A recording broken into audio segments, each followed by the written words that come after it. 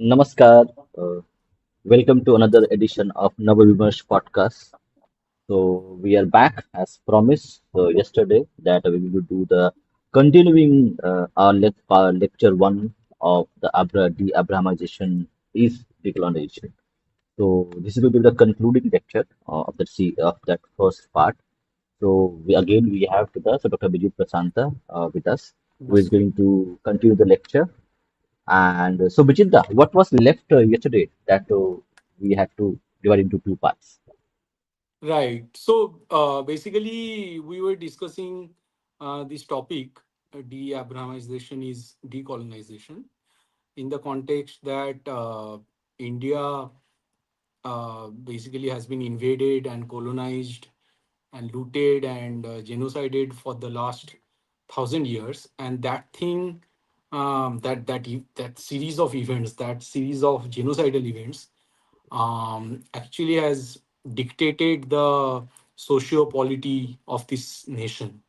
Because India originally was a civilizational, uh, quote unquote, Hindu nation, but that Hinduness over time has eroded. It's not like there was something gravely wrong with this Hinduness, this nativity of the land, but that nativeness has been gradually eroded by these Abrahamic invasions and destruction of everything, including property, wealth, life, socio-political structure, knowledge system. So basically, we are claiming, we are starting with this sort of thesis in a way that uh, once India achieve de-Abrahamization completely, India will be decolonized simultaneously. So this is what is the main thesis of this couple of lectures. So last time we discussed the Yogendra Yadav. So the word Indian political theory obviously has been popularized by Yogendra Yadav, and he is talking कि Indian context में एक political theory होना चाहिए जो India के बारे में बात करेगा, ना कि बाहर से इंपोर्टेड आइडियोलॉजी को लाके फिर यहाँ पे क्या बोलते हैं फिट करने की कोशिश करेगा. So in that we have discussed a couple of points, which are that key Abrahamization has destroyed these natural order and convention and traditions, created a series of lie, falsehood, and superstition, and this way it has damaged the civilizational continuum of this nation. So that was basically what we discussed in the last lecture, which we did yesterday. Today we are going to extend it to understand how this. Acha, we also discussed the Abrahamic historiocentricity in the sense that a civilizational nation like India, it basically evolves on the. I mean, the evolution is natural because it evolves using natural morality, right? It does not care about this historiocentricity of events. कि अच्छा एक बंदा आया उसी पे focus रखना पड़ेगा कि अशोका आ गया तो अशोका वॉज एवरीथिंग, ऐसा नहीं है. It is a natural civilization. It has its own natural evolution. Obviously, there are different clusters across the nation, and they are evolving as per diverse norms. But what Abrahamization does, it does not care about it does not take into account diversity as a positive force. तो वो होमोजिनाइज करने की कोशिश करते हैं with respect to what, with respect to some central historical event like birth of Jesus for example. Right. India वैसा नहीं है, बट क्योंकि अब्राहमिक जो आइडियोलॉजीज है दे आर दैट हिस्ट्रियोसेंट्रिक, तो वो लोग in the process they damage this civilisational continuum, right. तो ये बात भी हम लोग डिस्कस किए थे कि how it actually damage the diversity of a nation, of any civilization, right. आज हम लोग डिस्कस करेंगे कि ये जो अब्राहमिक हिस्ट्रियोसेंट्रिसिटी है, इसको जब ब्रिटिश पीरियड में इसको थोपने का कोशिश किया गया, the imposition of Abrahamic historiocentricity has actually damage the natural Indocentricity. तो ये आज का टॉपिक है. उसके साथ हम लोग डिस्कस करेंगे कि ऑब्वियसली यूरोप में ये जो अब्राहमिज्म है इसका क्या असर पड़ा. वहाँ पे हम लोग डिस्कस करेंगे कि ये जो डिफरेंट फिलोसोफर्स थे उनके जो फिलोसफीज थे, how they are actually Christian apologism, जो एक्चुअली फिर एक पैकेज में मोड़ के हम लोग यहाँ पे इंपोर्ट कर लिए, इंडिया में इंपोर्ट कर लिए. फिर और एक चीज डिस्कस करेंगे, पिंपिंग ऑफ राइट्स, कि राइट्स के अलग अलग राइट्स कॉन्सीव किया जाता है या फैब्रिकेट किया जाता है और उसका कोई दलाल बन के बैठ जाता है, ठीक है। फिर अब्राहमिज्म मैन्युफैक्चर्स रिजेंटमेंट, ये एक बड़ा टॉपिक है जो हम लोग डिटेल में डिस्कस करेंगे कि Abrahamism because it is born out of hatred, right, resentment for nobility, for bravery, for truth.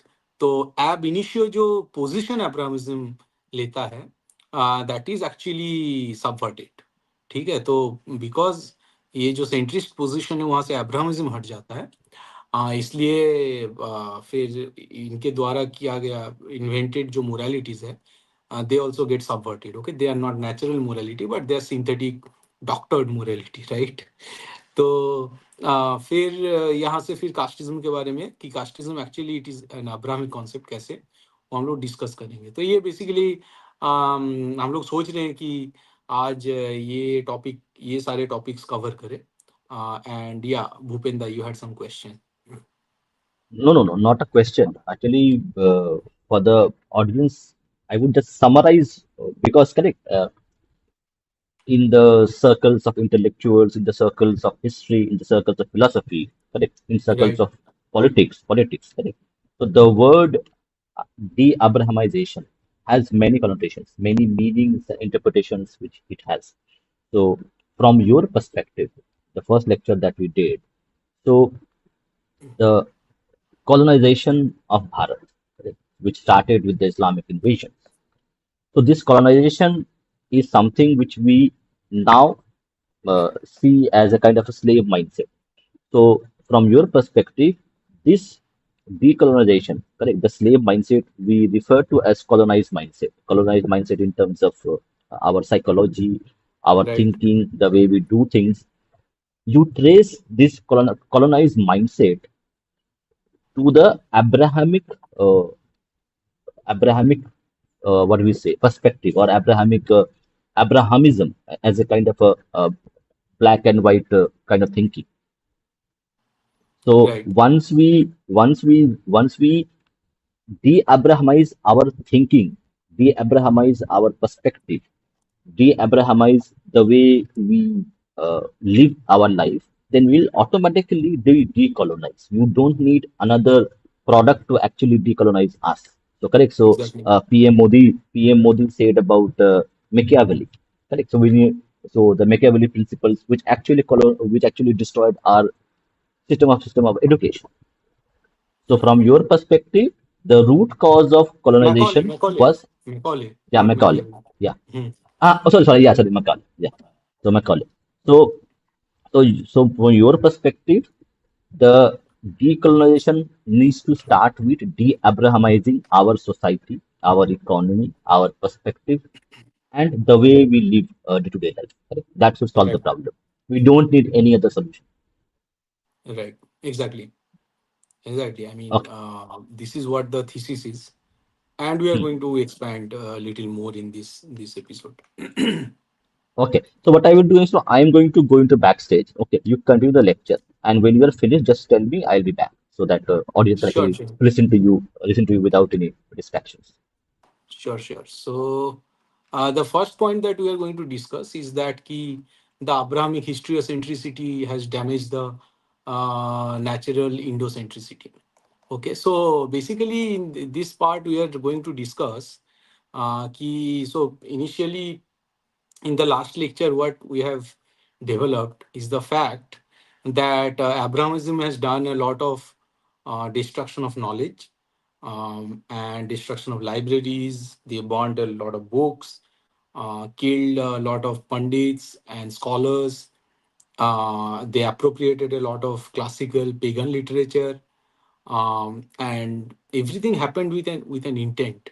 The intent was that they wanted to establish their quote unquote truth, the historiocentric truth. What truth? Ki, for example, Jesus is the king, or Jesus is the God, or the Rasulullah is the final prophet, or La ilaha illallah, ki there is no God except Allah. So they were just because they wanted to establish these facts, they destroyed everything else.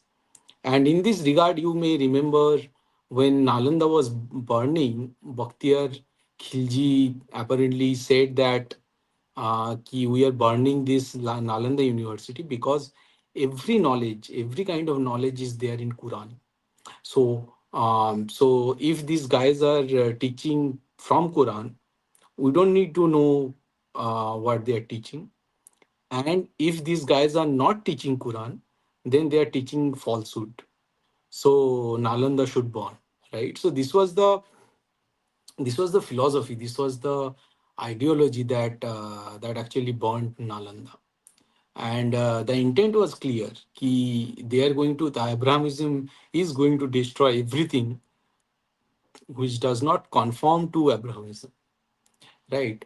And then after doing all these sort of genocide of life, natural convention, and everything else, they started to create these big sort of whitewashing factories, like church, for example, right? I mean, these big institutions, much of their time are engaged either in this sort of conversion or evangelical or missionary activities, or they are engaged in whitewashing the truth. How? By either hiding or burning old books, or idols, or any record, and replace it with a Christian truth, Christian quote unquote truth, right? But what have they ultimately achieved after all these bloodsheds, deceits, genocides, politicization of gods, destruction of natural history and convention? Their mission is to fabricate an artificial unity by forging servile homogeneity in the psyche of mankind, right? But it saw the biggest failure right after most of the Europe got Abrahamized. So, in this process, what they managed to do, what Christianism, for example, managed to do, they were able to Abrahamize or Christianize the whole of Europe, right? But eventually, by the end of, let's say, 1700 or 1800, the most quote unquote divine institution became the most corrupt institution, and indeed the protector of the most brutal feudal structure. So the feudalism in Europe, for example, those were protected. The feudals were protected by the church and no one else. When the mass came out to destroy the Bastille on the eve of French Revolution, the church realized that the spontaneous calling of a man cannot merely be neutralized without any amount of crushing power, that the historical school which was engaged in distorting the very past and the very wisdom of European civilization were creating a huge flurry of anomalies which Abrahamism, or specifically in this context, Christianism, could never resolve. So ultimately, it happened that the very royal institutions, the regal institutions, the feudals that the churches were creating and promoting and fostering, right, and protecting. 1789 saw this brutal French Revolution, which led to regicide, right, killing of the king himself. Um, and then the church got a little bit terrified because they could clearly see what they are trying to protect and promote, which is that the quote unquote Christian truth. No one is believing in this facade of truth anymore. Okay, this falsehood anymore. Uh, and uh, and what they are trying to promote, the so-called Christianism, it has a large number of anomalies which Abrahamism or Christianism can never resolve. Okay, so this led to the European intelligentsia to dig up whatever records were available to them that could talk about the root of their own civilization. So when this thing happened, and then the European intelligentsia, the so-called the Christian apologist intelligentsia, they went back to their library to dig up whatever records were available to them that could talk about their civilizational roots. Okay, perhaps their final desperate attempt to ground their history and tradition with natural conviction and traditional order. There was a prominent resurgence of natural morality of the great Greco Roman pagan era. Because the pagan era dealt with natural morality, which they were inventing through dialectic and discussion and argument, which and this tradition was crushed brutally by Christianism and the church. But after the French Revolution, there grew a tendency to go back to this old era, and to appropriate the very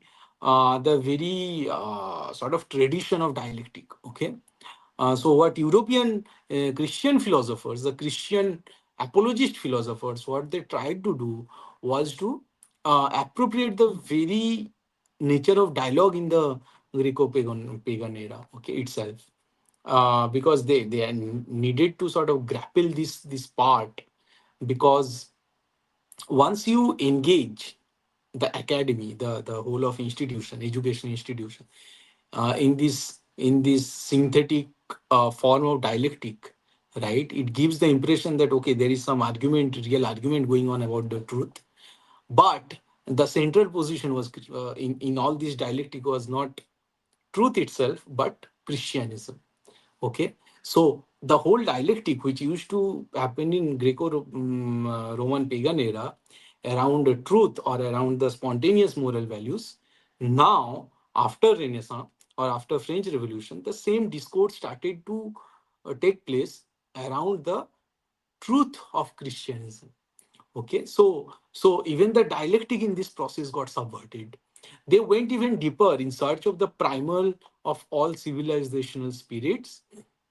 Now, when they started to sort of dig up the root कि कहाँ से सब कुछ आया, they started to notice that there is a place in this world which is still where the this civilizational root is still alive, and it is being cherished, and they are living this civilizational reality and the civilizational sort of values those were discovered and explored and experimented with in remote past.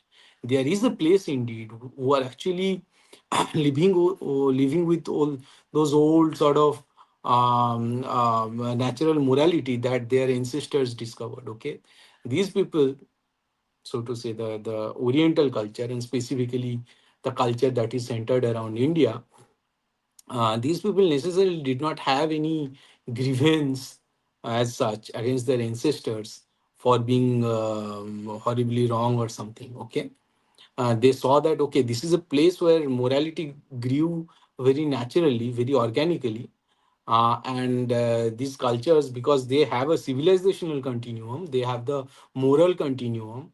That's why these cultures, the Oriental cultures, they can experiment with morality and the social structure. They can sort of formulate modernity on the basis of their pre-existing civilizational values. Hence, these cultures, like the Indian culture or Chinese, all these Oriental cultures, they do not give birth to as many civilizational or moral anomalies of values like the Europeans do. Okay, so they were very excited about this discovery, the discovery of India, right? I mean, discovery of India. This is a phrase that was used by our Macaulay Putra, like Jawaharlal Nehru, when he's writing his book, right? I mean, the title of the book itself is Discovery of India. So, so this discovery was actually the discovery, or sort of the, I don't know, you can call it re-evaluation of Indian values by the Christian apologist Renaissance philosophers. So, for example, Voltaire. Voltaire declared that India was the birthplace of not only the religions but of civilization itself. He commented, quote, religion in general is derived and has generated from the pure natural revelation of which the Indians were the first possessors, unquote. Voltaire, without any hesitation, he promoted the idea that India and not Greece is the, quote, putative source of civilization. Slowly emerged their idea of Orientalism, because whatever they find, they had to put it in an ism, right? So they then gave birth to Orientalism. The narrative about the countries like India, China, or Japan, which still possessed natural morals, as against converted continents like Europe, which got subdued by Abrahamism and were forced to adopt synthetic morality as ordained in the Abrahamic scripture. Slowly, the European intelligentsia started to see that every Oriental civilization as the quote, projected other, unquote, against which Europe must define itself. Okay. So now they are saying, ki, okay, we have to define keeping these values, these Oriental civilizational values at the center. This weird obsession, coupled with envious otherization schemes typical of any Abrahamic mind, exploded in 1786 when William Jones, the founding father of Asiatic Society of Bengal, now later the Royal Asiatic Society, claimed that, quote, no philologer could examine them all three, which mean the Latin, Greek, and Sanskrit language, without believing them to have sprung from some common source. So gradually it was discovered that Greek, Latin, and Sanskrit, they have immense similarity in their in the structure of the grammar and language itself. Without believing them, okay, so this intuition led to the rediscovery of philology in light of Grimm's law and linguistics of the so-called Proto-Indo-European language. So Grimm's law, actually a law, you can search it in internet. Grimm's law is actually, it tells how some, let's say, Sanskrit or other European language, how there are some similar, what do you call it, similar deformation of a specific pronunciation of a specific syllable or alphabet, so to say. Just find, just Google Grimm's law and you will find about it. Anyway, so however, the very fact that Sanskrit is the only living of the most ancient languages and Sanskrit literature is the most ancient of all literature started to arouse many startling, uncomforting questions that caught the whole of colonial European agencies off guard, right? So now the only existing ancient language is Sanskrit, and it made the whole Europe a little, or European scholars a bit uneasy. The atrocities of colonial powers derived their justification from Aristotle's hypothesis in Nicomachean ethics that some communities are naturally inferior and thus are meant to be subjugated. So Aristotle gave this Neomachean ethics, which says that, okay, some races are by default superior, and hence they deserve to rule over the races which are relatively inferior to these martial race or whatever, right? The master race. Colonialism added to it their philanthropic overview that colonialism is essentially nothing but the civilizing mission of the barbaric communities by the civilized power. कि colonization, right, this is the tone, right, when they are saying कि अरे British ने तो यहाँ पे train लाए थे, modernism लाए थे, वगैरह वगैरह, उसके पहले तो इंडिया बिल्कुल ही ट्राइबल था, खराब हालत में था. So this tinge of narrative around modernization, right, that they used to support colonialism, okay, there are barbaric communities around the globe, but what the civilized power are doing, they're colonizing these places, and by colonization they are bringing actually modernism into these places. David Hume wrote in mid 18th century, quote, I am apt to suspect that Negroes to be naturally inferior to the whites. This is what David Hume said. Almost 50 years after, French naturalist Georges Leopold Cuvier wrote, quote, the Caucasian race has given rise to the most civilized nation, to those which have generally held the rest in subjection. A century later, the British historian Hugh Trevor Roper continued along the same line. Quote, it is European techniques, European examples, and European ideas which have shaken the non European world out of its past, out of barbarism. Unquote. So, this rather weird attempt to dictate colonial supremacy, a mere chapter, and that to a dark chapter, in human history, as an inalienable part of natural morality, was not only a mere attempt to merge the Abrahamic historiocentric worldview with the natural convention, it was an investment into a process to kill all natural convention. and all natural morality, denounce and kill them as merely barbaric, tribal, and inferior. What is colonialism? Colonialism basically is this ideology that basically says that all the natural morality, they are inherently barbaric, tribal, and inferior. Right? India and Sanskrit did not fit into this vile subversive scheme. I mean, you have a language which is Sanskrit, which is most advanced than all the existing language, and simultaneously it is the most ancient language.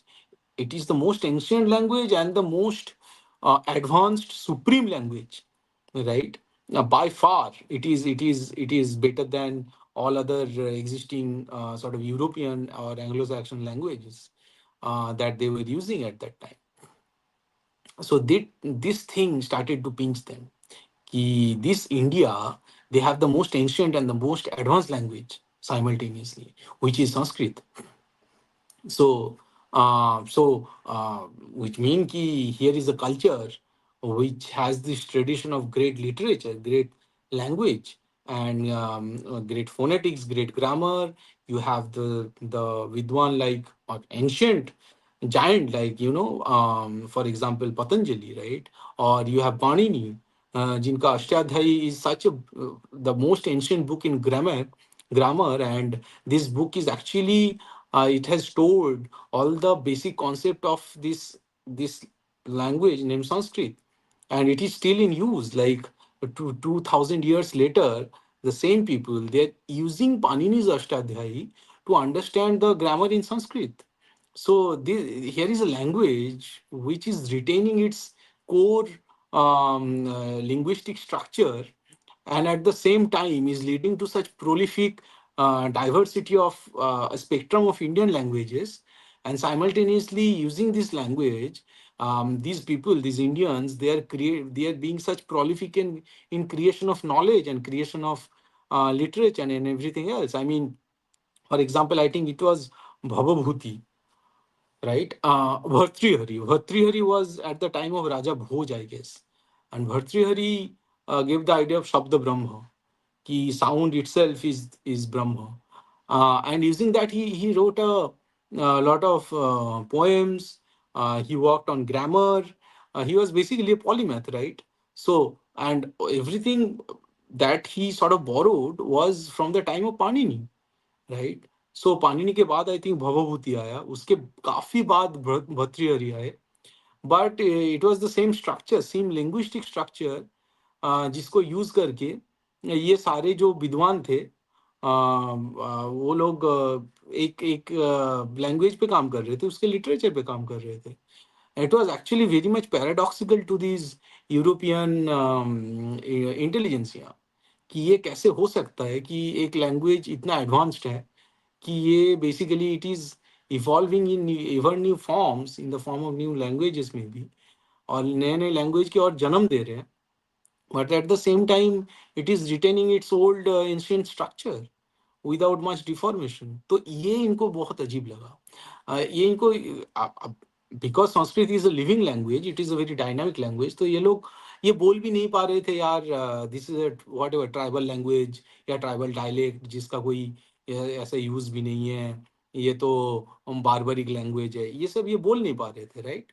So now Gleason, there was another intelligent, whatever, wise guy who wrote, quote, the Vedas are the oldest documents in any Indo-European languages. अच्छा, Indo-European क्यों बोलने लगे?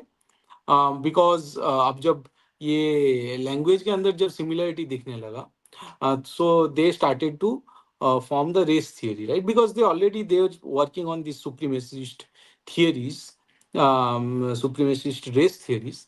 जब संस्कृत आया, फिर कुछ दिनों के लिए ये यूरोपियन जो सुप्रीमेसिज्म था उसके साथ इंडिया को जोड़ लिया. लैंग्वेज में भी उसका असर पड़ा. They started to call it Indo European language, right?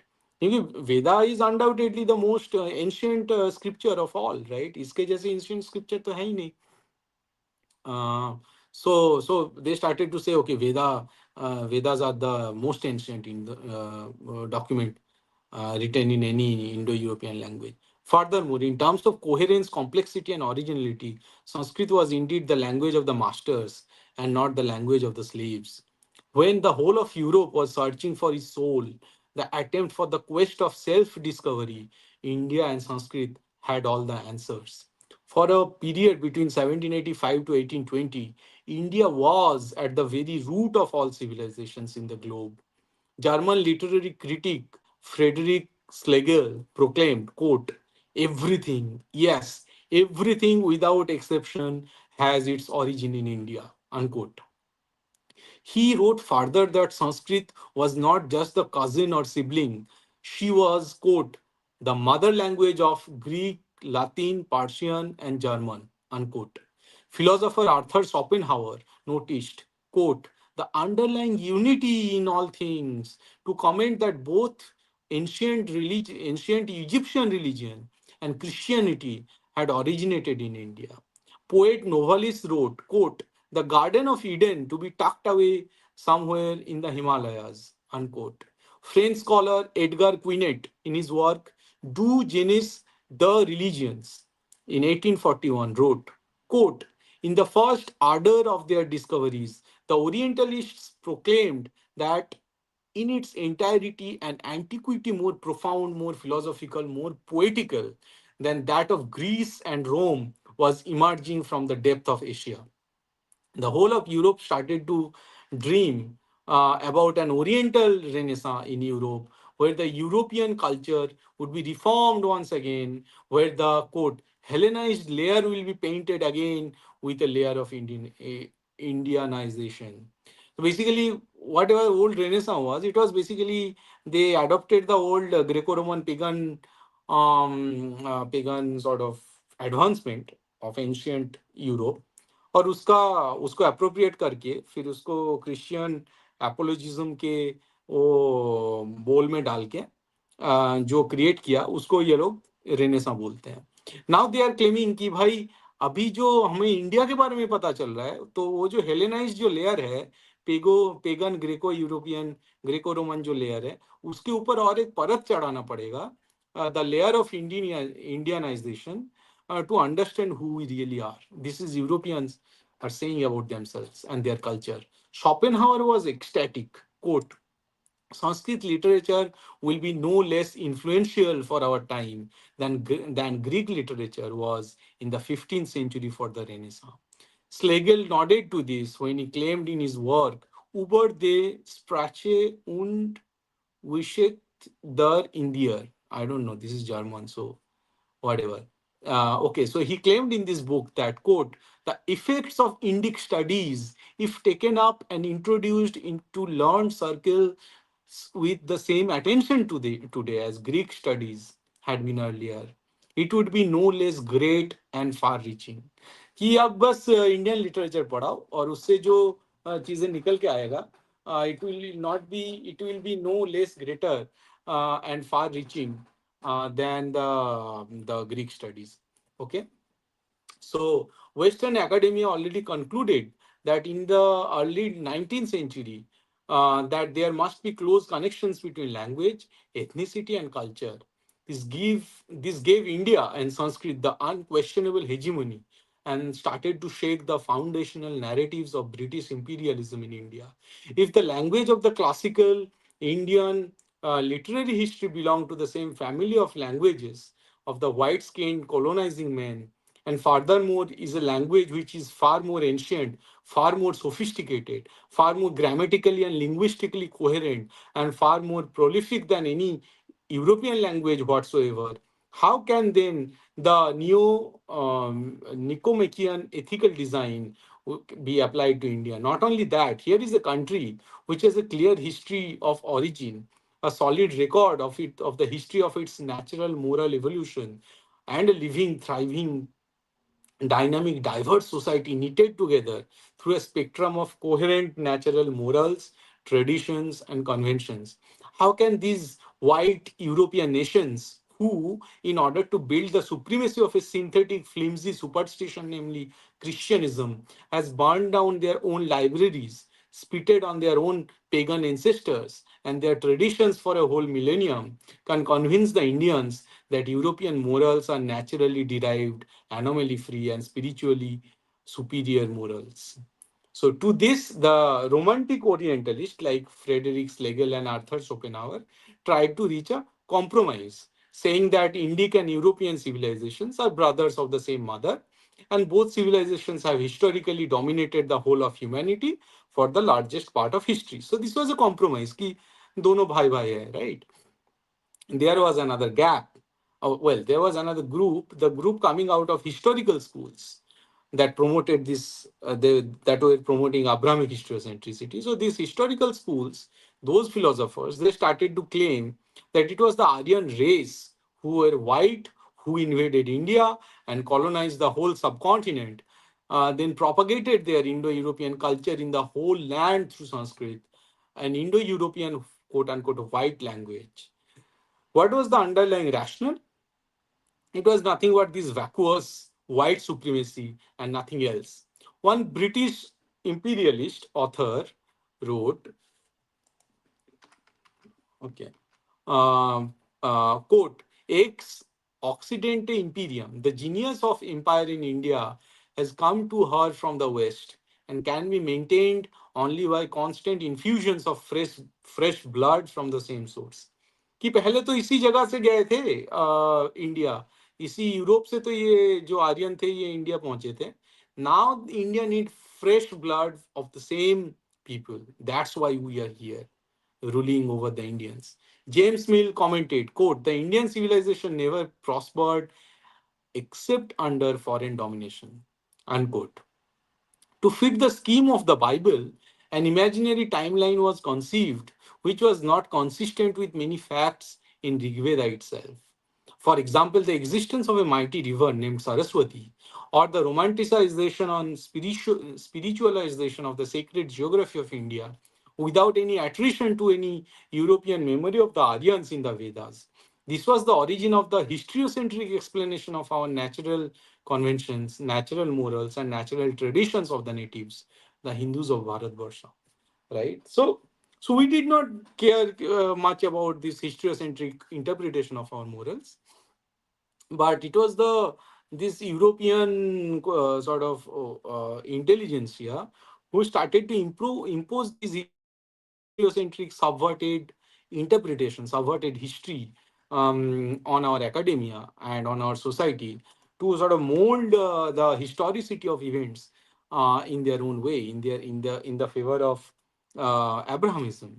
And in this whole process, they started to subvert and they started to distort and concoct the history, the society, and the morals, the philosophy of this great nation, right? And obviously, its dwellers, namely the Hindus. Now, the question is, can this historiocentric narrative can they ever promote universality? Manifestly not, because the historiocentric narrative, they always have a birth, a temporal origin. Now, by definition, this means that they cannot be eternal.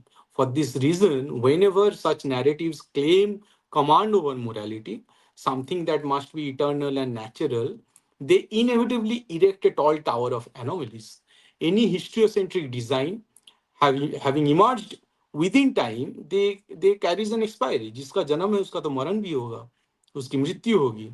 So these historiocentric designs, they are born, right? They have emerged within time, so they have an expiry, a natural death, and moreover they have a context, a specificity that disqualifies it from the highest status enjoyed by the natural and the eternal conventions. All natural conventions possess an intrinsic unity that allows diverse sub schemes to organically bloom and flourish. This unity is founded on truth and spontaneity, not on synthetic, false, platitudinal histories of messiahs. It harbors no phobia toward either individualism or universality itself. Every element has its own place, duty, influence to in this natural order, from the mightiest devtas to the minutest microbes. Historiocentrism, however, does not enjoy this freedom of range. It seeks instead to enforce violent homogenization, and in the process consciously distances itself from the individual. This is why the Abrahamic God sits in a remote heaven, absent from the natural surrounding us, an act of deliberate distancing than rather than transcendence. ये जो Abrahamic God ऊपर heaven में बैठा हुआ है, this this is not a transcendental value.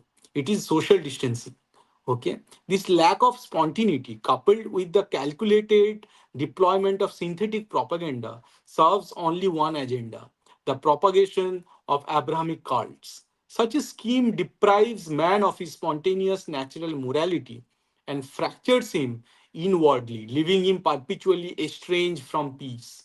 For this one dimensional man, quote unquote. So, one dimensional man is a very famous book written by Harvard Marcuse, who was basically this cultural Marxist philosopher, but I like the word, so I used it here. So, for this one dimensional man, universality becomes an abstract luxury, while the social order remains permanently alienated from the here and now. Any natural or spontaneous calling is reduced to an occasional anomaly in this framework, and all efforts to achieve universality fail, no matter how thoroughly one mutilates oneself in the name of homogenization. So you see the kind of homogenization that Abrahamism promotes. Um, it can never be I mean, it is a top down agenda, right? It cannot claim universality because it is a brute force of homogenization that actually how to say, that actually renders every individual as imperfect. कि अगर तुम एक brute homogenization को define कर रहे हो with respect to which an individual must examine itself, then no one is as perfect as this homogenizing sort of one-dimensional man. So everyone is imperfect with respect to this one-dimensional homogenization promoted by Abrahamism.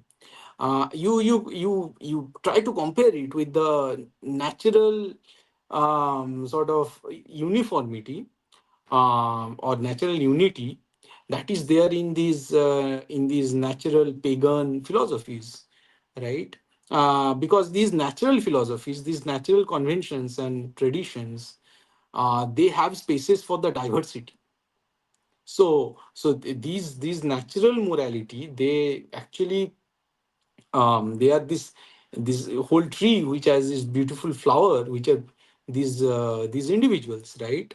And natural morality never claim itself to be that one homogenizing morality कि जिसके हिसाब से, because natural morality it comes from the commonality of all the individuals, the commonality of the spontaneous morality of each individual. तो अगर सारे individual के जो spontaneous morality है उसके कॉमनलिटी को लेके तुम अगर ये नेचुरलनेस डिफाइन करोगे, then everyone will find their own place, right, his और her own place in this natural morality. But अगर टॉप डाउन, अगर ऊपर से एक्सटर्नल एक morality, external homogenising morality if you try to impose, then everyone will call themselves everyone will call himself or herself as कि कोई इसमें defect, they will call themselves कि we are defective, right? It will not make anyone content, happy and peaceful. And that is the problem with this Abrahamic homogenizing order, okay, imposed through some external doctored scriptural synthetic morality.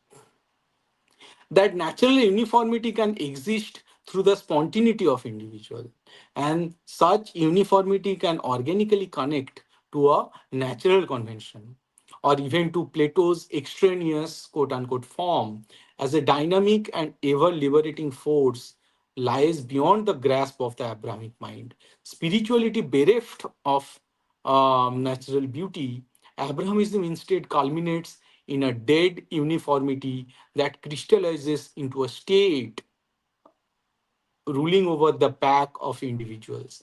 This state dispenses a minimal set of rights, such as the right to survive, to move, to form a family in exchange for unquestionable loyalty to the state itself. Whenever the natural diversity of individuals obstructs the state's expansive mission. It is throttled and eroded through brutal force. Only those rights that conform to the historicity of the Abrahamic narratives and conventions are permitted to penetrate every household. Every duty thus becomes missionary in character, and every right becomes a token without a barter and trade contract between a fractured man and the Abrahamic state under which he is subjugated. The natural concept of duty collapses once individual ethics are combined with the historiocentric claim that no real or existing socio-cultural order can ever be truly right. This synthesis hollows out conscience and severs the individual from all obligation towards society, culture, and nation. One loses interest in all social and cultural obligations as one loses trust in the possibility of a just natural convention. Over time, as this process repeats across generations, society comes to reject traditions and traditional obligations. Moral imperatives lose dignity and are dismissed as unnecessary or even foolish. As resources remain finite, laws arise not from duty but from contractual negotiations centered on individual rights. Gradually, honor and duty are reduced to ashes, upon which proliferate countless rights that extract from society without gratitude, wisdom, or acknowledgement, like parasites sucking the sap and resources of its own substrate. हाँ, सो यहाँ पे जो relation बन जाता है between a man and his society, वो एक बछड़ा और एक गाय का नहीं होता। वो एक पैरासाइट और उसके सबस्ट्रेट का होता है। उस पे कोई ग्रैटिट्यूड नहीं रहता है। वहाँ पे बस सकलिंग चलता है कि कितना मैं एक्सट्रैक्ट कर सकता हूँ इस सोसाइटी से in the name of rights, victimhood, all these things, right? यहाँ पे ड्यूटी का कोई कोई काम नहीं रहता है। यहाँ पे बस वही पैरासाइटिक एटीट्यूड रहता है। Rhetoric replaces the silence of spontaneous values. Narratives overpower the monogamy of logic, and ready to eat preaching commands over thoughtful questioning. This unfortunate transition from a duty based society to a rights based society is not only a transformation of ethical imperative, it is a transition from spontaneity to intention morality, from oneness of spirit to a split created within the human psyche. When justice is understood solely through the prism of rights in this imperfect world, justice itself begins to falter. A person who measures his life in terms of what is due for him may find endless reasons to lament that injustice has been done because the physical world is chaotic, imperfect, and ontologically imperfect. This imperfection holds, एक minute में अपना writing सुधार लूं थोड़ा. This imperfection holds the definition of justice through the lens of rights in poor light.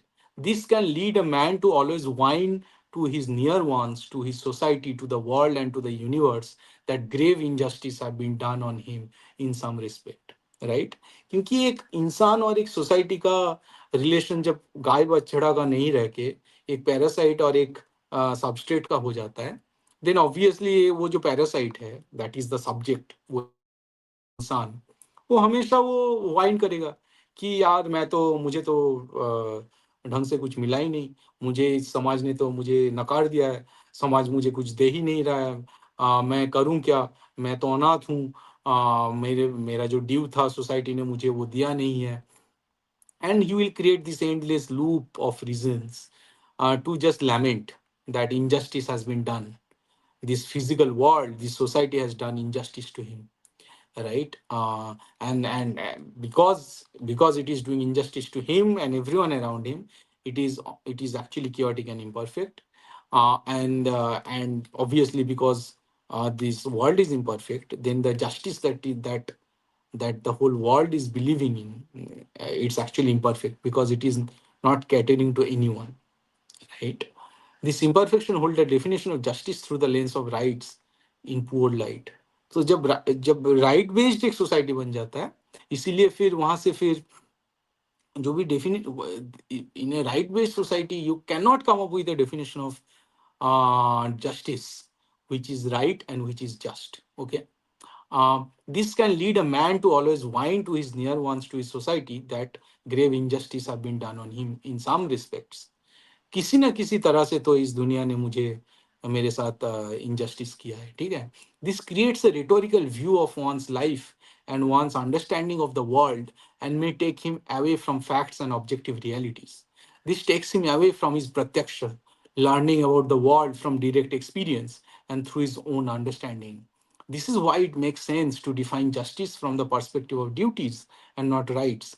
Every individual, every socio political structure, every nation, and even every devta has their own set of duties. If and when someone fails to perform those duties, he does injustice to everyone else. This elevates the importance and virtue of justice from the barter and trade contract to something innate, spiritual, and spontaneous duty of a man. Defining justice as the faithful execution of one's duties elevates it from negotiation to moral ideal. Justice ceases to be a contest of claims and becomes a manifestation of harmony between individual and the cosmos. The shift from rights based justice to duty based justice marks a civilizational shift. Justice grounded in rights breeds dependence and perpetual dissatisfaction. Justice rooted in duties cultivates sovereignty of spirit. Under the former, individuals remain supplicant to the system. Under the latter, they become co creator of order. The Arya stands as the archetype of a just man, one who performs his duties with honor, knowing that justice is not necessarily granted by the world, but awakened within through right action. Justice is not something that the world will deliver to Arya. Arya believes कि they need to awaken justice from within, okay, through right action. Needless to say, the denial of a natural and universal order renders Abrahamism as an atavistic and radically illogical doctrine. It strips man of his quest for transcendence beyond moral imperfection. While it initially promises security within this imperfect world, कि तुम्हारा individual right ले लो, तुम्हारा right to freedom of whatever, freedom of speech ले लो, right to food ले लो, right to house ले लो, ठीक है. इससे लग सकता है कि यार ये तो हमारे साथ सही हो रहा है. While it initially promises security within this imperfect world, it ultimately renders humanity homeless by fabricating homogeneous principles rooted in synthetic, historiocentric, prophetic superstitions. The claim that universal morality can be derived from the propagation of fabricated socio-political histories of messiahs like Jesus accords with neither common sense, naturalness, nor history. Extracting morality from historical events reduces it to propaganda and converts history into false fabrication of human imagination. When false history becomes the moral gold standard, truth and conscience are criminalized. Real past, real heritage, and genuine historical situations must then be whitewashed to accommodate Abrahamic historicity. Since Abrahamic historicity is false historicity, objectivity of human spontaneity retreats, making way for eternally enraged subjective standards, and the living spirit of humanity gets subordinated to the abstractions of manufactured faith of Abrahamism. ठीक है. So this is basically how I'm trying to argue कि this Abrahamic historiocentricity start to destroy everything, including the idea of society, idea of justice, idea of spirit, idea of duty, idea of rights. It just distort everything. It just doesn't make sense to derive all these big things of these all these big ideas from Abrahamic historiocentricity. Okay. So this was my argument. I can go on and on because I wrote a few more things here. But I want to move on to the next topic. हाँ, भूपेंद्र कोई question अभी आया है क्या ऐसे? No, no, no, no. People are listening to it, rapt, rapt attention. Okay. So I think through this lecture so far, I have tried to establish the thesis that Abrahamic historiocentricity has damaged natural Indocentricity, and not only that, it has damaged the natural emergence of society, duty, order, justice, and truth. Right. So obviously, I can uh, take it from me, and I've kept it in my book also, upcoming book, which is that this Abrahamic historiocentrism creates nihilism. I mean, it's just a immediate extrapolation to what I have said. Right, whatever I have established so far, you can already see ki this sort of this sort of social adhesion, right, social clashes, it leads ultimately to nihilism. Okay. So then the next point that I wanted to sort of talk about here, which is that ki so you can ask now कि अरे यार ये जो European society है they look so good, right? The American society, they have these biggest gas stations, right? They have such nice roads, they have such beautiful skyscrapers and everything, right? So अब तुम बोल रहे हो कि वो सब हमें नहीं अपनाना चाहिए.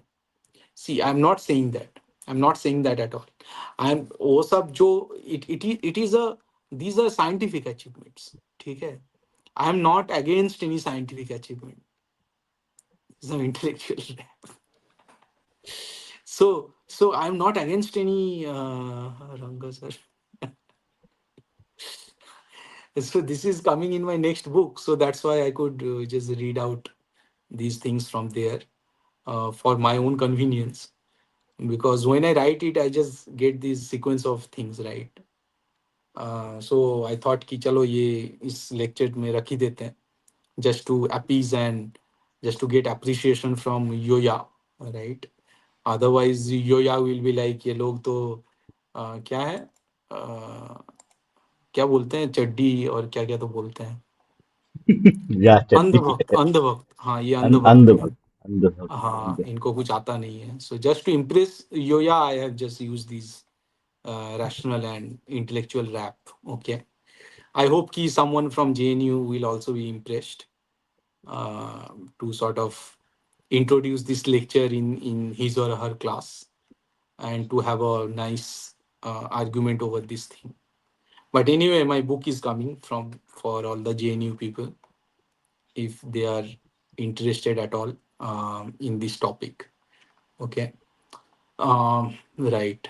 Okay. So basically now we are asking the question, यार हमें फिर स्काई स्क्रैपर क्या नहीं बनाना चाहिए हमें अच्छा रोड नहीं बनाना चाहिए हमारा टैप वाटर क्लीन नहीं होना चाहिए क्या I'm not saying that. I mean, I'm saying कि those scientific achievements and those planning they need to be there obviously यार मतलब कौन इससे मना कौन कर सकता है एक अच्छा दिखने वाला इंडिया अगर हम बना सकते हैं राइट जहाँ पे वाराणसी का जो घाट है वो कोई वेटिकन को कॉपी करके नहीं बनाया जाएगा जहाँ पे वाराणसी का जो काशी का कॉरिडोर है वो इतना प्लेन नहीं लगेगा थोड़ा बेहतर लगेगा जो लग रहा है उससे तो इससे मुझे कोई दिक्कत नहीं है बट इस रैप से कोई लड़की इम्प्रेस होगी क्या अब तुम लोग यूज करके देख लो यार मैं क्या ही बोल सकता हूँ ये तुम लोगों का काम है मैं या तो किसी को इम्प्रेस करने के लिए नहीं किया है ये मुझे जरूरत नहीं है B be careful what you wish for. Correct. There is a proverb. In case it comes true. लेने के दे देना पड़ जाए बहुत सारा. हाँ but obviously if some girl sort of adopts this rap learns this rap and talk about it and promote it then it will be easier for us to propagate because लड़कियों की ज्यादा सुनी जाती है तो वो बात तो है तो ध्यान में रखना होगा हमें और क्या after 2 years that extracted most of the world's wealth and exactly handful countries and still seeing the society fail within a century definitely red flag exactly this is a great point ये लोगों ने कितना लूटा है सारे दुनिया को जितने हीरे जवाहरात हाँ सोना चांदी प्लांटेशन खत्म कर दिया एक एक कंट्री को, उसके बाद भी अगर इनका इतना डिग्रेडेशन हो रहा है, जहाँ पे अचानक से यूएस जैसे एक कंट्री को वेनेजुएला पे अटैक करना पड़ रहा है, then you have to understand that there is something seriously wrong with these countries, कि ये लोग without atrocity, without committing humanitarian crime, these countries can not survive. ये वही कंट्री है जो बड़े बड़े ह्यूमन राइट और पता नहीं क्या क्या चीज़ों की बात करते हैं, एंड देन अचानक से रात को, मतलब कायरो की तरह, वो अपना था ना, वो भुट्टो का था ना, कि कौन हम्म। बुजदिल बिल्लो रात के बिल्लो। अंधेरे में हमला करते हैं। बिल्लो बिल्लो। बिल्लो रानी।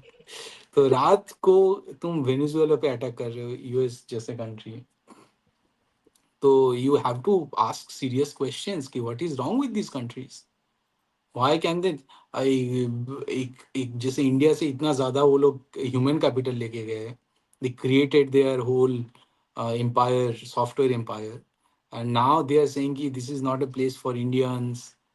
Bijit the thinking like evangelist. Yes, propagate it, yeah. Propagate my message. I'm the new messiah of Hindu evangelism. ठीक है. Oh, I'll need some freedom in Venezuela. Exactly. तो हाँ, तो बेसिकली मैं इसके खिलाफ नहीं हूँ, और I am from, I have a science PhD यार, मतलब why would I go against such scientific temperament and achievement? What I'm saying कि यार, our morals are not against scientific temperament. That is what I'm trying to establish, because science itself comes out of natural morality and natural convention. Science don't have the arrogance of holding this atavist attitude कि जो कोई Mysia बोल के गया है वही सही है। Science don't have that, science don't believe in that attitude. ना जब तुम वेस्टर्न स्फीयर में साइंस को लेके जाते हो, वो एटीट्यूड ग्रो हो जाता है वहाँ पे काफी सारे इंस्टीट्यूट और इंस्टीट्यूशन क्रिएट हो जाता है, जो ये सब सच्चाई को पकड़ के बैठ जाते हैं कि यार ये भगवान है, न्यूटन भगवान है, आइंस्टाइन भगवान है, या न्यूटन से आइंस्टाइन बड़ा भगवान है। But it does not matter, right? लेकिन वो टेंडेंसी वहाँ पे, वहाँ के इंस्टीट्यूशन में आपको दिख जाएगा।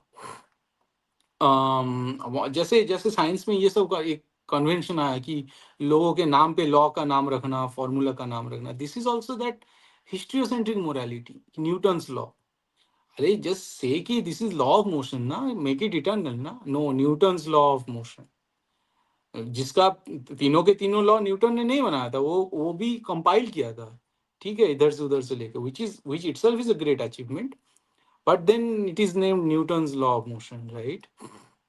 Einstein's equation. Uh, when you name it that way, you lose the juice of science. ठीक है, and it comes from this tendency to establish this historiocentric morality, historiocentric scientific attitude. Okay, so मैं उसके खिलाफ नहीं हूँ। मैं जिसके खिलाफ हूँ वो ये है कि इन लोगों ने, यूरोप जब यूरोप बना, जब बात कर रहा था, वो फिर क्रिश्चियनिटी को या तो छुपा के या डिस्कार्ड करके वो लोग आगे बढ़े। ये इंडियंस को समझना होगा कि तुम जहां से ये एकेडेमिया या फिर लेफ्ट लीनीज जहां से ये मोरालिटी हो जाए, या फिर इनके जो सोशल साइंस के रिसर्च जहां से इंपोर्ट कर रहे हैं, वो लोग क्रिश्चियनिज्म जैसे या फिर इस्लाम जैसी चीजों को नकार चुके हैं, या फिर उनको उनको एक एपोलॉजिस्ट फिलोसफी बना चुके हैं। तो तुम वहां से जब इंपोर्ट कर रहे हो, तो तुम वो एपोलॉजिज्म, जो क्रिश्चियन एपोलॉजिज्म है, उसको इंपोर्ट कर रहे हो, तुम कुछ अपना नहीं बना रहे हो। So I want Indian universities or Indian intellectuals. I mean, if you can call Yogendra Yadav an intellectual, I am expecting these sort of intellectual to think in Indian ways, okay? And not with their evil mind and brain, but in a natural Indian nice way, to sort of give enough credit to our Indianness, which has a civilizational and moral continuum. और यहाँ से हम लोग फिर आगे बढ़ेंगे, अच्छे से आगे बढ़ेंगे, इसमें कोई दिक्कत नहीं है। ऑल आई वांट इज कि हमारा जो नेचुरल मोरालिटी का एक कंटिन्यूअम रहा है, एक अच्छा लेगेसी रहा है, उसको उसको अंडरस्टैंड करना, उसको आगे ले जाना, हमारा जो ड्यूटी बेस्ड सोसाइटी रहा है, राइट? जैसे भगवान रामचंद्र हो गए, वो भी मतलब he believes in this duty based morality, he doesn't believe in right based morality.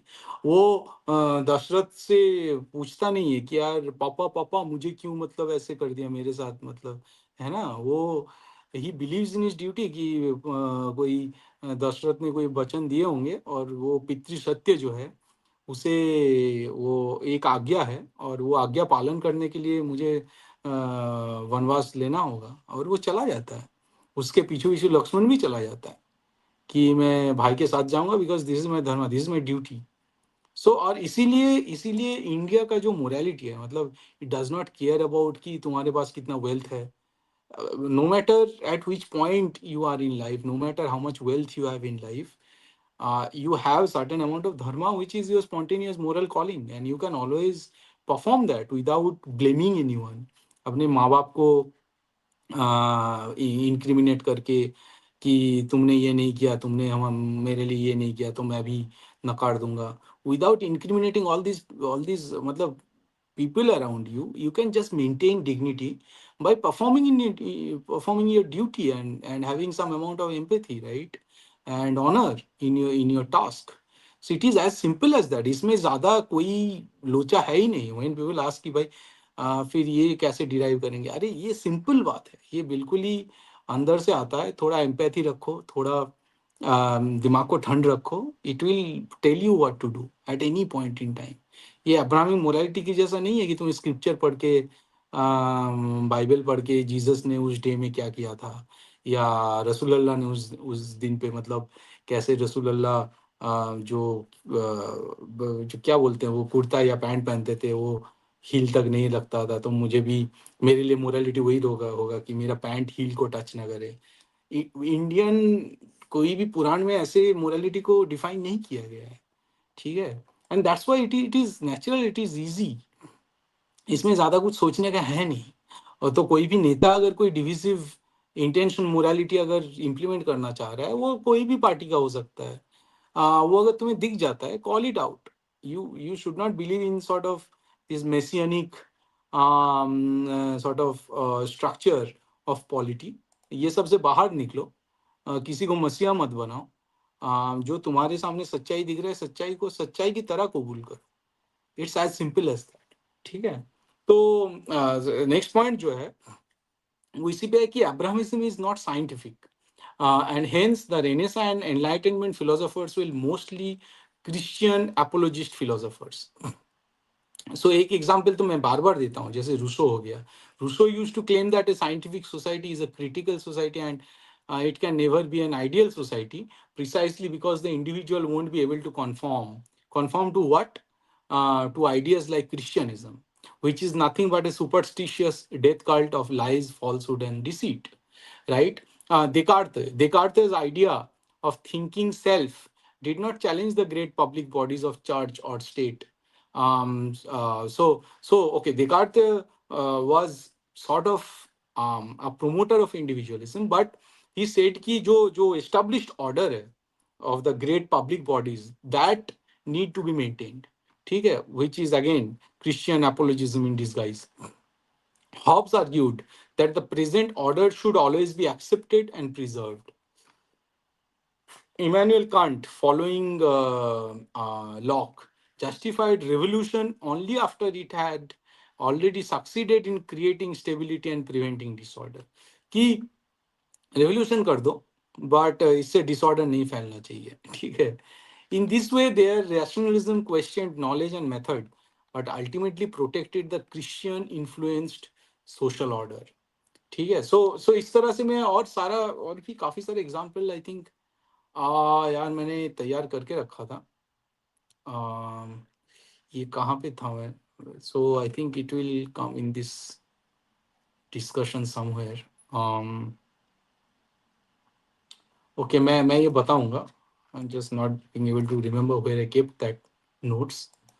So point 4, कि अब्राहमिज्म का और क्या क्या इफेक्ट हमारे सोसाइटी में पड़ता है और इंडियन सोसाइटी में पड़ा है, विच इज दैट कि Abrahamism is conforming, right, it is not critical और liberating. In these ideologies apostasy or non-conformity is death. No wonder its impact on a native civilization would have been brutal and severe. Sad part is they have been in the ruling or dictating position for last 1,000 years in India. Also, conforming ideologies can never be apt and never be able to capture the natural diversity and plurality of India. The best they can do is imposition of top-down homogenizing agendas that have adverse effects on our society. तो जैसे for example one example is कि पहले खाप पंचायत होता था, right? फिर आप देखोगे कि आमिर खान का वो एक सत्यमेव जयते आया, एक टीवी शो आया, जिसमें जो चीज एक्चुअली प्रिवेंट करता था टॉप डाउन डाउन एजेंडा को सीधा इंडिविजुअल तक पहुंचने में, वो बंदा उसी चीजों को क्वेश्चन कर रहा था। उसमें एक था खाप पंचायत। तो खाप पंचायत में वो क्वेश्चन करने लगा कि यार खाप पंचायत क्यों एग्जिस्ट करना चाहिए? डायरेक्टली हमारे पास तो जज है, हमारे पास कॉन्स्टिट्यूशन है, तो खाप पंचायत की जरूरत क्या है ना? अभी जो हुआ है, वी नो कि हमारा जस्टिस सिस्टम का अभी हाल क्या है, ठीक है? कि इट्स नॉट लाइक कि खाप पंचायत से अच्छा जजमेंट हमारा जो एग्जिस्टिंग मिलॉर्ड्स है वो दे पा रहे हैं। तो खाप पंचायत को actually we could have made it a local, मतलब court at the very village level, जहाँ पे कोई भी अगर कोई जजमेंट देता है उसको वो रिटर्न रिकॉर्ड में रखेगा। इतना करना काफी था, but then they started to dismantle that structure.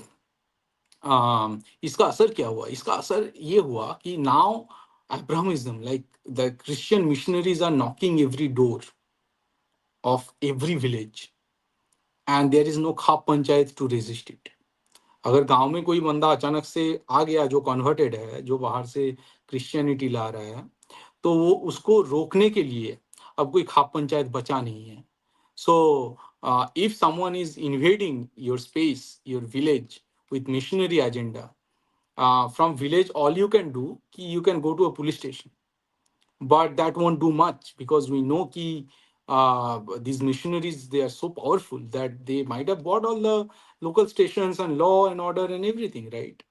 तो जब खाप पंचायत तुमने हटा दिया, तुमने फिर जो मिशनरी कॉन्वर्शन था उसके लिए दरवाजे खोल दिए। हर गांव पे आजकल ये पहुंच चुका है, ठीक है? तो यही बात है कि अब्राहमिज्म जो करता है हमारी सोसाइटी में, हमारे लीगल स्ट्रक्चर में, लेजिस्लेशन में, जब तुम अब्राहमिज्म ज्यादा से ज्यादा इंपोर्ट करते हो through academia, through practice, through law, फिर वो पूरे सोसाइटी को कॉन्फर्मिंग और सर्वाइल बना देता है, और सोसाइटी को एक होमोजिनाइज कर देता है। क्योंकि सोसाइटी नहीं, जैसा क्लस्टर एग्जिस्ट करना बंद हो जाता है, फिर अब्राहमिक एजेंडा के लिए वो कुछ भी हो सकता है, वो क्रिश्चियनिज्म हो सकता है, वो मार्क्सिज्म हो सकता है, तो उनके लिए वो दरवाजे खोल देते हैं, ठीक है? फिर जो हो गया कि pimping of rights. Pimping of right ऐसा है कि बिकॉज वी आर, मतलब India use to be at least duty based society, जहाँ पे सब लोगों का अपना अपना रोल के हिसाब से जो ड्यूटी था वो तय था। But then Abrahamism is creating rights-based society. Right now, at the very extreme, they have started to talk about such absurd ideas of rights. Like, okay, for example, when they are talking about rights of animal, तब भी ठीक है, but rights of जब rivers, mountains, trees ये सब कहते हैं, now the question here is कि these trees, the mountains, the rivers, they cannot talk for themselves. ठीक है? Obviously, you can see some degradation of the environment, that is a visible thing, but the very fact that they cannot talk about themselves, फिर वहां पे अगर तुम कोई बिचौली को खड़ा कर देते हो, कोई पिम्प को खड़ा कर देते हो, who is saying कि I am standing for river right और माउंटेन राइट और ऑन दिस थिंग, फिर वहां से फिर तुम एक दरवाजे खोल देते हो जहाँ पे ये बिचौली वाला इसको इकोनोमाइज कर सकता है, ठीक है? विच मीन कि ये जो माउंटेन रिवर ये हो गया, उनके राइट के लिए बात करने के लिए जो इज्म खड़ा हो गया, वो बेसिकली अब्राहमिज्म होता है, right? Because when someone is doing it, talking of this rights and planning to make income out of it, then उसमें कोई स्पॉन्टेनियस मोरालिटी तो रहा नहीं, वो बेसिकली इंटेंशन मोरालिटी का अंडर आ गया, ठीक है? और जब ये इंटेंशन मोरालिटी के डोमेन में आ गया, तो ऑब्वियसली वो नैरेटिव को इस तरह से घुमाएगा या सबवर्ट करेगा जो उसके एजेंडा को सेटिस्फाई करे, ना कि माउंटेन की राइट को सेटिस्फाई करे, ठीक है? फिर इस तरह से फिर राइट्स भी पिंप आउट हो जाता है। जिससे जिससे हमें चारों ओर ऐसे डिस्टॉर्शन देखने को मिल रहा है कि जो लोग आजकल हम लोग ह्यूमन राइट एक्टिविस्ट बोल रहे हैं, वो धीरे धीरे बाकी राइट एक्टिविस्ट भी होने लगे। और वो फिर अजीब अजीब बयान देना, डायरेक्ट पॉलिटिक्स में इंक्लूड करना, ये और उसके जरिए पैसा कमाना, कि ये पूरे चीज को जैसे इकोनोमाइज कर दिया गया है। And it is serving neither the politics nor the rights of mountains और रिवर्स और ट्रीज, और the human rights for that matter. ठीक है, it is serving no one but the petty interest of these pimps who have economized the rights। ठीक है।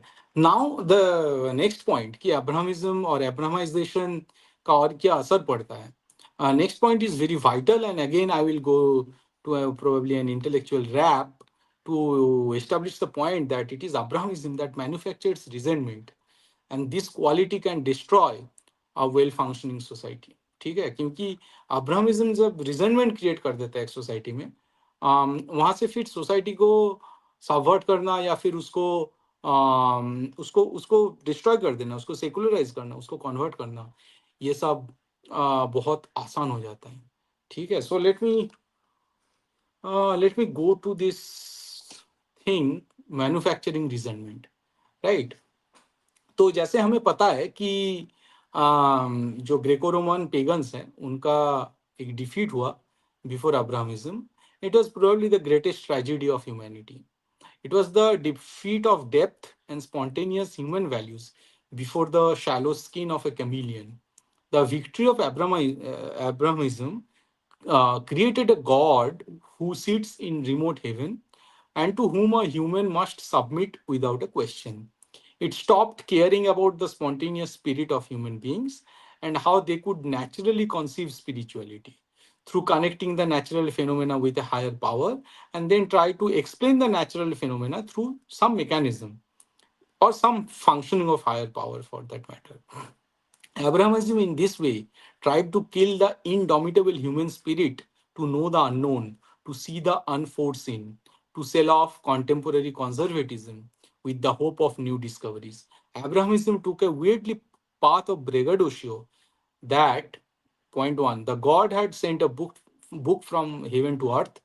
Point two, humanity must abide by the rules inscribed in that book from the sky. Point three, any deviation in human behavior, human moral or society from that one specific book will lead to humanity to rot in hell. And point four, all structures that a man can conceive in the realm of ethics, morality, society, science, technology, culture, and everything should and would obey the basic and advanced structures delineated in that one book from the sky. Now, Abrahamism in this process claims the very soul of human being that craves for freedom of thoughts, expressions, and spontaneity. It stops the natural evolution of knowledge and the passion of humanity to learn, respect, and evolve with nature. Moral discoveries have historically never been aloof from their contemporary physical discoveries. But Abrahamism is such an abnormal doctrine that it has historically never cared to follow this rule, right? No wonder this is how an Abrahamic cult or religion fails to go beyond physicality. A second. And worst of all superficial physicality that exists only at the surface level of society, history, science, and civilization. The Abrahamic cults only care about protecting by force, by hook or by crook, their holy books and the words therein, no matter how false and unscientific they are.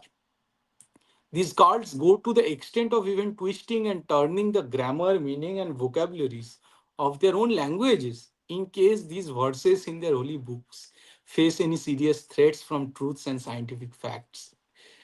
No wonder these cults care a hang about the search of the grand truths and values which are manifest in the geometry and genesis of this universe and in this world of life and vitality.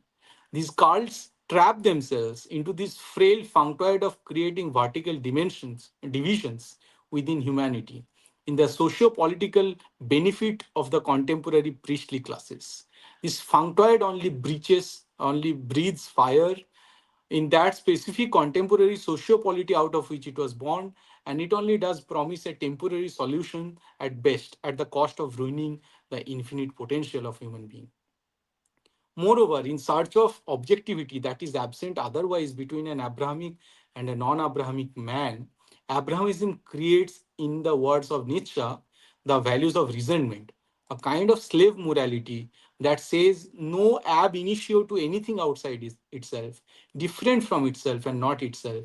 And this no is its creative act, unquote. So basically, Nietzsche says कि Abrahamism defines a set of morality, right? Which is contained in their book, that specific book from the sky.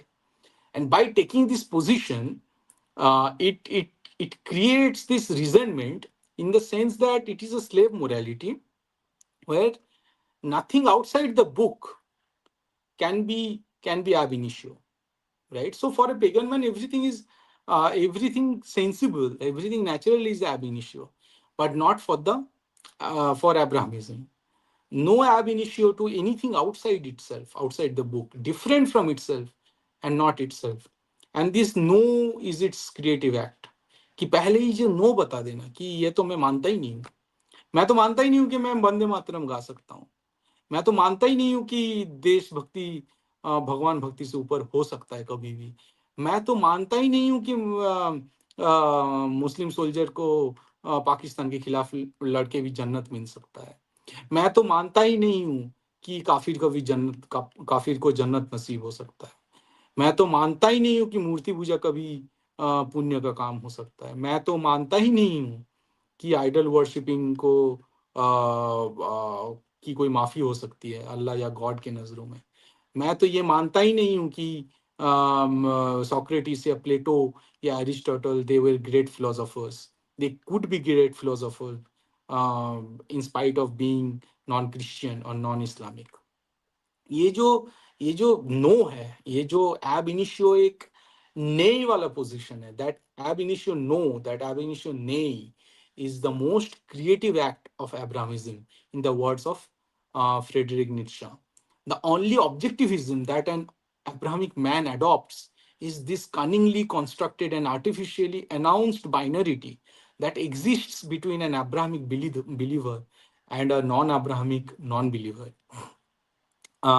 So basically, this Abrahamism is a slow poison, which has taken almost 2 millennia, right, to achieve this weird kind of victory, where this ab initio position of human belief and human understanding has changed, right? But by what means? Pagan values were simple and still are simple and spontaneous. They do not include cunningness or meaningless, hateful vengeance of the weak against any strength or wisdom. Pagan values derived their sense of good from the sense of nobility, beauty, happiness, peace, in a real, uncorrupted sense. This sense of good was preferable by all because this good was loved by the gods. ठीक है, तो basically क्या हुआ कि जो naturally जो good था, वो सब पहले निकाला गया, पहले उनको ढूंढा गया जो नेचुरल गुड. फिर कहा गया कि ये जो अच्छे चीजें हैं, those are loved by the gods, hence those are noble values, those are good values, those are good things, right. उसके अंदर सब कुछ आ सकता था, उसके अंदर ब्यूटीफुल जगह आ सकता था, उसके अंदर नाइस फ्रेग्रेंस आ सकता था, उसके अंदर नाइस पोइट्री आ सकता था. और वो सब को कलेक्ट करके फिर ये जो नेचुरल जो फिलोसोफर्स हैं, उन्होंने कलेक्शन बनाया और उसको बोला कि these are good things, so maybe they are loved by some gods, right? Christianity grew out of it to create a pack of lambs who, because they were weak and dumb, were able to invent a weird and tortuous narrative to hate the noble, the wise, the beautiful, the good. In order to achieve that, Christianism first intoxicated the mind of the downtrodden by hanging its very God in the Holy Cross, and in the process, it subverted the very symbol of punishment to something holy, sacred, and divine. Basically एक जो symbol of punishment था cross, उसको होली बना दिया subvert करके Christianism ने. और इसी तरह फिर They intoxicated Christianism, intoxicated the mind of the poor and downtrodden and ignorant people by hanging the very God of Christianism in a cross. ठीक है? This crucifixion killed the might, nobility, beauty, and goodness of God in the first place to replace it with something weak, damned, wretched, cunning, ignoble, untruthful, and horribly sick. When they say Jesus loves you, they imply a love that grew out of hatred, hatred for the noble and aristocrats who assassinated the very God on the quote unquote holy cross, a quote unquote weak God who could not do anything other than making a lame excuse that he made this ultimate sacrifice for the salvation of humanity to exculpate the sin of whom? The sin of the noble pagan aristocrats. The sick, the weak, and the poor now had a shortcut to salvation. It was not through good karma, great glory, or noble deeds, but rather through having blind faith in a weak and dead messenger as the Redeemer who would bring victory and salvation to the poor, sick, lazy men. And no matter how diligent, wise, and noble a man is, he would always rot in hell for not keeping faith in this dead Redeemer. What an ingenious way to mask the hatred for strength and nobility with a fake message of love. How the natural love of a man for strength and glory was replaced with a nauseous need for pity. What an antithesis of noble values. What originality in whitewashing everything evil, entrenched and rotten through the wretched spiritualization of which, at best, was an insignificant political murder. These sick men literally created God out of an inglorious and insignificant matter. They could devise and convince a huge faction of humanity of a God who could be nailed on a cross. You heard it right. To stoop and reduce the stature of a man down to the level of a dumb sheep, Christianity had to hang their God on a cross. What a horrible and utterly unthinkable paradox. ठीक है. So this is how they subverted the narrative of nobility, of bravery, of truth, of everything good by hanging their god on a cross, as they needed to hang their god on a cross in order to subvert more noble human values. Okay, so obviously, so it means ki if this way Abrahamism has started the subversion of values.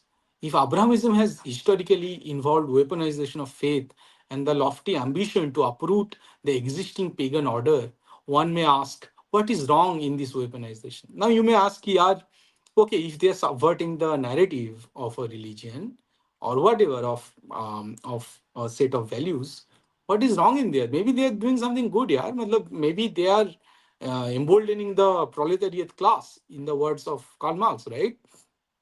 Now, for it might be preferable if the resentment itself can be utilized effectively for the greater good for humanity. Ki this resentment is needed in the proletariat class because it will enable them to ask for their demands before the noble aristocrat people who are anyway holding much of the wealth, right? If you have that Marxist angle. Now, if it is true from the historicity that faith and spirituality was indeed intentionally weaponized by Abrahamism as part of the grand plan of the weak and wretched, Abrahamism itself instantly loses its trustworthiness and grandeur, primarily because it shows no intent to deliver what is promises even on the surface. ठीक है. पहली बात तो फिर ये तय हो जाता है कि तुमने झूठ चीजों को परोसा है in the name of truth. And secondly, अभी तक you don't show any intent कि गरीबों का भला करना है. जो लैटिन अमेरिका देख लो, अफ्रीका देख लो, वहां पे अभी तक वही हाल है. और अफ्रीका में भी अगर कोई ब्लैक लोगों का जब जिनोसाइड होता है in the hand of Islamic people, you don't say anything. Even Middle East में जब कोई if a Islamic faction of people kill another Islamic faction, Islam is not particularly perturbed by these inhuman behavior. हाँ, जब काफिर अगर कोई Islamic बंदे को मारता है then वो फिर आग लग जाता है चारों ओर. Otherwise you don't care about the poor downtrodden or the weak people, right? जिसका क्लेम करके तुम आ रहे हो कि हम इन लोगों को जस्टिस देंगे, तो तुमने तो वो कभी किया ही नहीं है. Okay, it only radicalizes human mind with the imposition of false, vacuous scriptures. Even if we deny the existence of any grand political plan behind the invention of Abrahamic doctrines, such as Christianism, we must accept the inherent resentment present in the Abrahamic doctrines against their disbelievers.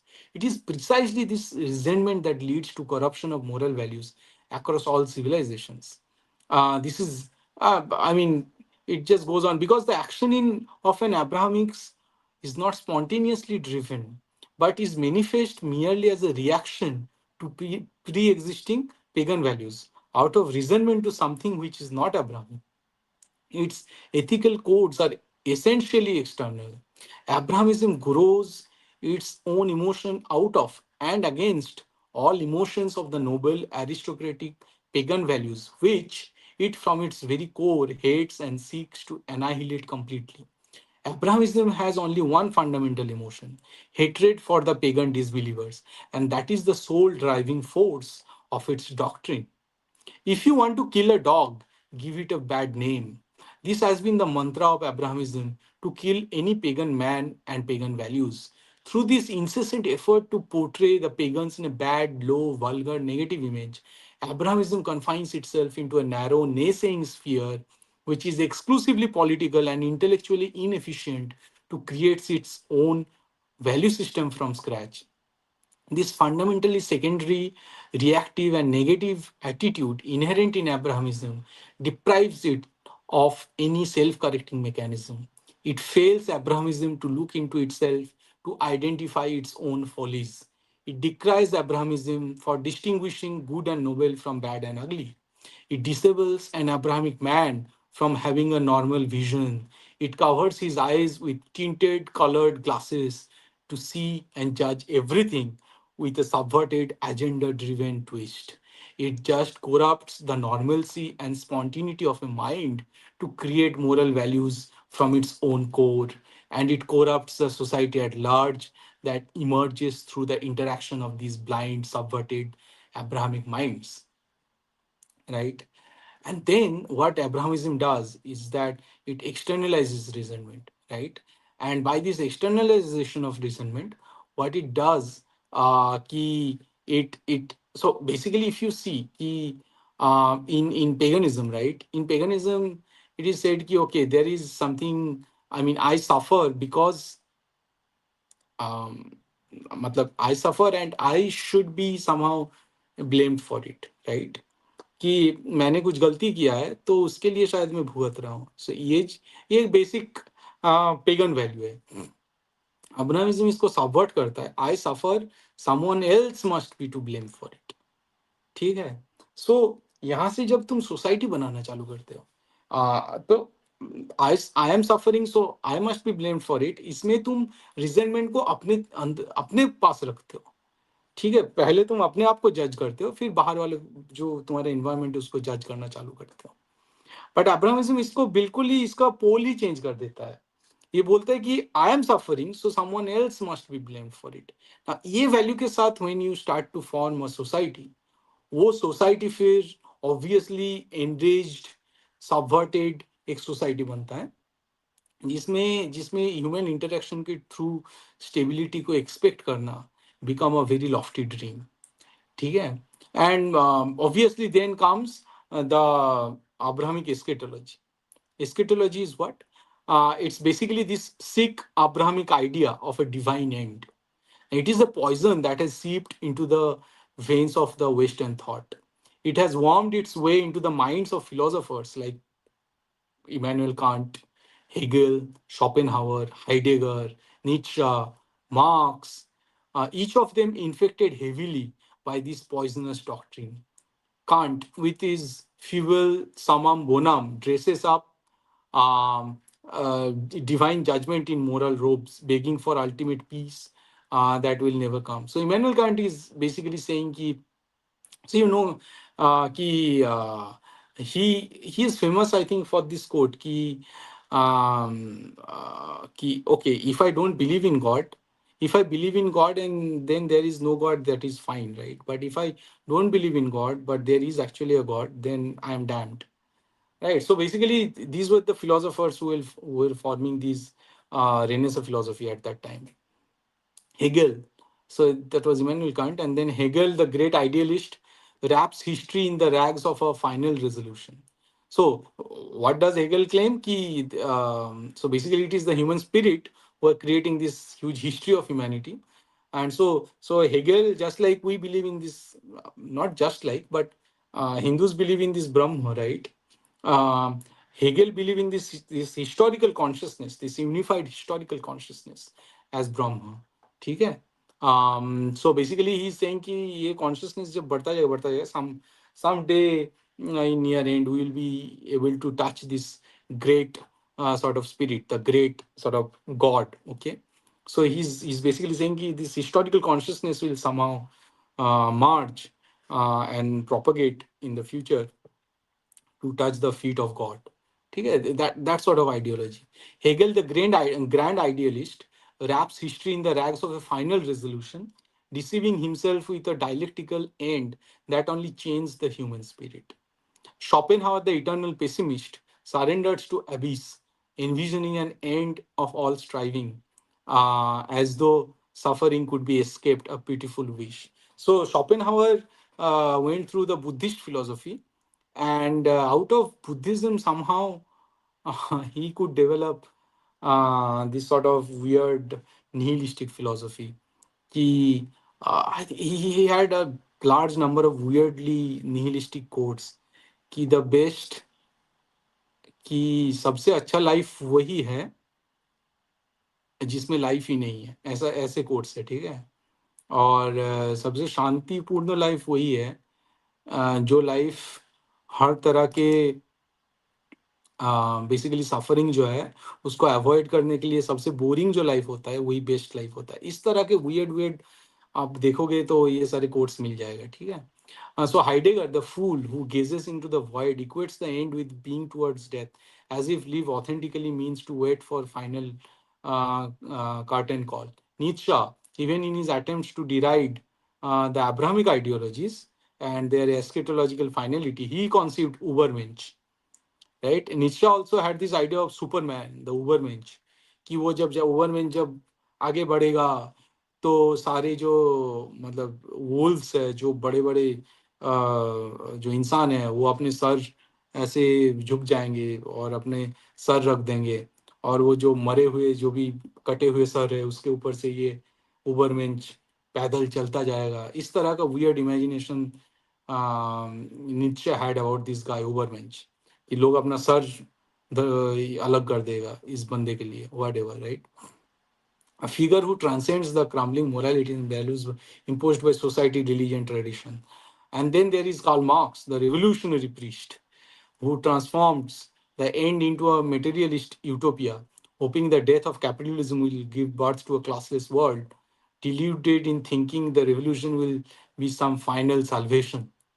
European philosophy sadly dances around this corpse of Abrahamic eschatology, the belief in an ultimate cataclysmic end. And it is a betrayal of reason, life, and the very essence of humanity. It is a belief ungrounded in any truth, twisted by superstition, and fatally flawed at every turn. Let us begin with the most glaring absurdity of this eschatology. The fact that eschatology rests upon nothing but sheer blind faith. It is a monumental leap into the abyss of irrational. Where is the evidence of this eschatological end? Nowhere, for none exists. The universe in all its complexity and infinite motion, does not bend towards some final predetermined conclusion. I mean, it is not manifest in any of our equations for that matter. The hypothesis that humanity is merely a pawn in some cosmic game, driven toward an inevitable preordained destruction, is a product of ignorance, a sickening surrender to superstition. And yet, this is the worldview that shaped the minds of some of the so called greatest thinkers of the modern age. How tragic. But the intellectual poison does not stop here. The eschatological worldview forces humanity into a mold, disregarding the infinite diversity that defines us. It tries to smother our individualities, our cultures, our dreams beneath a single grandiose and utterly imaginary goal. It whispers of a utopia or a dystopia, either way, promising the obliteration of all that is unique in each person and in each society. The very diversity that makes human life worth living, our differences, our quirks, our creativity, becomes the enemy in the face of this utopian fantasy of eschatology. And how does humanity cope with this forced march towards conformity? Through genocide, colonization, war, fueled by the belief that such violence is necessary to bring about the end. The very violence that has scarred human history is justified by the same tired eschatological doctrines. And why? Because the final destination is all that matters. The slaughter of the present moment, our culture, our identities, becomes the cost of some greater imaginary future. And yet, the greatest crime of eschatology lies not in its violence, but in its utter contempt for human freedom. It reduces the individual to nothing more than a puppet in the hands of fate, a puppet whose strings are pulled by a divine master, orchestrating an inevitable end. Gone is the spirit of self determination, the boundless potential of human will. Humanity is no longer free to chart its own course, to wrestle with its own contradiction and triumphs. Instead, we are told to submit to a plan in which our desires and efforts are meaningless. The eschatological mindset does not value the present. It scoffs at human endeavor, dismisses the fleeting beauty of individual action, and replaces it with a nihilistic determinism that strips us of our dignity, right? And this gives rise to a large number of dictators. The eschatological vision serves as the perfect vehicle for a totalitarian control. A leader who proclaims that history is leading to a final, inevitable showdown can easily convince the masses to follow, to sacrifice everything for the greater good, quote unquote, the greater good. The state becomes not only a servant of the people, but their master. Not a servant of the people, but their master, directing every thought, every action, every aspiration toward the grand end. And what are we left with? A world of mindless obedience, a world where free thought is replaced by blind adherence to divine plan. Totalitarianism, after all, is nothing more than the earthly manifestation of a heavenly agenda with a eschatological end. This too is an affront to humanity's noblest instincts. Eschatology insists that morality is not grounded in the choices we make in this world, but in some future intention, a morality detached from the here and now, from the lived experience of human beings. कि तुम कुछ भी करो, तुम्हें वही eschatology तुम्हारा अंत है basically. The very concept of karma, the idea that our actions shape our future, that we are responsible for the world we create, is corrupted by eschatology. Instead of engaging with the world, of embracing the struggle to live well and to do good, eschatology offers us the fantasy of a final divine judgment that don't care about what you do, your karma or anything else as such. In this world, our daily actions and struggles become irrelevant. It is agenda and intention, not action, that start to matter. This is the dangerous path to the birth of religions, or, in Cicero's word, the superstitions that enslave, of ideologies that oppress, and of wars that have no purpose other than the fulfillment of a cosmic end. And make no mistake, eschatology does not just dehumanize individuals, it renders human history itself meaningless. It is the ultimate genocide of history, of memory, of culture. Humanity's efforts, our achievements, our revolutions, our knowledge, our art, our love are all cast aside as irrelevant in the face of some grand finale. All of human endeavor spanning millennia becomes dust. The very essence of being human, our desire to leave a legacy, to create something that endures beyond our time, is denied by the cold, indifferent march of history towards its final end. The great works of humanity are reduced to nothing more than a prelude to annihilation. We are told that our quest for meaning, for progress, for beauty is meaningless in the end. Time to become a slave of this narrow view. Eschatology treats time as linear, a straight line leading to the final end. But time is not so simple. Time is not merely a march towards some final judgment. Time is dual to movement, and like the topology of motion, is eternal in its recurrence. To reduce time to a single linear trajectory is to rob it of its richness, of its complexity, of its infinite possibilities. Eschatology is blind to this, and in doing so, it robs humanity of its true potential. Time, in its recurrent nature, allows humanity to reflect, to grow, to learn from our mistakes. It offers us the chance to rebuild, to renew, and to recreate. But the eschatological mind cannot grasp this, for it is fixated on the end, the finality, the moment when everything will cease. And let us not be fooled by the pompous language of those who preach this narrative. The philosophers, the theologians, the leaders who peddle eschatology, what are they really offering? An arrogant, dangerous fantasy. Why should we bow to their words simply because they speak of grandiosity and authority? Why should we accept such a dehumanizing, reductive worldview? The human spirit is far too wild, too free, and too untamable to be contained within the narrow confines of eschatology. We are creatures of life, not death.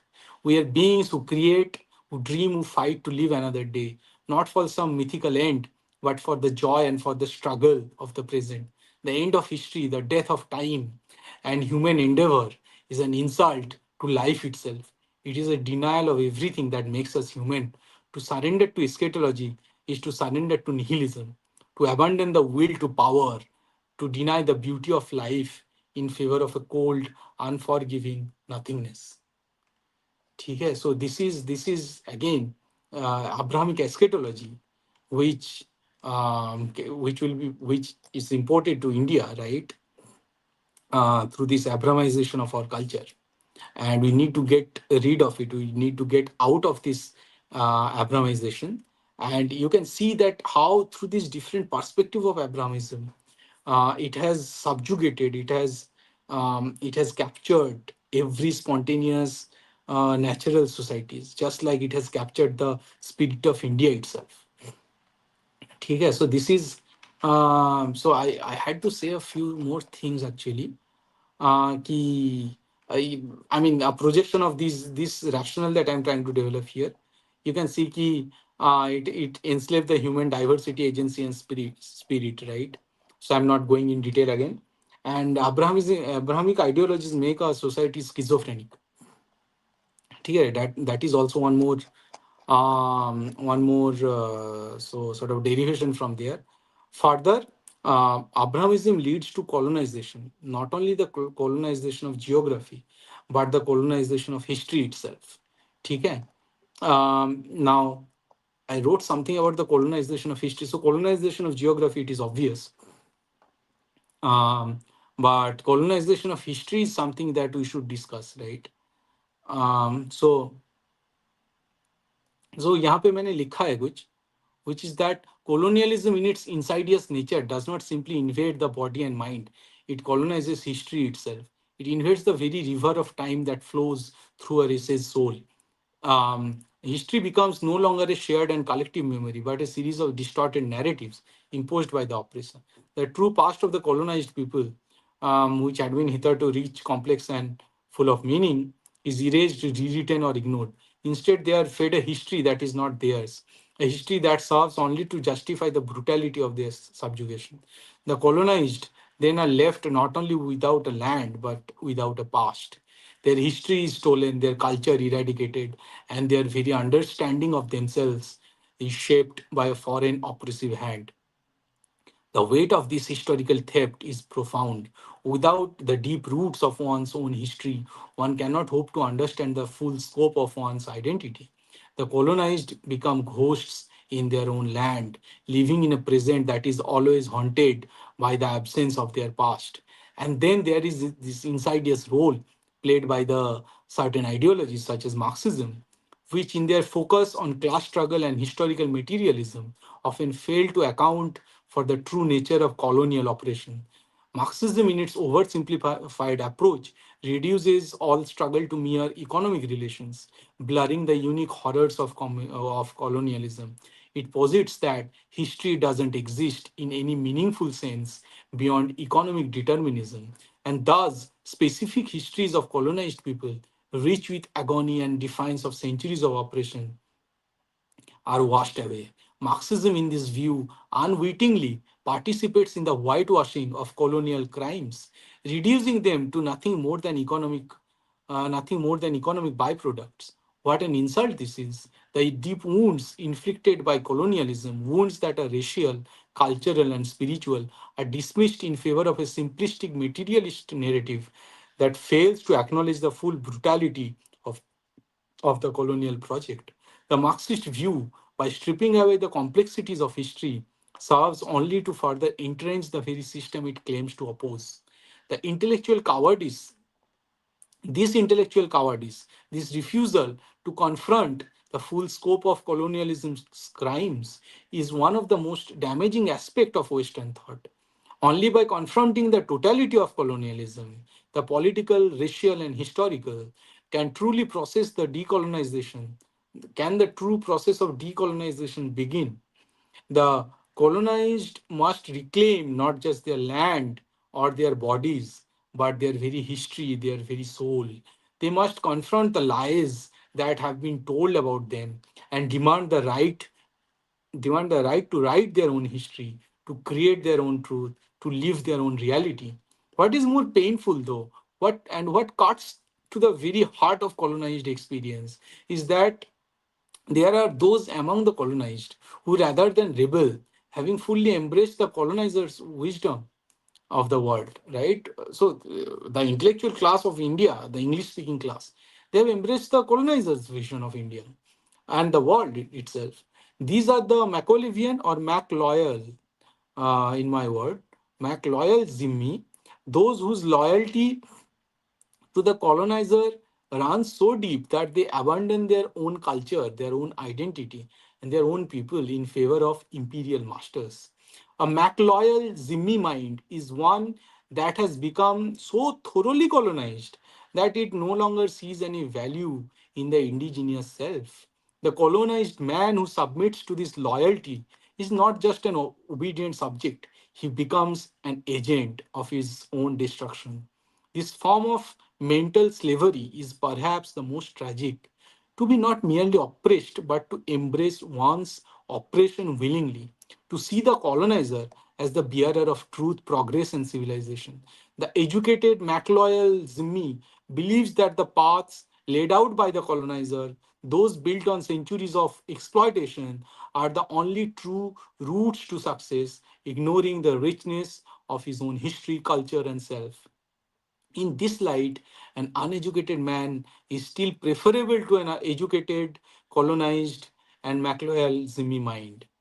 For the uneducated man, though he may lack formal knowledge, still possesses the freedom to think and to question, to feel the burning desire for his own liberation. The educated Zimmi, however, is more dangerous.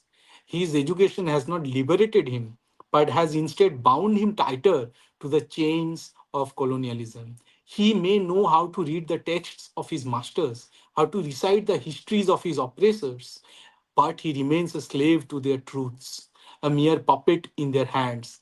The true tragedy of the educated colonized mind is that it has accepted the lies of its oppressor as truth, and in doing so, it denies the very possibility of self liberation.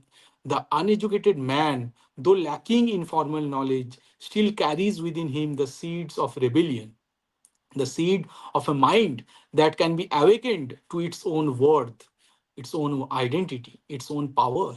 The educated Zimmi, by contrast, has already surrendered to these needs. He believes that the colonizer's mind is superior to his own and thus willingly sacrifices his right to think, to create, to be free. The fight for liberation is not just a struggle against external oppressor. It is a struggle to reclaim the self, to overthrow the colonized mind, to reclaim the stolen past, and to confront the full horror of the colonial legacy. The colonized must rise above the false narratives, the false skins, and the false histories that have been thrust upon them. only then can they truly be free. Only then can they experience the exhilarating, painful, and joyous truth of their own existence, untainted by the lies of the colonizer. The path to freedom is not a smooth, easy road. It is a violent break from the past, shedding of everything that has been falsely imposed. But in that brutal, painful process lies the promise of something far greater, the chance to reclaim one's true self, one's history, to live with the raw, unfiltered truth of one's own existence. ठीक है. So this is basically my small submission on this fact कि Abrahamism manufactures resentment. It enslaves the history, the geography, and the soul of an individual, right? So for all these reasons, so basically what in this lecture we have shown is that it is a fact that Abrahamization has led to colonization of the mind and of the geography of the history of this country, right? And so, from that perspective, if we can de-Abrahamize India, it will be easier for us to see the truth, to see our own real past, to see our own spontaneous moral values. And from that perspective, it will be easier to decolonize ourselves, right? So I think we must stop here. There are a few more points, but we can discuss it later. If anyone wants to join and then have a discussion now, we Yes, can we can talk. yes. We already have two guests who have waiting. So we have Neenar and also Hello, we hello, have hello, Nirmal. Dharma Sansthapak. Both have joined. Hello, Yeah, yeah. Can you hear me? I can hear you. Mm, Okay, yeah. Hmm. Yeah, go Namaskar ahead. Namaste. to Bijeet and everyone here. So, मैं सोच रहा था इस विषय पर कि ये हमारे धर्मों में और ये इब्राहिमिक मतों में क्या अंतर है? मैंने देखा है कि अब्राहमी मत जो है वो कंट्रोल में ज़्यादा मानते हैं, जबकि धर्म एक प्रकार से आपको स्वतंत्रता देने में मानता है कि आप अपने वासनाओं से मुक्त होइए, इंद्रियों से मुक्त होइए। आप अपने कहीं न कहीं भावनाओं से ऊपर उठकर जो उचित है वो कीजिए, जबकि अब्राहमी मान्यता वैसी है नहीं। अब्राहमी मान्यता आपको बोलता है कि आपको यही मान के चलना है, कोई प्रश्न नहीं करना है, अपनी वृत्तियों से ऊपर नहीं उठना है। तो ये एक मुझे दिखा और इसमें मुझे एक बात लगती है कि वे उनके एनवायरनमेंट से भी आता है। जैसे उनका एनवायरनमेंट बहुत ही बंजर एनवायरनमेंट था, जहाँ पर Right, अब्राहमिक रिलीजन्स ने जन्म दिया कि कोई खेती-बाड़ी नहीं, कोई उपजाऊ भूमि नहीं, तो संसाधन के लिए निरंतर लड़ाई चल रही थी विभिन्न उनके जातियों में या जनजातियों में। right, तो वहाँ पर था अपना सुप्रीमेसी स्टैब्लिश करना, तो उनका थियोलॉजी भी ऐसे बना कि हमेशा लड़ाई इसकी है कि कौन किसकी टाँग ऊपर और जिसकी टाँग ऊपर उसको ही सब कुछ मिलेगा और सब मिट जाओ। वहीं यदि हम धार्मिक सभ्यता की बात करें, तो यहाँ पर पहले से ही खेत खलियान और क्या बोल सकते हैं वन इत्यादि संसाधन सब कुछ उपलब्ध है। जल, नदी सब कुछ, तो वो संघर्ष उस प्रकार का हुआ नहीं और कि the winner takes it all. इसमें था कि सब मिल-बाँट के खाते हैं, सब रहते हैं, मिल-जुल के रहते हैं।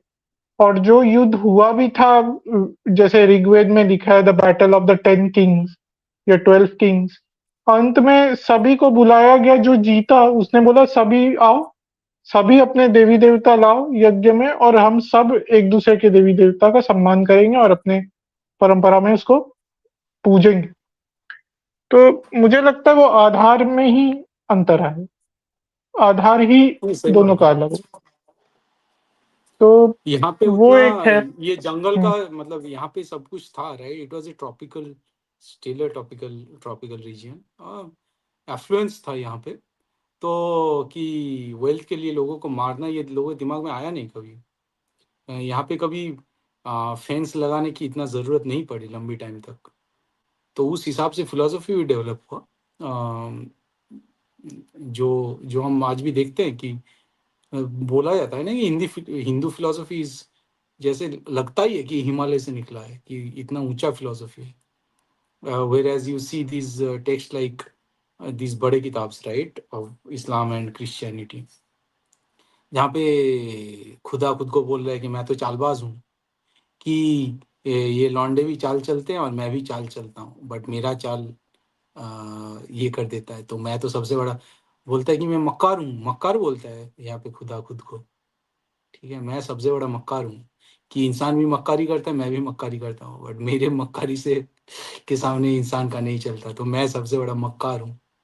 सो यू कैन सी कि मतलब मैं यहाँ पे मैं कौन सबसे बड़ा गुंडा हूँ, सबसे तुम बड़ा गुंडे गुंडा हो, हूँ मैं मैं. तुमसे भी बड़ा गुंडा हूँ। हाँ, इट्स एन एक्सप्रेशन ऑफ विक्षिप्ति, बोलते हैं ना, वो राम स्वरूप जी बोलते हैं कि जिसको मैं इंटेंशन मोरालिटी से क्रिएट किया गया गॉड बोलता हूँ, कॉन्सीव किया गया, तो राम स्वरूप जी उसे विक्षिप्ति बोलते हैं, कि ये माइंड का जो क्षिप्त और विक्षिप्त जो चेतना है, उसी से अब्राहमिक गॉड निकलता है. बेसिकली जो इंटेंशन है right, that to wild intention में भी, वहां से अब्राहमिक गॉड निकलता है. और हमारा चेतना तो अद्वैत से हमारा भगवान निकलता है, क्योंकि हमारे भगवान के अंदर मतलब गुण नहीं होता, निर्गुण होता है राइट. गुण तब आता है जब अवतार लेना पड़ता है. तब फिर उसी के हिसाब से फिर हम लोगों का कोट अनकोट सुन्नत तय होता है, कि राम जी ने कैसे बिहेव किया था इस दुनिया में, हम लोग भी वैसे ही बिहेव करना चाहिए हम लोगों को. सो यही अंतर है ये दोनों सभ्यताओं में, कि वहाँ पे एक तो बंजर का एक फिलोसफी है, और एक वन का, जंगल का, एक अरण्य का फिलोसफी है right. Okay, Bijitda. So there is an interesting comment. I think maybe so. Bijitda is calling Abrahamic religious pre-Vishnu Guliga. So I think Guliga ये is the correct.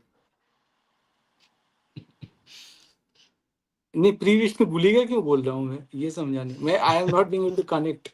Can you tell me the story, the narrative here explicitly. See, Guliga is the correct. Guliga is the like what do you say, the nature gods, like pre-Hindu gods.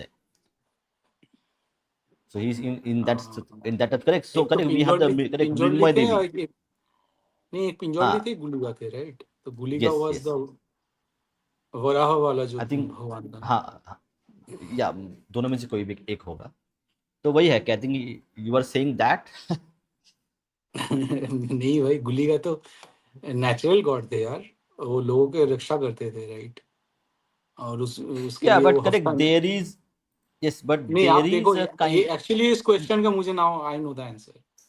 गुलिगा जो था, गुलिगा फिर राजा से वो जमीन लिया था, जो Marxist के वर्ड्स में जो प्रोलेतारियत है उनको बसाने के लिए. गुलिगा राजा को बोला था कि तू यहाँ पे हाथ नहीं लगाएगा. जो अब्राहमिक गॉड है, वो बेसिकली ये जो बुर्जुआ है, उसका उसका वो सब्जुगेटेड एंटिटी है, to control over the proletariat. जो प्रीस्टली क्लास था, ग्रीको रोम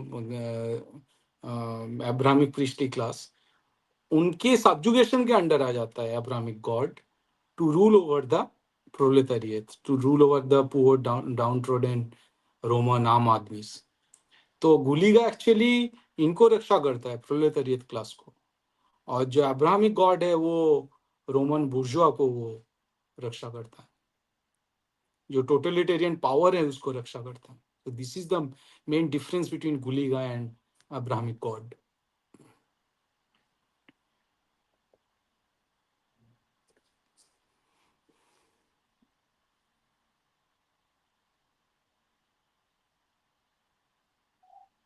Dada, इससे your mic isn't. Uh, yeah. So it's from Dark Prince. So Nisha is part of the colonial problem. Many deracinated, westernized imposters. Okay, he is talking about CSK.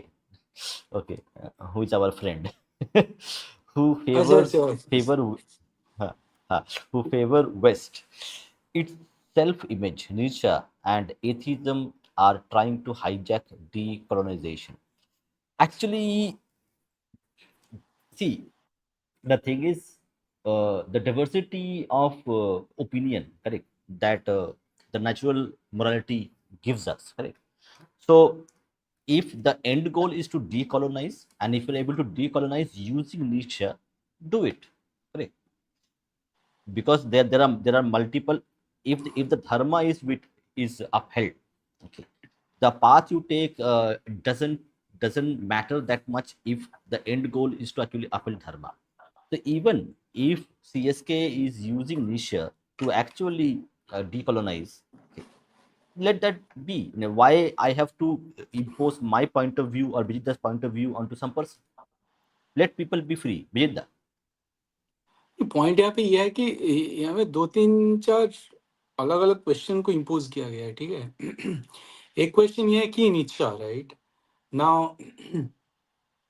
हम लोग हमें right wing pro Hindutva wing कह दो, ठीक है, चड्डी gang कह दो, I don't know what you are going to call us, we should use Nietzsche and the whole rationale and the vocab in order to capture कि what is wrong with Christianity, how Christianity subjugate a human spirit and mind. क्योंकि नीचा का जो critic है about Christianity, it can, जैसे मैं आज जो जो डिस्कशन किया, it is basically the language of नीचा, राइट, मतलब you can see the shadow of नीचा इन माय आर्ग्यूमेंट्स। काफी टाइम मैं बोल भी चुका हूँ कि आई एम कोटिंग नीचा राइट नाउ। सो उस तरह से कि when we talk about subjugation, right, Nietzsche is also talking about subjugation of human spirit as it happened by Christianism, right, in a very deceitful, cunning way. Now that same framework of argument can be used to understand colonialism. And specifically in our context, when we are saying कि de-Abrahamization is decolonization, यहाँ पे नीचे और ज्यादा relevant हो जाता है। That's why आप यूरोप में देखोगे कि काफी टाइम क्या होता है, नीचे को सबसे डेंजरस फिलोसोफर बताया गया है, तो खतरनाक पागल बताया गया है? मतलब क्रिश्चियनिज्म का जो भी अच्छे से क्वेश्चन पूछ लेता है ना, उसको क्रिश्चियनिज्म पागल बोल देता है। ये मैं पहले भी डिस्कस कर चुका हूँ कि जैसे आई थिंक फुको का एक बुक था मैडनेस एंड सिविलाइजेशन, वहां पे वो लिटरली दिखाया था कि जो लोग क्रिश्चियनिटी का मजाक बना देते उनको एसएलएम में डाल, मैड बोल के एसएलएम में डाल देते थे।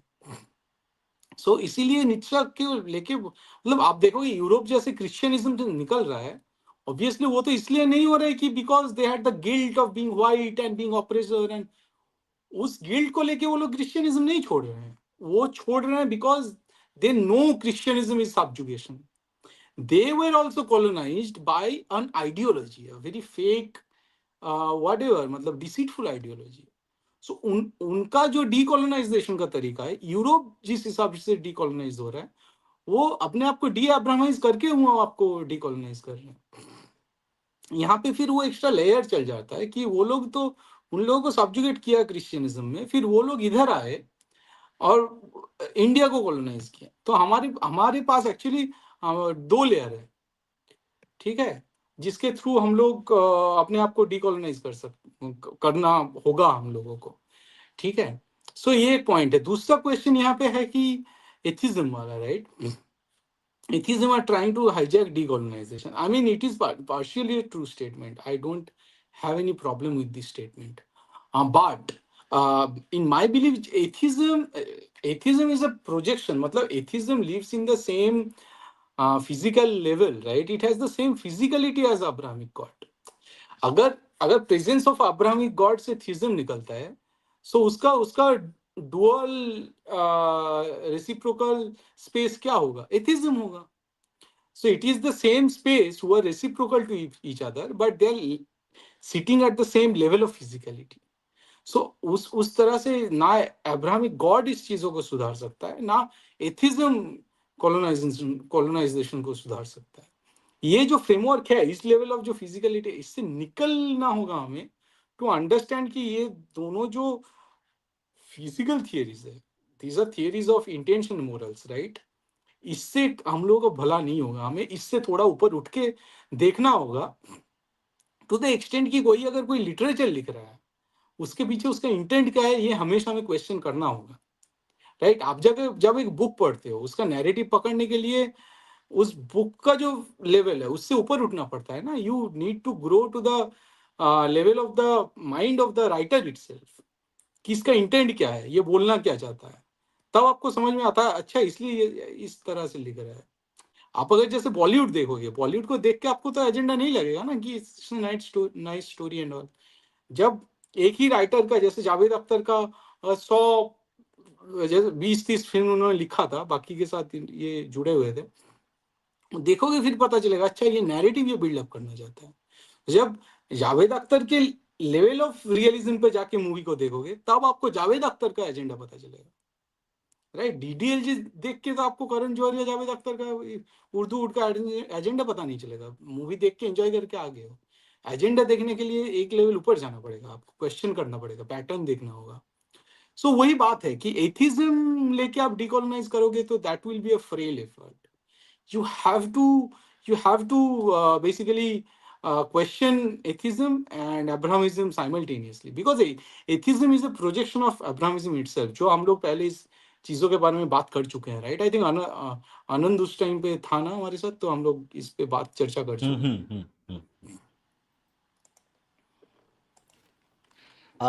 Yes. पर Okay. Anybody इस has any other opinion? Go ahead. इस पर नीड्जा पर एक बात कर सकते हैं हम लोग. नीड्जा से एक प्रेरणा ले सकते हैं, वो है ऑनर कोड, कि अपने आप को शक्तिशाली बनाओ, बलशाली बनाओ. राइट. जैसे हमारे ग्रंथों में लिखा ना, वीर भोग्य वसुंधरा, विक्टिमहुड से बाहर निकलो और अपने आप को, जैसे राइट. उबरमेंश भी यदि अच्छे दृष्टिकोण से देखे, उसको अल्टीमेट ट्रुथ के रूप में ना देखे, पर उसको एज अ टूल देखे to move to establish dharma. तो I think Nietzsche can be very useful for us, exactly. कि हाँ, we should strive for power. But problem Nietzsche के साथ ये होती है कि वो फिर पावर ही अल्टीमेट उसमें चले जाते हैं. उस हाँ पावर क्योंकि को नीचा में रिस्पॉन्सिबली दम्यता कैसे नहीं है. यूज करना है, वो प्रॉब्लम. एग्जैक्टली. तो बेसिकली तो एक स्टोरी है, आई थिंक उपनिषद का है, हाँ प्रश्नोपनिषद का था कि सो जब ब्रह्मा ने इनको बनाए थे, देवता दानव और मानव, तो तीनों आपस में लड़ रहे थे, है ना. तो फिर तीनों को ब्रह्मा ने बुलाया, तीनों ब्रह्मा के पास गए कि यार मतलब in which way we can establish peace among ourselves. तो फिर ये ब्रह्मा ने दत्ता दयात्मम दम्यता, देवता को बोले कि तुम्हारे लिए मैं एक गुण देता हूँ, वो तुम पालन करो. वो दत्ता मतलब तुम दान करो, तुम्हारे पास जो पावर है फॉर एग्जाम्पल, उसको उसको इन दोनों के काम पे लगाओ, अपने काम पे लगाओ. ठीक है. इनको दत्ता दे दिया, फिर इनको बोला दयात्मम, इंसान को, मानव को, कि तुम दया दिखाओ, यू ग्रो एम्पैथी, तुम्हें इसकी जरूरत है. और दानव को बोला दम्यता, यू नीड रिस्ट्रेंट. तो बेसिकली ये एक इंसान के अंदर ये तीन क्वालिटी हो सकता है ना. इंसान के अंदर एक देवता, एक मानव और एक दानव रह सकता है. तो जब इंसान is feeling very divine, then he should give. इंसान व्हेन ही इज फीलिंग इंसान, he should basically practice empathy. और इंसान अगर दानव मतलब लग रहा है यार किसी को मतलब गाली दे दूं, मजा नहीं आ रहा है ना, कि ये तो कुछ ऐसा बोल दिया अब मुझे बिल्कुल ही अच्छा नहीं लग रहा है, तो एक अच्छा सा गाली दूं, तब यू नीड दम्यता. तो जो जो नीचा का जो था उसमें दम्यता मिसिंग था. And so that's why he could imagine. So वो बेसिकली जैसे रिजेंटमेंट के लिए, उसको कर्व करने के लिए तो वो ग्लोरी का बात करता है, ठीक है. बट ये जो ग्रीड था, greed or resentment, these are the two basic sort of रिपू, right, two basic enemies of a human being. Greed को लेकिन वो अच्छा माना, वो जैसे ग्लोरी की बात में. लेकिन एक उबरमेंस के अंदर आप पढ़ोगे, उसके अंदर इतना ज्यादा ग्रीड है, ग्रीड फॉर पावर. लेकिन उसके लिए कोई दम्यता प्रैक्टिस करने के लिए नीत्शे ने बोला नहीं. So that's the difference between, मतलब that's the thing we need to sort of vigilant about, right? When we are introducing Nietzsche in our framework. Yeah, I Okay, think what Nietzsche what is very good for destroying. अब मुझे नीड्जा की सबसे अच्छी बात ये लगी ना कि वो केवल ये नहीं बोल रहे थे कि अरे ये किस पर बिलीव कर रहे हैं, ये आदमी अच्छा नहीं था, ये आदमी के मॉरल्स अच्छे नहीं थे, या जैसे उन्होंने Exactly. क्राइस्ट को खराब नहीं बोला, या उन्होंने ये नहीं बोला कि ये प्रॉफिट खराब था जो उन्होंने बिब्लिकल मैसेज दिया, उन्होंने बोला वो फ्रेमवर्क ही दो कौड़ी का, हाँ, मतलब एग्जैक्टली। थिंकिंग का फ्रेमवर्क में ही गड़बड़ है। तो बहुत इसीलिए मैंने खतरनाक। इसीलिए मैंने देखा है, एक तो वेस्ट के जो नॉन क्रिश्चियंस भी है ना, जो थोड़े से मतलब बिलीफ बाय फेथ क्रिश्चियन नहीं है, उनको भी नीचे से बहुत डर लगता है। दूसरा है, इंडिया में मैंने ऐसे लोग देखे हैं जो अपने आप को हिंदुत्व हिंदुत्व कहते हैं, उनको भी नीचे से डर लगता है, हम्म। क्योंकि देखा जाए तो जो हिंदुत्व में मानने वाले या जो अपने आप को हिंदुत्व अपॉलोजिस्ट बोलते हैं या एडजेसेंट बोलते हैं, उनका भी फ्रेमवर्क वही है क्रिश्चियनिटी वाला। राइट, ये मैंने बहुत सब्जुगेशन। लोगों में देखा। सब्जुगेशन तो टू वन मैन। हाँ, जैसे कुछ लोगों का है कि जैसे कि नहीं नहीं हिंदू हित के लिए सब डिसीजंस बीजेपी आरएसएस ही ले सकता है, उससे परे कोई सोचेगा तो बेकार है, वो मिसोजिनिस्ट कास्टिस्ट ऐसा है। मैंने एक व्यक्ति को बहुत गाली भी दिया था उस बात के लिए। तो ऐसे लोगों को नीड्जे कभी अच्छे नहीं लगेंगे, बिकॉज नीड्जे इनकरेजेस फ्रीडम, नीड्जे इनकरेजेस कि आप अपने से सोचिए खुलकर, अपना कैपेबिलिटीज खड़ा करिए। तो राइट। हाँ, नीड्जे का वो लास्ट का एक प्रॉब्लम है कि वो एक दम्यता नहीं है, आ, वो खाली पावर तक ही रुक जाते हैं, पावर का यूज कैसे करना है वहां पर गड़बड़ है नीचे को लेकर। पर अदर देन दैट नीचे इज वेरी इफेक्टिव, बहुत राइट। डिसरप्टिव है वो एज अ फिलोसफी। क्या okay, फ्रेमवर्क था मतलब। Niner. हाँ, at that point of time क्या फिलोसफी मतलब। इट वाज सो, उसका जवाब नहीं था चर्च के पास बेसिकली। वैसा फिलोसफी लिखने के लिए गट्स चाहिए उस समय के, हाँ जब चर्च का हाँ, इतना कंट्रोल था। भाई साहब। Okay, so Rishi or Niner, you have anything to say? हाँ, नीनर को बोलने दीजिए। He is the guy who knows German completely. उसको बोलने दीजिए। No, I don't know about Nietzsche that much actually. But I wanted to talk about something else that we were discussing, that Vijita was discussing through the stream. One point he brings about is how he thinks that you define Hinduism as the natural philosophy or the natural way of life. So we already have how we define it ourselves as Sanatana Dharma, that is eternal way of life. So, why would you say it is natural, particularly? Why do you use that word? I would like to know. Because it comes from the spontaneity of human mind. I mean, mind भी नहीं करूँगा. The spontaneity within a human, right? That's why it is natural. I mean, it is natural and universal at the same time because it is spontaneous. But is that not vague? Because even other things can come from spontaneity of mind, and many of our things and many of our religious practices, they're less spontaneous and more well thought out. I mean, in that Thought sense. out in the sense कि तो I am keeping it as a negation of intention. कि you have a set of intention morals. जहाँ पे so you are framing the moral based on some intention, right? When you negate all those intention moralities, then the thing that is emerging, the moral that remains as the residue after the negation of all intention moralities, that is Oh, the spontaneous morality. And I am okay. calling So it Uh, what that. you I call mean? it that. That So what you mean probably is that their morality is coming with a bias, and ours is unbiased in a way. bias is yeah, okay. bias को एक minute मैं bias को context में रखने की सोच रहा हूँ. So basically what I'm saying कि these are Dual is the right word. If you have a Hmm. morality जिसका मतलब dual ये भी, so intention morality and intention immorality. I am saying कि they live at the same level of physicality. ठीक है, और because they have the same physicality का मतलब क्या है कि basically it is bound by the causal chain.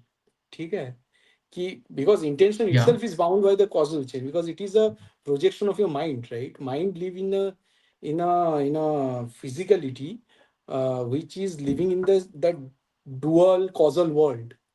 ठीक है, so because those intentional morality live at the same level of physicality of the mind itself, so they are just projection of mind. So I am saying कि spontaneous morals are those morals जो mind से नहीं निकले, mind के परे भी अगर कुछ होगा उससे जो मोरल अगर निकलता है, जो जो इंस्टिंक्टिव है थोड़ा बहुत, आप कह सकते हो, दोज आई एम सेइंग कि okay those are spontaneous morals. And obviously इसको डायलेक्टिक के थ्रू ही हम लोग निकालेंगे, चर्चा के थ्रू निकालेंगे कि whether they are eternal, whether we can interpret them in specific context.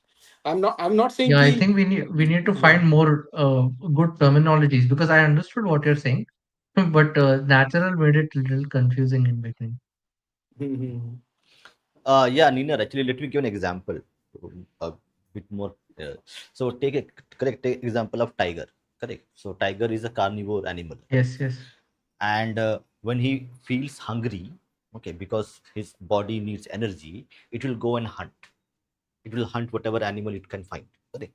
So, normally where it lives, there are lots of deer. Okay. And it will hunt a deer. So here, tiger is not hunting the deer to actually so that I can kill the deer. Tiger is hunting because it is his natural urge. He needs energy. He is hungry and is hunting an animal. It can be deer, it can be any other animal. It can be. So there is no intention of tiger to kill. Killing the animal is the primary intention. The primary intention, primary intention is to just quench hunger. And hunger comes from the way the tiger is breathing. They need energy. So that is called natural morality. So the intention of the act itself comes out because of the nature of the tiger's existence, what it eats, the way it's built. Inner. Right, right. Your voice Okay, broke a so little. हाँ, my बीच में Your voice voice voice broke. broke a broke. little. Can you repeat Right, that right, right. last part? Okay, okay. The last part In the I'm middle, I saying is heard. that Yeah.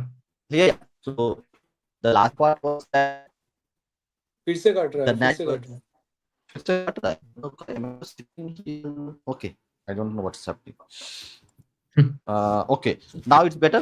Let's check. It Yes. got inverted. So Yeah, what yeah. I'm saying is that the tiger is hunting the animal to actually quench hunger, and hunger is not something that the tiger has discovered outside. Like, the natural way of tiger is to, if it's hungry, it will hunt an animal. So the hunting is not to actually kill the animal, but to quench the hunger. And hunger is natural way the way tiger exists. So that's why it's calling natural morality, which is inherently existing as part of tiger's existence. There is no third party moral or intention which is imposed upon tiger's actions. Right. Yeah, so we get this question na ki is violence part of natural morality? I mean, it can be. Whatever we can see, violence again, it's an interpretation ना. हम लोग जिसे violence, just because we have the word violence and we are seeing some events which has this projection on our psyche as something like bloody and whatever, right? As what do you call it, gory and bloody and all these things. We're calling them violent, or something which is very dramatic and which arouses fear, right? We are calling them ki bhai they are violent, but those are our interpretations. Maybe matlab in nature they exist as they are, right? So if we are calling something violence, maybe they are natural and they are violent at the same time. So that's the point. Matlab, natural morality doesn't care about our interpretation of event, right? They don't care about our intention in interpreting any event or um, any accident. so to say. So it is beyond Hmm. those sort of dualistic interpretation, violence, non-violence. Understood. Yeah. Hmm. विजिदा like I am thinking, मैं क्या सोच रहा हूँ इस पर कि यदि देखिए वो टाइगर का जो उदाहरण दिया दादा ने, हम उसको मोरालिटी की दृष्टि से देखते ही नहीं है, उसको हम धर्म की दृष्टि से देखते हैं। Exactly. यदि हम इसको as a philosophy of sustenance ऐसा कुछ नाम दे, तो वो टाइगर को सस्टेन करने के लिए उसको मारना पड़ेगा, डियर को, अच्छा ना, और वो इसमें उसका एक और चीज राइट टाइगर को है। है। फर्क ही नहीं पड़ता, हम लोग फिलोसफी बोल नो रहे हैं या क्या बोल रहे हैं। नो नो, वेट वेट, नहीं, वन मतलब वन मोर थिंग इज मैं important, one more thing is important है। सी निनर, सी जो है ना, टाइग्रस है, let's say a female tiger, ठीक है, she will hunt and kill animal to actually feed herself and also feed the kids. तो जो टाइग्रस है, she is very protected of the क्या बोलते हैं, टाइगर कब बोलते हैं, टाइगर कब, जो टाइगर कब है उसके लिए she will even fight a bigger bigger animal, correct. So एक प्रोटेक्टिव नेचर है जहाँ पर जो माँ का जो प्यार है, मदर्स लव है, जो प्रोटेक्शन जो हाँ, हाँ। मदरहुड देता है, correct, that also exist as empathy, as not even empathy but as a concept of love, correct, protection which mother provides. So जो मदर का जो लव Right. है वो भी टाइगर में एग्जिस्ट करता है, correct, and also the killer instinct to go and kill an animal. So both are coexisting at the same time. Correct? To protect the cub, it will fight a bigger lion or any other animal. That cub, ठीक है, तो वो प्यार हाँ, भी कर हाँ। रही है, it has love as well, it also has as well violence. तो दोनों ही इसी सब सब मैनिफेस्टेशंस हैं of हमारा नेचुरल एग्जिस्टेंस का। So it's not only about violence, it also about love, it also about protection, it also about belonging, ठीक है। तो हम लोग क्या करते हैं ना, वो अब्राहमिक थिंकिंग में क्या करते हैं कि we are like doing black and white, कि अगर टाइगर हंट कर रहा है तो it's a violent animal, but we are forgetting कि tigress is also a very dedicated mother, जो अपने बच्चों से इतना प्यार करती है कि it will fight a bigger animal and it might die but it will fight to save that their tiger cub. तो वो भी एक उसका एग्जिस्टेंस का ही हिस्सा है, the way the tiger actually lives and exists in the jungle. Absolutely. Yeah, yeah. So we pick and choose the way we want it, but it should not be. Yeah, that was my only doubt for today. The rest of the Huh? stream was very nice. Yeah, Rishi, you हाँ, have at the something end to of say? The day we are all Go looking ahead, to go ahead, sustain. go ahead, go ahead, धर्म रक्षक, okay, धर्म हाँ संस्थापक। हाँ हाँ, तो मैं वही कह रहा था, at the end of the day we are all looking to sustain as a species, as an individual. तो यहाँ पर भी टाइगर अपने सस्टेनेंस के लिए ही लड़ रहा है, कि अपने बच्चे को बचाना है तो अपने जो जीन्स है उसको सस्टेन करना है, या अपनी किसी को मारना भी है तो अपना बचाव के लिए मारना है, किसी को प्रेम भी करना है तो अपने को फलता फूलता हुआ देखना है। तो वही, इसीलिए मैं हमेशा से उसको ही फंडामेंटल समझता हूँ, धर्म को, क्योंकि that is the principle of sustenance, और आपको वही पूरे नेचर में देखने को मिलता है। And then on top of that, we create frameworks which are better for sustenance of for better for sustenance, मतलब जो हम लोगों को और अच्छे से सस्टेन करवाएगा, और अच्छे से सुखी समृद्धि आएगा हमारे जीवन में। तो as time moves ahead, we develop better frameworks so that we are able to sustain ourselves in a better manner. तो वो चलता रहता है, and eight the end of the day the fundamental idea is कि धर्म का पालन करें जिससे सस्टेनेंस रहे एक ऑर्डर का।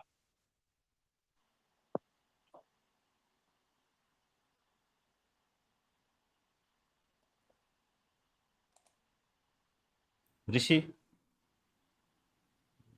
हाँ, okay, do we have discussion any is good, but comments? हाँ, so I just wanted to say this कि uh, हम You had इस चक्कर में you ये had this comment. You heard this comment, so maybe you can talk हाँ about this. हाँ हाँ हाँ, जब बिजिद्दा बोल रहे थे ना कि Hmm. there is this tendency within post-colonial or those who have been invaded, those sort of Hmm. societies, there are certain set of people who welcome their invaders and welcome their ways of life, and they actually accept the slavery as some sort of a gift. Uh, Right. it's what do they say? Zimmi. I'm forgetting Zimmihood. some of the yeah, Zimihud, yeah, of course. Maybe Nainer can mention this. Like uh, in Bengal, there was a certain section of people which rose in during in 1820s.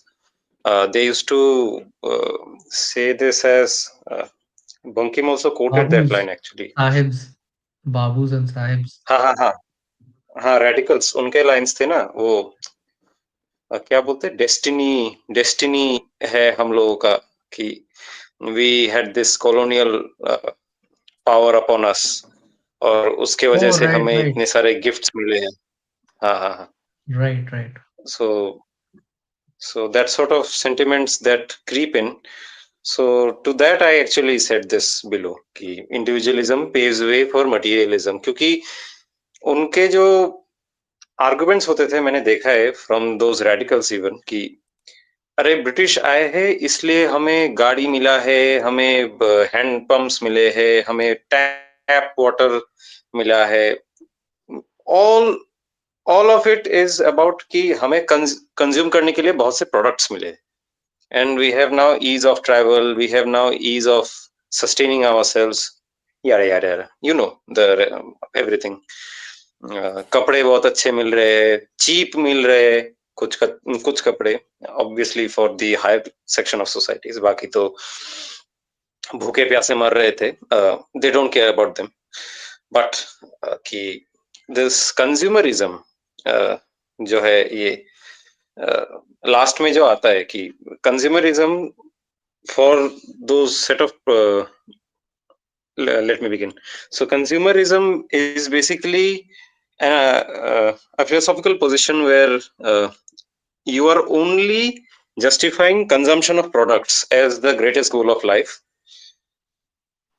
and that is something very much a product of materialism. और कल ही शायद नेनर ने इस पे बहुत अच्छे से बोला था कि individualism since it gets rid of all authorities तो रिलीजियन भी चला जाता है at least any sort of boundaries that there were before those are gone and now the only thing that can sustain them is the products and are the products and consumerism में घुस जाता है and No, willful no. submission to My point slavery हो was, जाता है so the only thing yeah that sustains them is their individual mind. So whatever their mind bends towards consuming or towards anything else, that mind alone decides everything when you lose all other authorities. yeah and I mean the last goal that they have is consumption right because at the end और तो higher goals है ही नहीं what is there to Yeah. pursue anymore except better products तो उसमें चले जाते हैं and slavery is very good then कि अगर स्लेव बन के अगर हमें कंजम्पशन में अगर सिक्योरिटी मिल जाए देन व्हाई नॉट चलो चलते हैं इसमें ही now there is then the fight between कि जिनके पास मॉरल्स है और जिनके पास अरे उस मटेरियलिज्म है टाइम की उनमें बात कर फिर रहे हैं हम विवाद लोग. होता है We are talking about 1820s. Why are we not talking about this current age? Yeah, this time, like 2025, you have a stupid leader in the name of Rahul Gandhi, जिसका कोई गोत्र पता नहीं है, किसी कहाँ से आया पता नहीं है. हाँ, वो probably is a Christian, as per his own faith, probably, who openly denounces and criticize So and mocks Hinduism, Hindu Dharma. ये बंदा जो राम मंदिर बना उसके बाद राम मंदिर नहीं गया, ठीक है. This guy wants to rule us, wants to be the prime minister.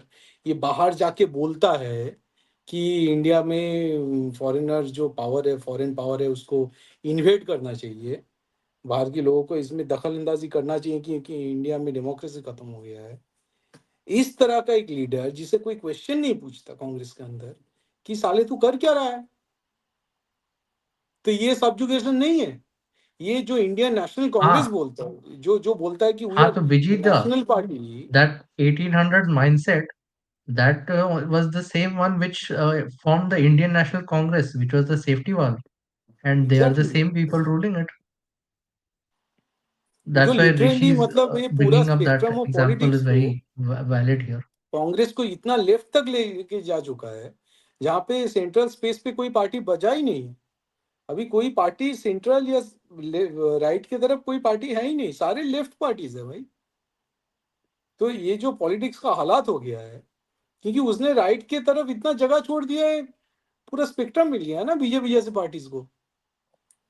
आधे लोग तो इसलिए इस डर से कांग्रेस को वोट नहीं करते वो कि भाई राहुल गांधी पीएम बन जाएगा। मतलब apart from the stupidity of this guy is मतलब रेडिकली एंटी इंडियन।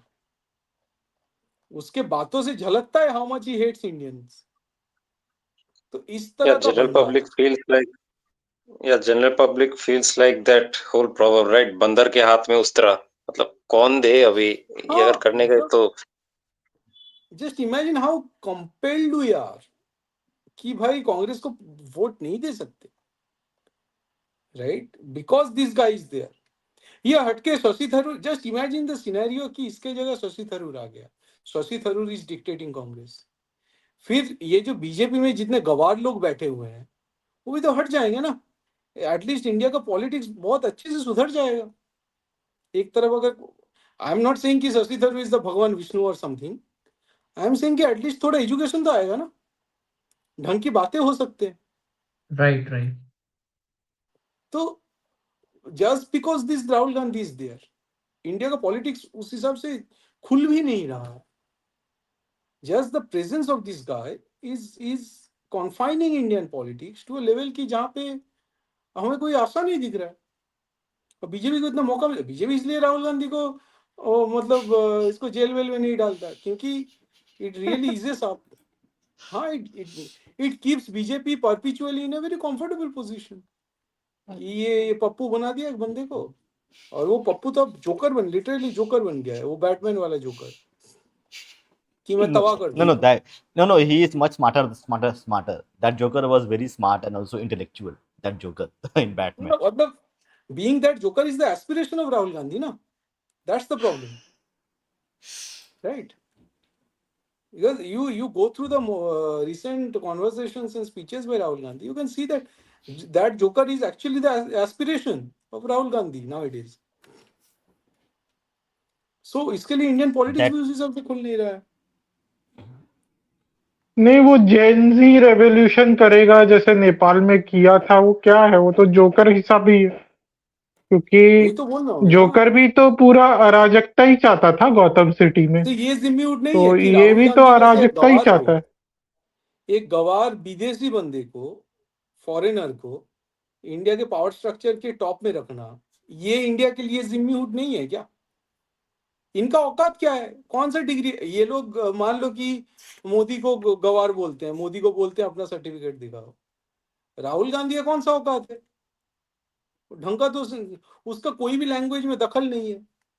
उस बंदे ना उसकी माँ को कोई भी लैंग्वेज में ढंग से दखल है, apart from may be Italian. Italian शायद राहुल गांधी का भी मातृभाषा है, ठीक है। सो मतलब ये जिम्म्यूट नहीं है इंडिया में कि बाहर का कोई बंदा आके डिक्टेट कर रहा है। आज एक विवेक रामास्वामी उठ रहा था पावर स्ट्रक्चर में, तो पूरा यूएस उसके खिलाफ चला गया भाई, पूरा जो कंजर्वेटिव विंग था। यहाँ पे एक राहुल गांधी 10 15 20 साल से यहाँ पे बैठा हुआ है, कोई बोल भी नहीं रहा है, क्वेश्चन भी नहीं पूछ रहा है। राहुल गांधी ऊपर से ये थ्रेट भी देता है कि हम लोग जब पावर में आएंगे आएंगे तब कार्रवाई होगी इनके खिलाफ और बहुत तगड़ी कार्रवाई होगी। भाई तू है कौन? आया कहां से तू? यही जिम्मी हुड है। ये हम लोग मेंटली जिम्मी हो चुके हैं, इसलिए इस बंदे को इतना स्पेस देते हैं। This family doesn't deserve that much space after what they have done. India का सबसे बड़ा ग्रीवेंस इस फैमिली के ऊपर है ना। This regal, इन्होंने whatever, royal family that want to dictate everything. मतलब बंगाल में इंदिरा गांधी के नाम पे से कितने हजार हजार स्टैचूज है, देख के इन्होंने सूजन आ रहा है।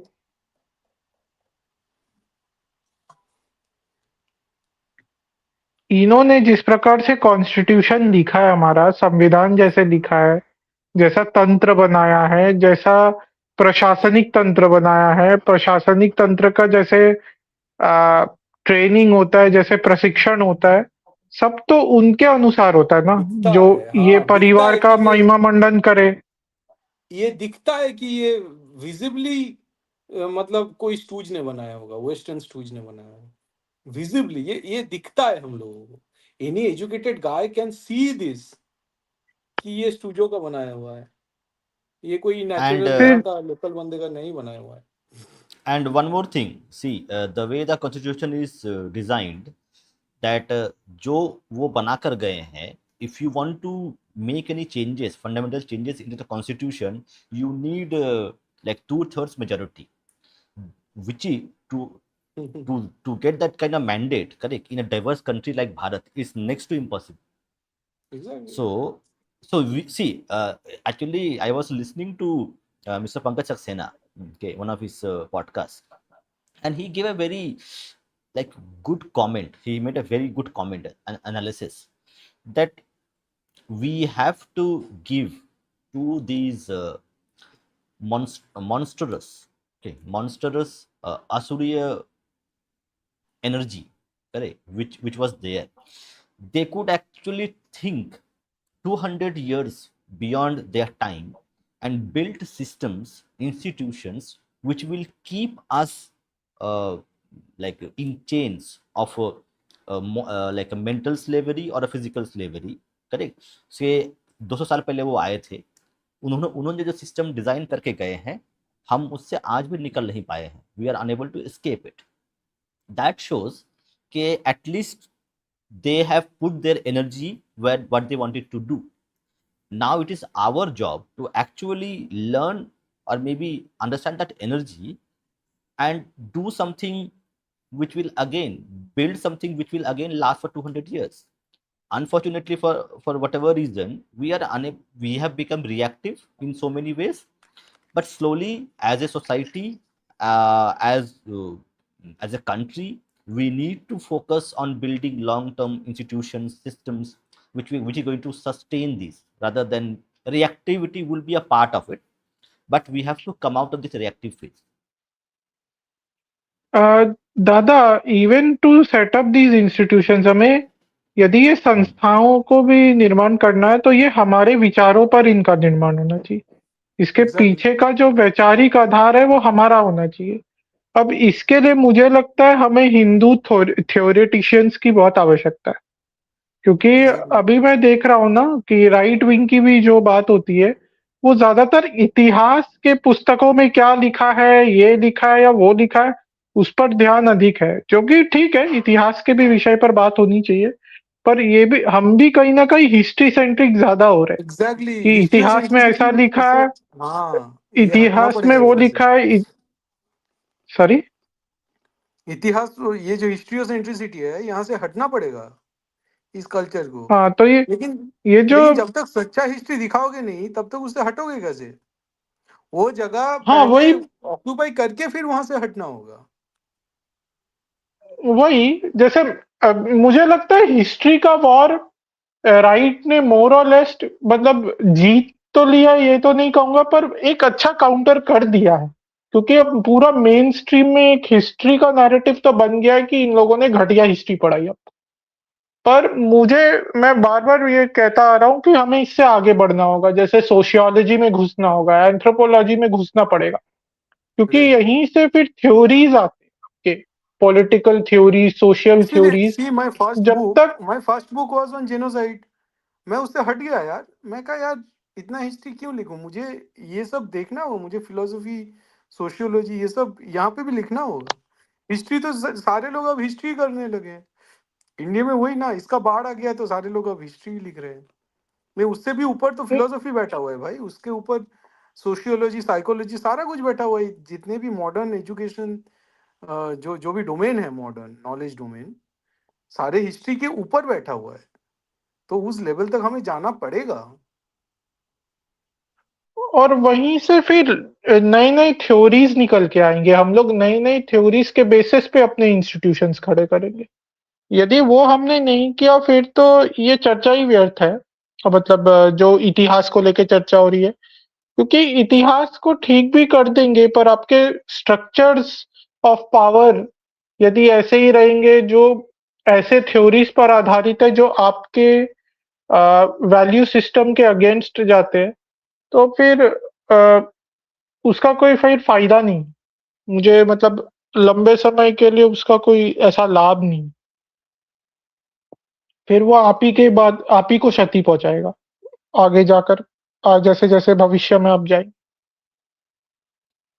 Okay, we will take this question. This is interesting. Vijita, are you able to make sense of this?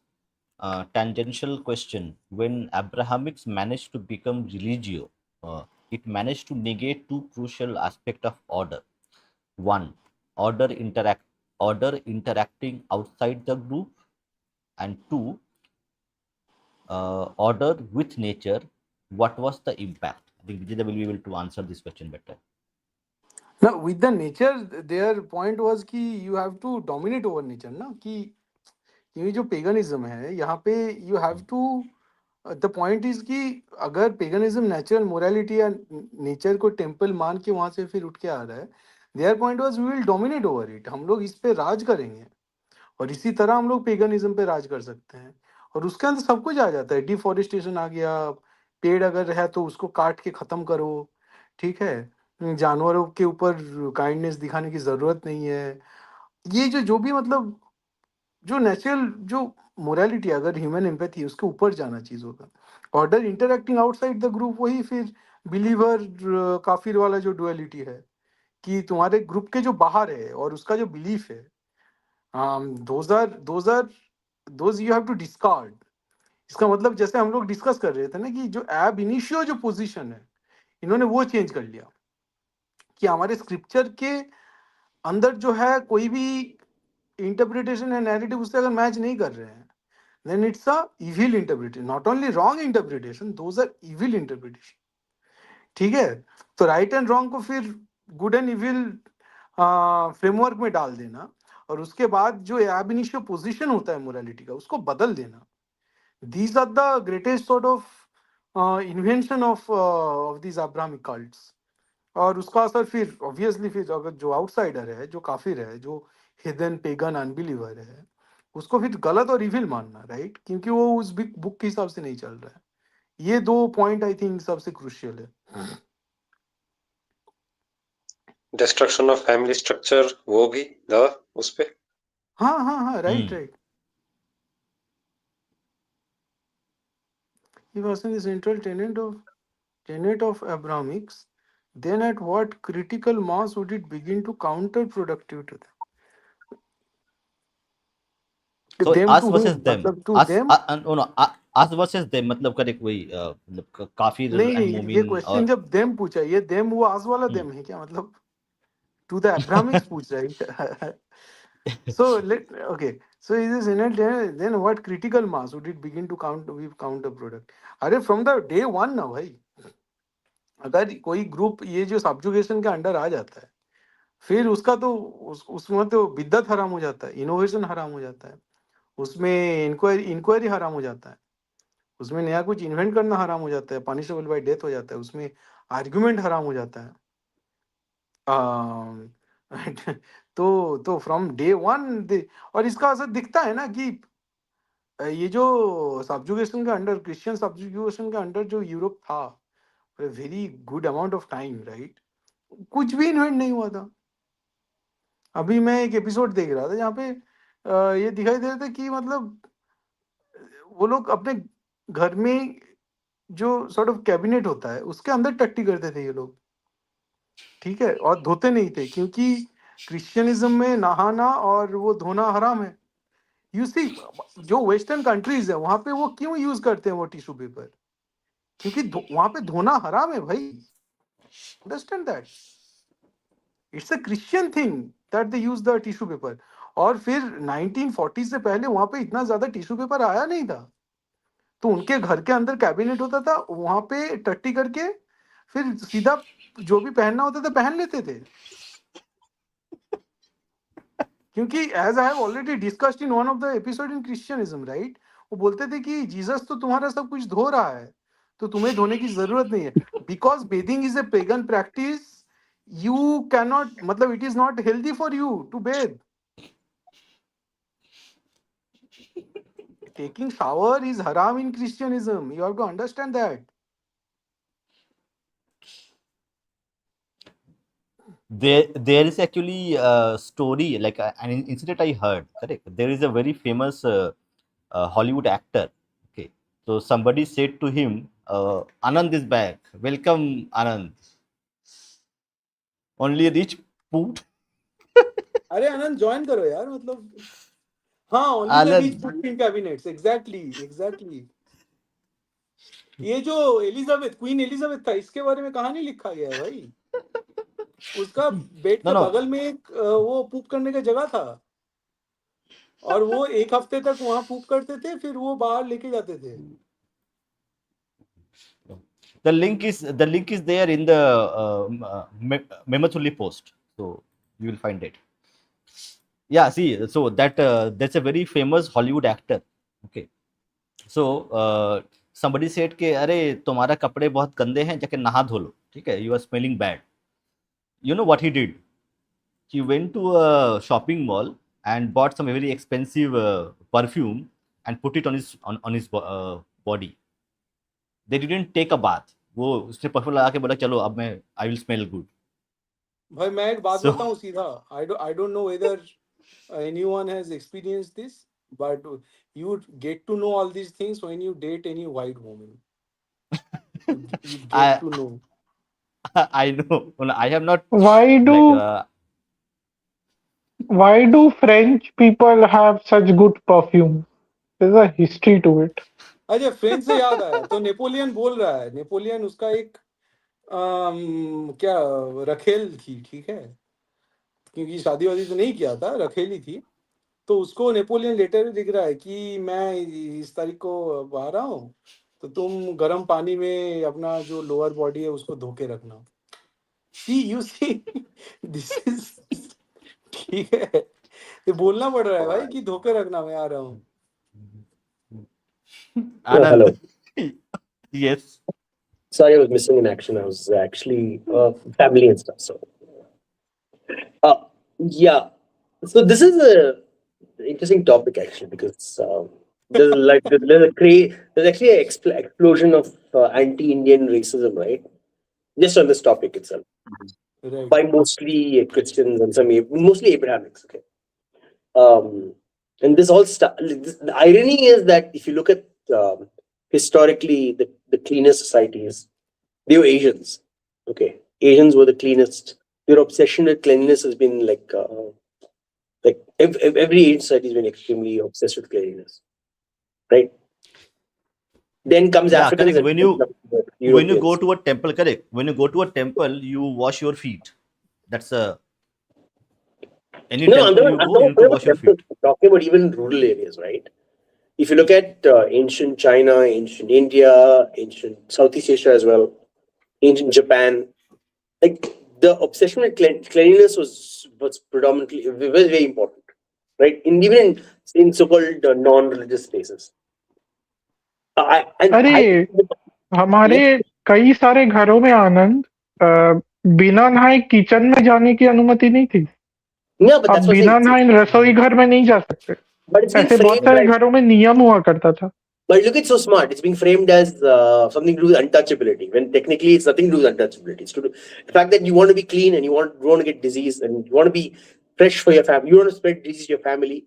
Today, if you tell someone, oh, don't bathe and come and they're like, oh, get away, you stink. Like literally, the way it's framed, right? And I actually researched this Western stuff quite a bit. Okay, so initially, in their societies, and they admit this, by the way. If you look at all their documentaries and even their shows, TV shows about their older times, you can literally see They have no toilet at all in the house. It's just a kitchen. And then the back door of the kitchen basically leads to a pig pen and the other animals that they have. And you literally, the men will pee against the wall and you just go shit in the, where the pigs eat, right? The pigs just eat everything. So no, I'm not joking. It's literally, they've shown it in many of their TV shows of their era TV shows. अरे यार, The problem is they never explicitly show it like the way you, like, do you know the way they show about our people, right? But you can see exactly that's what they do. And they always show them as clean because they're reflect, like you look at all these, these time shows like Bridgerton and all that stuff, right? If you actually think about what they would look like, they'd actually be filthy. And they would have put powder their face with a lot of white, like mouth powder. That's why they're obsessed with white skin also, because they have to cover their face with white powder, and they'll put like all these fragrances in their in between their clothes, because they'll be stinking. Their body will be stinking like really badly, right? So they'll stink, put like fragrances between their armpits, within their clothes, sometimes even within their backsides, right? Because they were technically very filthy. So what happened is when they came to India, people were shocked at how filthy they were, right? And they started telling them, okay, why don't you bathe like this? Why don't you massage like this? All this stuff. And the biggest problem is that we taught them how to be clean, and then they taught us how to be dirty. Exactly. See, the irony is that we taught them how to be clean, and they taught us how to be dirty.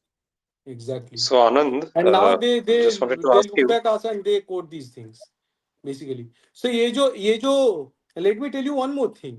ये जो सड़कों पे लोगों के सबके सामने P करना मूतना, उनका ही है. ये उनका हैबिट है जो उन्होंने हमें सिखाया है Yes, उनका है. कि Their men अगर used कोई to go ड्रेन है against सामने wall. आके पैंट खोल के जो मूतना होता है, ये Yes. ब्रिटिशों ने हमें सिखाया है. Yes. We had So high this is quoted in one of high. their books. I am Yes. telling you who has quoted this. Rousseau has quoted this. Yeah. Rousseau is writing कि मुझे बहुत जोर से लगा है but मैं ये कर नहीं सकता क्योंकि सारे जो वुमेन है वो सलून में बैठे हुए हैं एंड उनके सामने मुझे करने में बहुत दिक्कत हो रहा है. So these guys used to do all these things. Yeah. ठीक है. वो wall पे करना is this their thing. They literally the wall पे करना is a huge thing. and So I we wanted are to ask told you. that they So freaking brought civilization. Okay, Rishi. We should okay. discuss about Sorry, this. sorry. We should, अरे Bhupenda, we should keep an episode on this actually. which episode? No, but I will give credit to one कि civilization क्या सिखाया है. European civilization that actually did a good job. Okay. The Romans did a phenomenal good job. They actually tried to reform quite a bit of the nonsense that was going on with their culture. So they tried their best. So Anand. Yeah. So Anand. Yeah. So then rednecks are the real representation of West, I guess. No, I don't think the rednecks also represent the West. Like the real representation of the West is Because what the you. depiction because the depiction they give of them, right? Like they stay in caravans and all. They look dirty. They wear. Their teeth are very. How should I That's say, it. contaminated. You look at the old, like even today there's a stereotype of British people with very bad teeth, right? Horribly crooked teeth, right? It's because they had Exactly. horrible teeth, because they didn't eat good food. You know, the funniest part is until the 1910s, 1920s, 1930s, right? The number of like disease cases in London was freaking high. Their rivers were full of poop and like feces and all kinds of shit and like everything. All the excrements in the house used to be in the Thames, and they literally have documented all this stuff. The whole London was a kind of a filled with Yes, poop. it was stinking. You know that there's a mask. There's this medical mask, right? There's all these horror games you see, right? The horror movies and horror games. There's a mask. It looks like a beak, right? That literally was a mask we used to wear because the stench was so bad when they were treating people. You guys should watch this movie, the TV show The Alienist, okay? It is so good. It describes how early immigrants to the US also lived.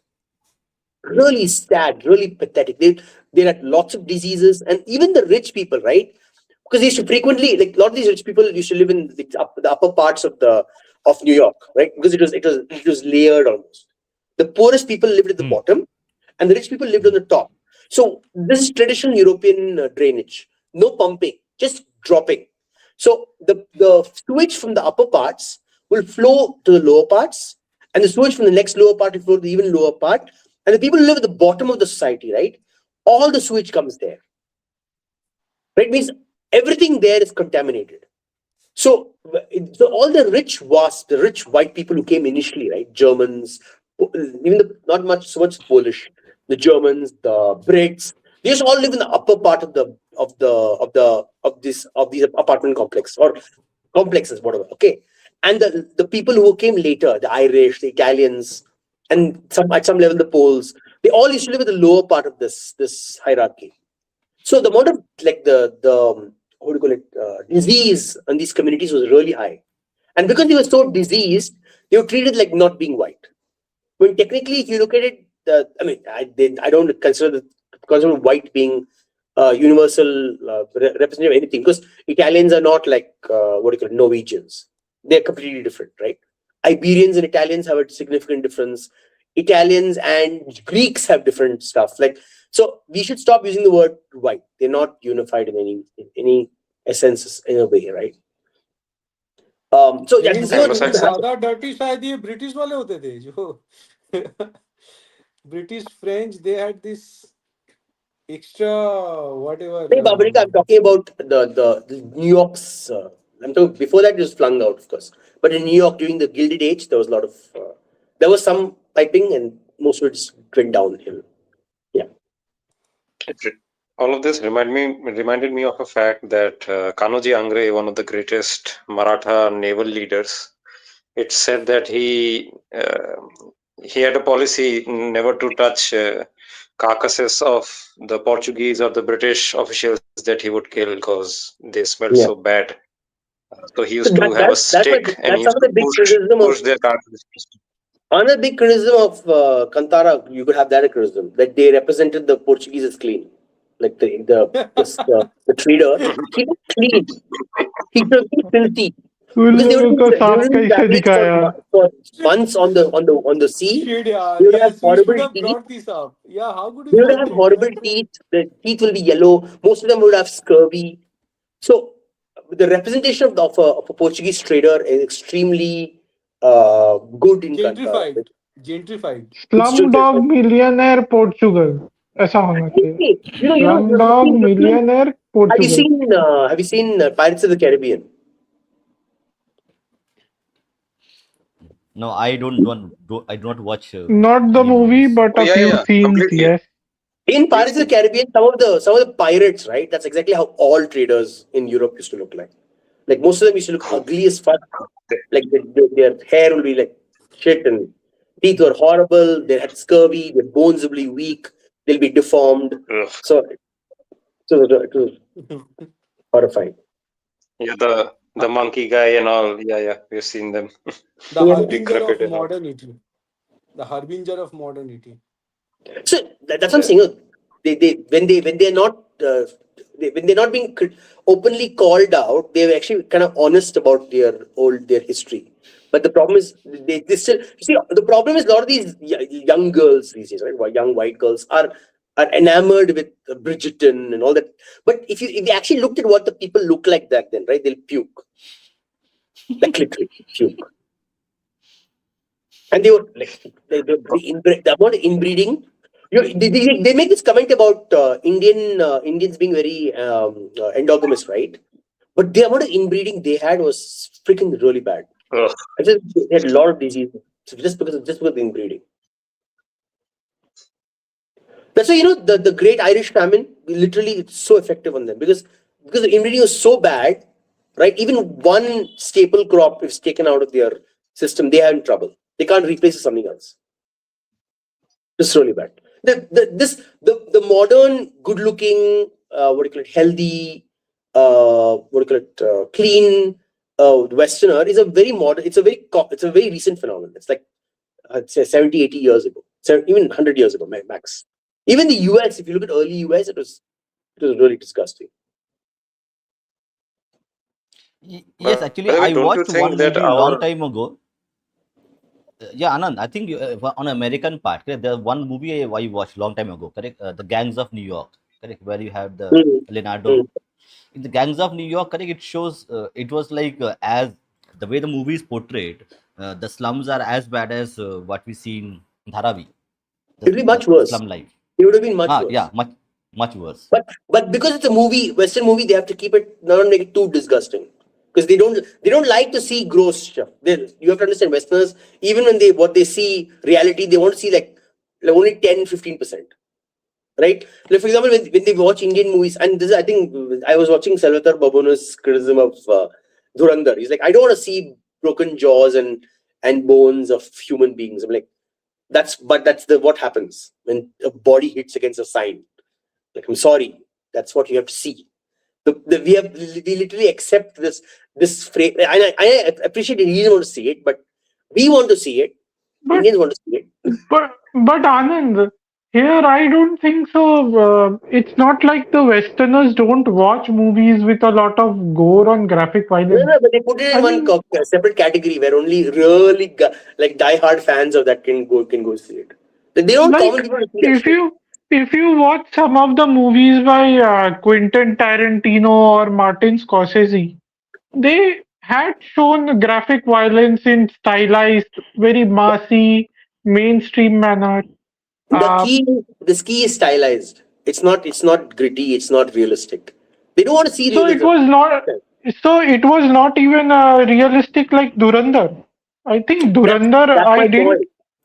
That's my point. My Uh, point is my point is that we are burdened with so much of our own what do you call it the Indianisms, right?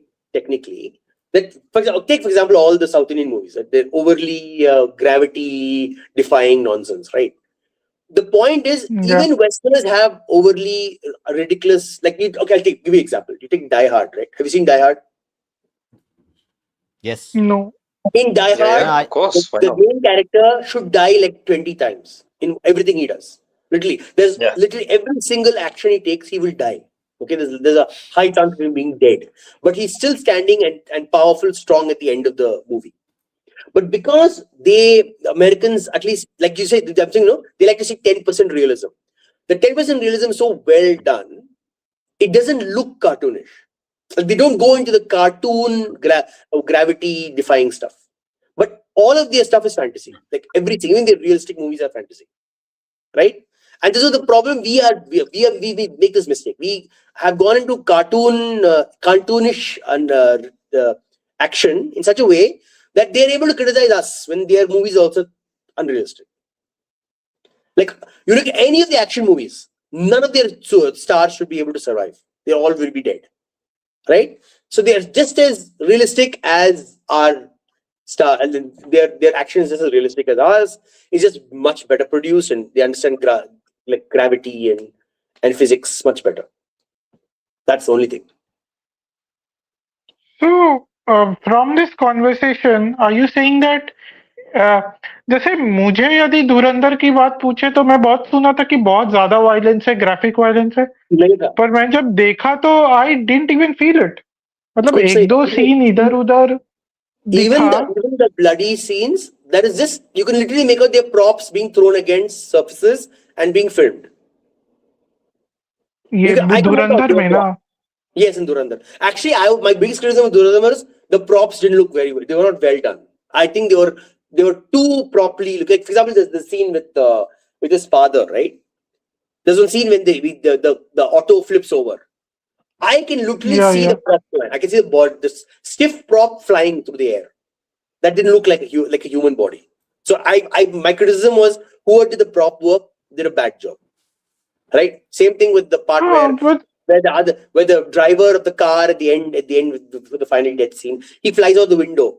Again, that looked like a clear prop, but a not well done prop. Like, so my criticism was that the prop so master was not very good at it. his so job. My point is जो ये लोग इतना violence violence चिल्ला रहे हैं, मुझे कुछ तो नहीं था. धुरंधर में उतना कुछ ग्राफिक वायलेंस लगा भी नहीं. इससे कुछ भयानक भी नहीं था. भयानक ग्राफिक वायलेंस की मूवीज आई है, I have specially seen Korea and one. Japan में. तो Oh my कोरिया और god, जापान Korean. में तो ग्राफिक Yes. वायलेंस अलग लेवल का होता है.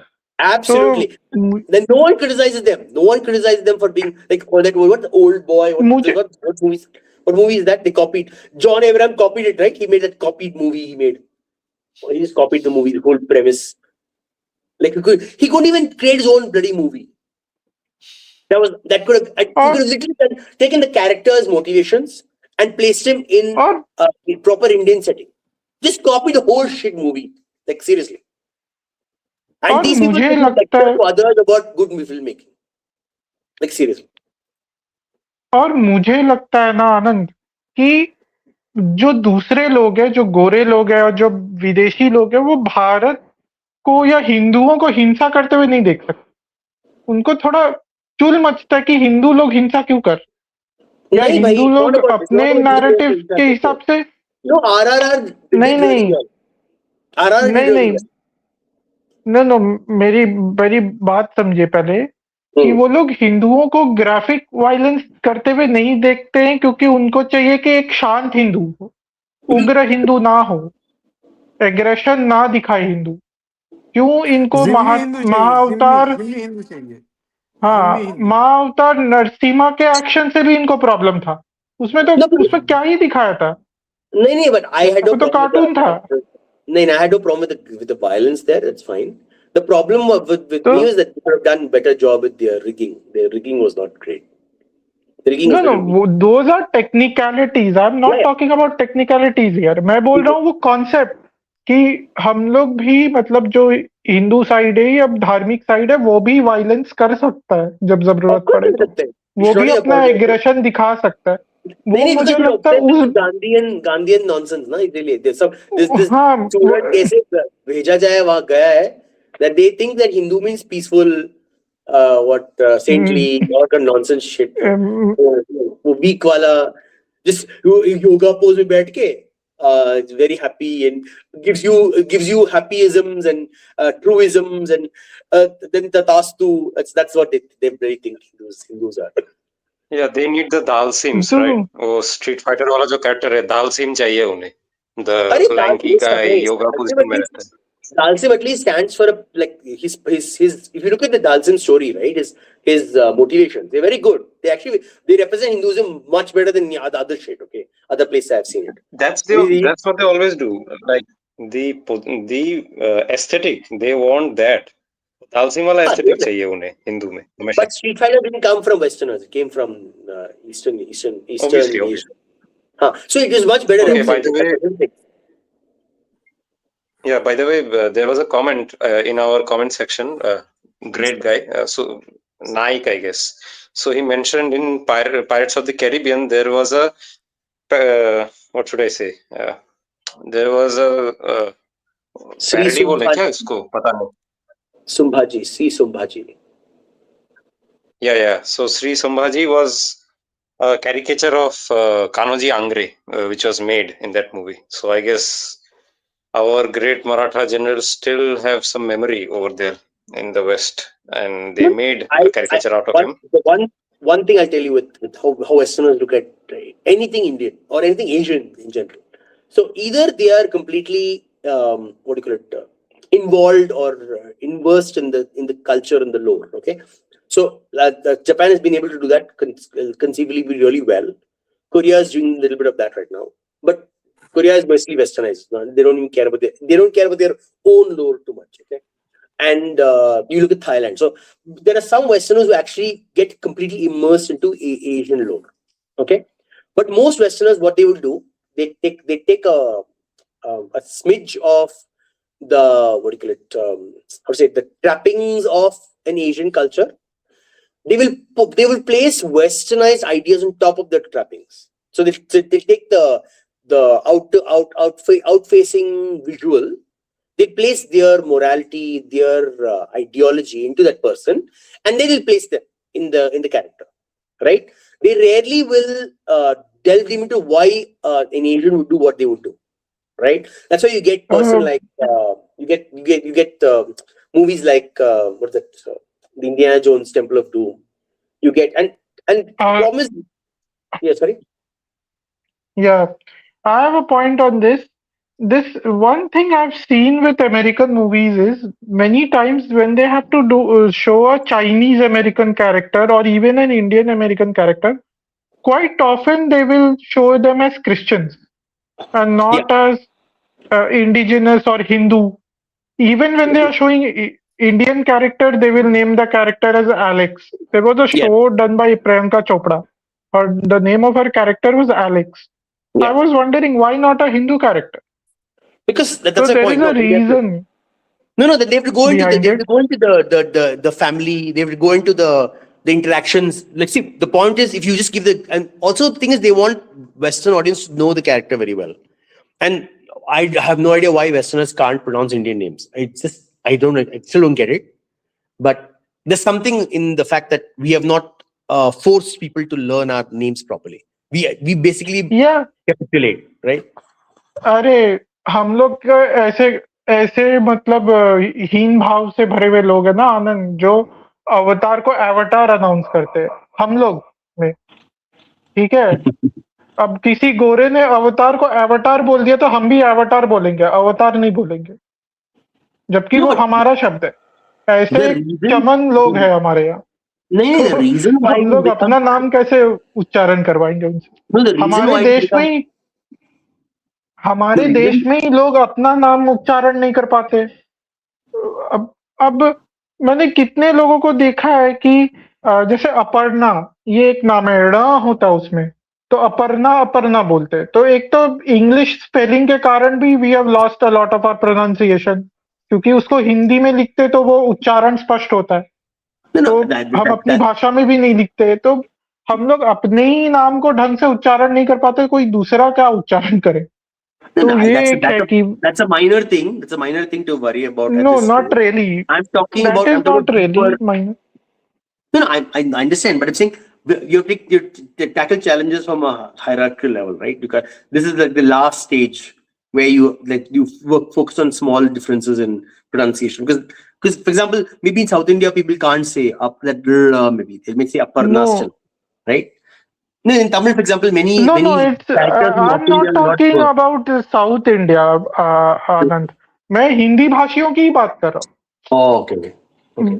That's different तो then. हिंदी भाषी ही अपना उच्चारण खो रहे हैं, मैं उस हिसाब से बात कर रहा हूँ। तो हम Okay. अपने ही भाषा का उच्चारण भूल जा रहे हैं। I think even you can give certain examples where Tamil people are not announcing Tamil words properly.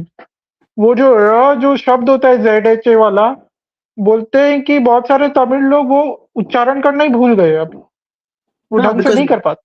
because a lot of the political guys don't want to keep those things, no, it helps them to, because they also want to become, everyone wants to become Matthew and John and like Mumtaz and Muhammad. No value in that's a funny part. No, the funny part is that a lot of these people claiming to be Tamil are not technically Tamil anymore. They basically become Arab or they become European. अरे Their एक identity is एक that. Felix नाम का व्यक्ति बोलता है तमिल का ये होना चाहिए, अस्मिता होना चाहिए, अस्मिता होना चाहिए। तो कोई हिंदू मुनानी का लीडर था, बोला तेरा नाम फेलिक्स है, तू नाम लिया है इजराइल से, तू क्या तमिल तमिल चिल्ला रहा है यहाँ पे बैठ के? बोला मेरा नाम तमिल है, No, मैं but हिंदू हूँ, मेरा नाम तमिल है। no, that's वही तो बोल रहा हूँ. That lot of this Tamil people have basically abandoned their own identity to some random person, right? The fact that you are giving someone called Stalin the right to dictate Tamil culture to you, Stalin, who is basically some European, some East Asian guy following some Europeans guy's ideology, and forcing it on some Indian in place of your indigenous your own indigenous culture, which is your Burga and your what do you call it, Kartikeya, like that. Instead of that, you're focusing on this random person from some other country. Some of the, like the whole challenge with India is we keep abandoning our own traditions for someone else, right? Even in our arguments, and I find a lot of like traditional Hindus, also, like very religious Hindus, also abandoning own. Like they rather would work with the framing, the Abrahamic of good and evil framing in their daily lives. Like I have to correct so many people when I tell them, don't say good and evil, say dharma and adharma. Don't use that framing in your daily vocabulary ever. right? Only when you do that, everything will change. Like I don't have to, I don't have to believe in God, but at least the philosophical framing of the indigenous tradition is more valuable than good and evil, because Look, we all know good and evil is impossible to determine in such a like the current world. look, But Anand, you don't have to believe in God to believe in dharma. I know that's my Okay, point. My point is that so only. it's a moot point whether anyone believes in God. As I'll tell long as you. you have faith Yesterday, in dharma, it doesn't matter. I will And tell you. Yesterday I one watched more a video. point that I wanted to mention before you continue, Anand, that is, I see this serious problem that others have when Hindus show aggression in any form. Hindus retaliate करता है या aggression दिखाता है या movie के through कोई aggression दिखाता है, other people become very uncomfortable कि हिंदू कैसे एग्रेशन दिखा रहा I'll have है। और this इसीलिए explicit.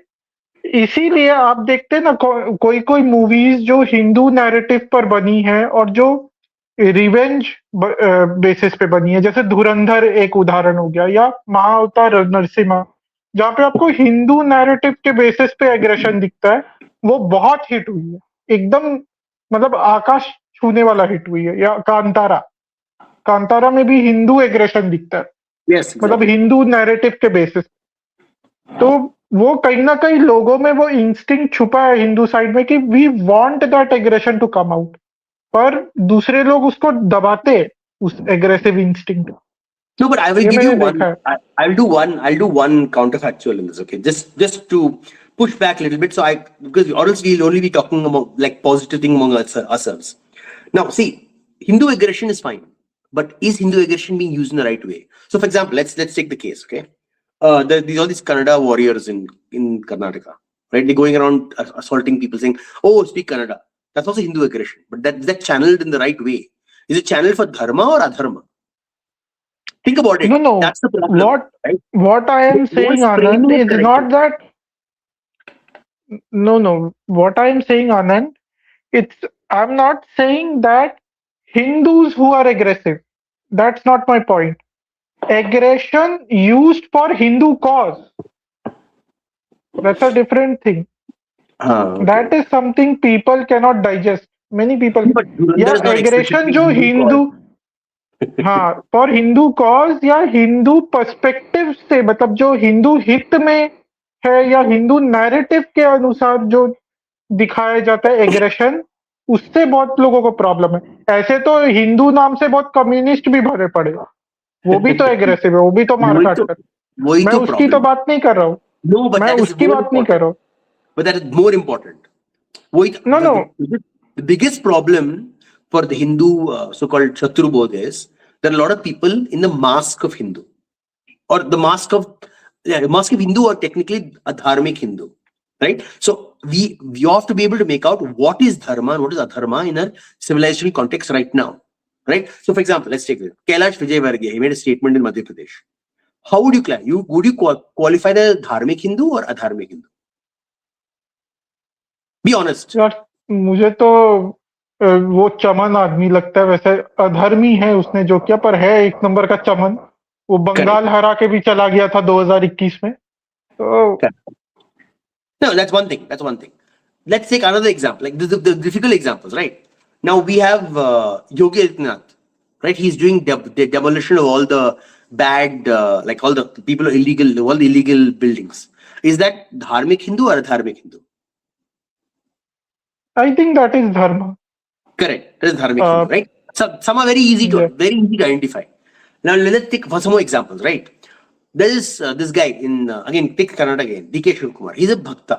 It's very obvious. He's a believer, but he basically takes advantage to make his own money, and he's willing to sacrifice Hindu interests in the larger context to make more money, to make his own money. Now, is he dharmic or dharmic?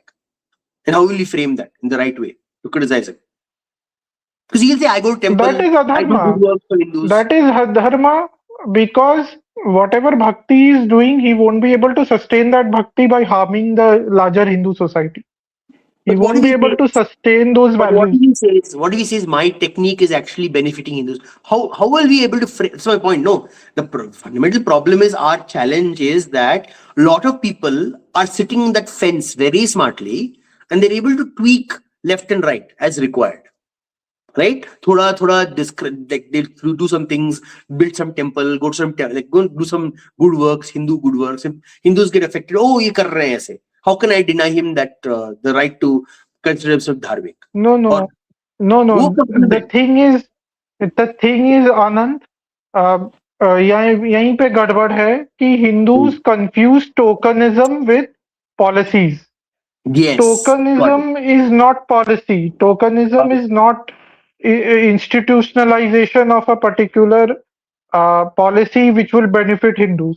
वो I was temple getting बना के exactly that. जैसे ममता बनर्जी करती है, ममता Exactly. Bandyopadhyay करती है, I was going to come to that जैसे next.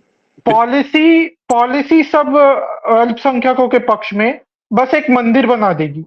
तो भाई मंदिर आप जितने भी बनाओ, पर पॉलिसी जब आपने अल्पसंख्यकों के पक्ष में बना दिए है और स्ट्रक्चरली अल्पसंख्यकों की सहायता होगी, तो फिर वो एक दिन ऐसा आएगा कि वो मंदिर भी बेकार हो जाएगा, गौण हो जाएगा, क्योंकि हिंदू लोग तो मिट जाएंगे ना। तो at the end of the day, that mandir is a non-sustainable thing. It's just a token which will help you to win elections. That's it. That's exactly what I was coming to. I was coming to the fact that tokenism. So another mistake, I have a big problem with the way Indian political leaders frame the word appeasement. So appeasement is a political imperative. People have to appease their constituency, right? They don't seem to understand appeasement is seen as positive for the people getting appeased. So, for example, when Shivraj Singh Chauhan gives the Mahila Yojana, it is appeasement of Mahilas, right? Same way when Yogi Adityanath demolishes illegal structures, he's appeasing those who are legally building structures. So appeasement is a required part of politics. The problem and the fundamental word that should be used is pandering. Pandering is one of doing action but not meaning it, not meaning any substantial value. So, for example, when Zoram Mamdani goes to a Hindu temple, he is pandering to the Hindu community. He's not appeasing them. Appeasing them is to give them something they could actually use. My problem with the Indian political discourse is so I don't know who gives these words to them to keep repeating it 1,000 times. It's become like in the political context, like secularism But and socialism. Like just dal diya and it's become everyone is accepted. Right? I want you to clarify something. That is pandering by words, right? Because No. in our country, it is pandering Even through just standing. policies. No. Imagine if I stand in front of in front of an Ambedkar statue. Don't say anything. I just garland him. That's also pandering. Right? Okay. But that is just Imagine if I symbolic. go to a Dalit basti and I help them with education, I give them books, and those things are appeasement. Appeasement is a good thing to do. You have to appease a particular voting bloc. So, Anand, let's say there is this minority appeasement thing. We say that is Yes. there is extra rights and extra schemes for minorities. Yes. Is it a good thing? No, that's not saying no. The appeasing of the voting bloc is good thing for them. So when you criticize saying that you're doing minority appeasement, the minority is very happy. So it is not good for them. It's not going to affect them. You should say you're pandering to the minority because you're not actually giving them anything, but you're taking their votes. You understand what's going on? No. It's like giving them things that they want. That is giving But that's money that's to what the their opposition madrasas, no, masjids, that's giving them different. a free That food is or different. whatever. So So the how do political. you frame Let me it? explain the difference. Let me explain the difference. The politician, the leftist politician or the opposition politician appeases the mullah class. Remember, this is very important. The ashrafs and the mullah class are appeased by the politician. The common Muslim is pandered to by the politician. There's a distinction. They actually don't give anything significant to the BJP is the opposite. BJP panders appeases a lot of the poor people, but it panders to all the rich Muslims. with their sabka saath sabka vikas, that's pandering. But they actually give a lot of scholarships to poor Muslims. You must be very clear about what we are. That's the whole problem with the BJP. No, they're not very clear to what they're framing, because they're actually appeasing. They actually do appeasement. They do minority appeasement. The BJP, they give them scholarships more than they give other community scholarships. The reverse is true for the opposition. They appease the upper classes and the scholars of the Islamic community. They pander to the poor people who get nothing technically.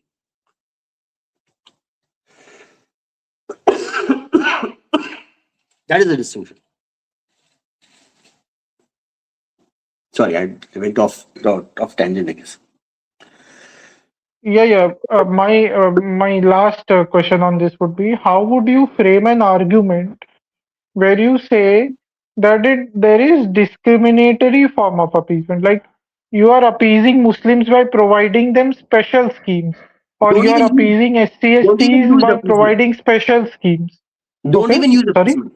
Do not even use appeasement. Just say, under the Constitution, discrimination against citizens is unacceptable, and I will not perpetuate discrimination against the majority for the minority. That's all you need to say. Appeasement is a problem. You cannot keep using the word appeasement, because if anyone picks up this across the world, they see appeasement is positive. Nowhere in the world do they use appeasement as negative. They use it as positive. Only in India they use appeasement as a negative. That's the problem.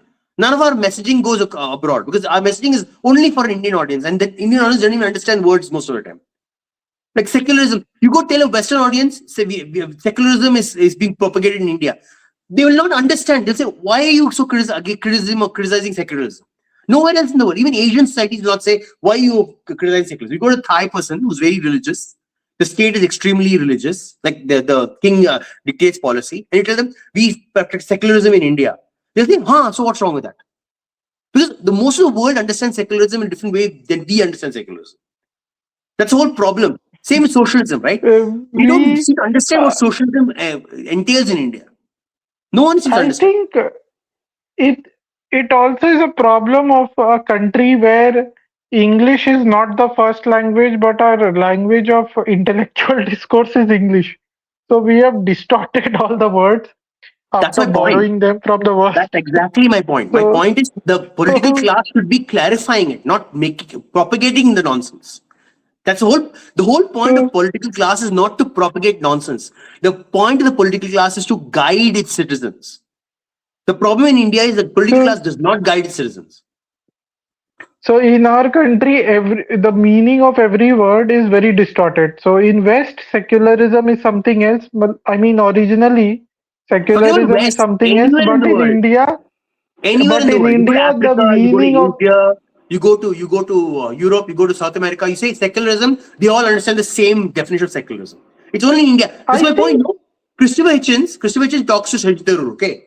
He's like, your country is secular. And then, Shaji Tharoor says, no, you have Indian version of secularism. And then Christopher Hitchens looks at him like he's a moron. Like literally, Shaji Tharoor with his English accent talks to another Englishman, and the guy's like, looking at him like he's a moron. Like, what the hell do you mean by Indian version of secularism? I think many Indian sorry, yeah. I think many the Indian political elite has couched their bad policies in these good terms, so they can tell the West how good we are. Exactly. You hit the nail on the head. You hit the nail on the head. And the problem is the Indian politician is not able to challenge the Indian elite because he bloody wants to propagate the same nonsense. Because you see, India does not have secularism in the honest sense. We don't have it. I agree. When they couch this nonsense, whatever nonsense we have in the name of secularism as secularism to the West thinks, okay, India has secularism. So they don't get to see what the problems with the current Indian dispensation or Indian state structure is. I think that is the... No. At some level, even the right-wing discourse is distorted. Because take for example, I'll give a very good example. And India does not have right-wing, Anand. Right-wing also does discourse on left-wing frameworks. No, I That is mean, I what will I tell you feel. one thing. Bajrang Dal could be classified as right wing. Bajrang Dal can be classified as right wing. They are for a very strict definition of how Hindu society should work. They're very clear. That's very Okay. obvious. Right? The Sri Ram But they Sene are could be also classified as right social. wing. They are also socialist, in their attitude. No, no, If no. you They're did right see. wing. No, no. They become a collectivists, but they're right wing. Means they're very, very strict the definition of how society should run. Right? No Within no, within it is not like modern that यार, framework. मतलब नहीं, मैं इसको support नहीं कर सकता. I'm not saying all of them. I'm When saying Sri Ram Sene. no, Few when organizations I are like was that. in trouble, when my village was in trouble, no one came, only Bajrang Dal came. So ठीक है, तो I'm not criticizing the fact that they're right, that they should not come to your village. I'm अगर saying they're right नहीं, wing from the the point is, from अगर जंग चल definitely. रहा है, ग्राउंड लेवल पे जंग चल रहा है, तो जंग So लड़ने के लिए एक बजरंग दल चाहिए ना. so why did I say you should not have it? I'm confused. I think you're not understand what I'm saying. I'm just defining the term. That's all. I'm not saying they're wrong. अच्छा अच्छा. I'm just defining what they are. They're what you call it right wing collectivists. That's fine. But you define the term very clearly. He said they're not right wing. I'm saying they are right wing. They're not far right. You can't call them far right like the Western. I would call them धार्मिक, ठीक है, as But simple as that. but from the framing of the Westerner, they are right wing because they're for a very strict definition of culture, and they're defining that culture. That's fine. It's okay. They have a right to, in a democracy. You have a right to put forward your perspective. That's why I have a big problem with the so-called liberals in this country, because they keep saying you can't say this, you can't say that. What nonsense! That's not liberalism.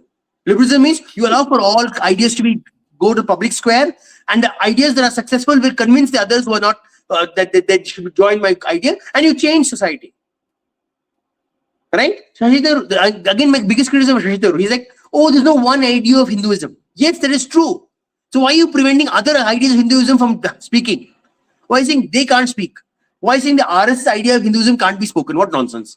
They have a right to speak. Same way the Bajrang Dal idea of Hinduism can be spoken. Same way the Yadav Or, idea can be spoken. Whatever or, framework you want to or frame it as. Savarkarite idea of Hindutva.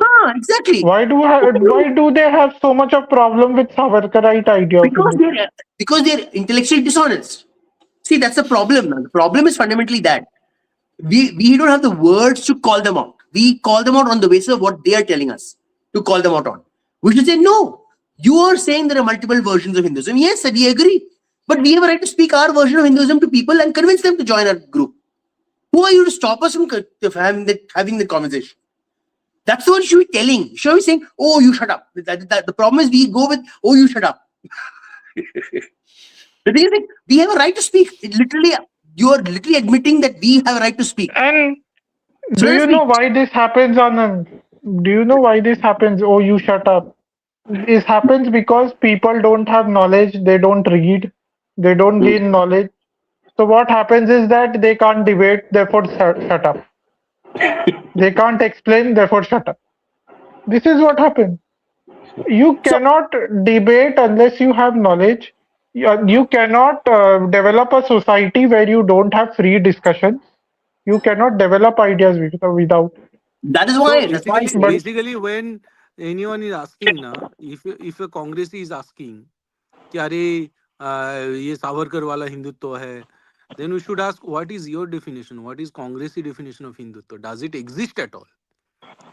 ठीक है. Gandhi if they say अरे गांधी है गांधी वाला, मैं क्या कहाँ दिखाओ मुझे कहाँ पे वो No, but हिंदुत्व के बारे में लिखा even है. if they can show the also, see that even if they can show a different form of Hindutva, the point fundamentally They is their don't own have it, argument that's the says. point, they don't No, have it.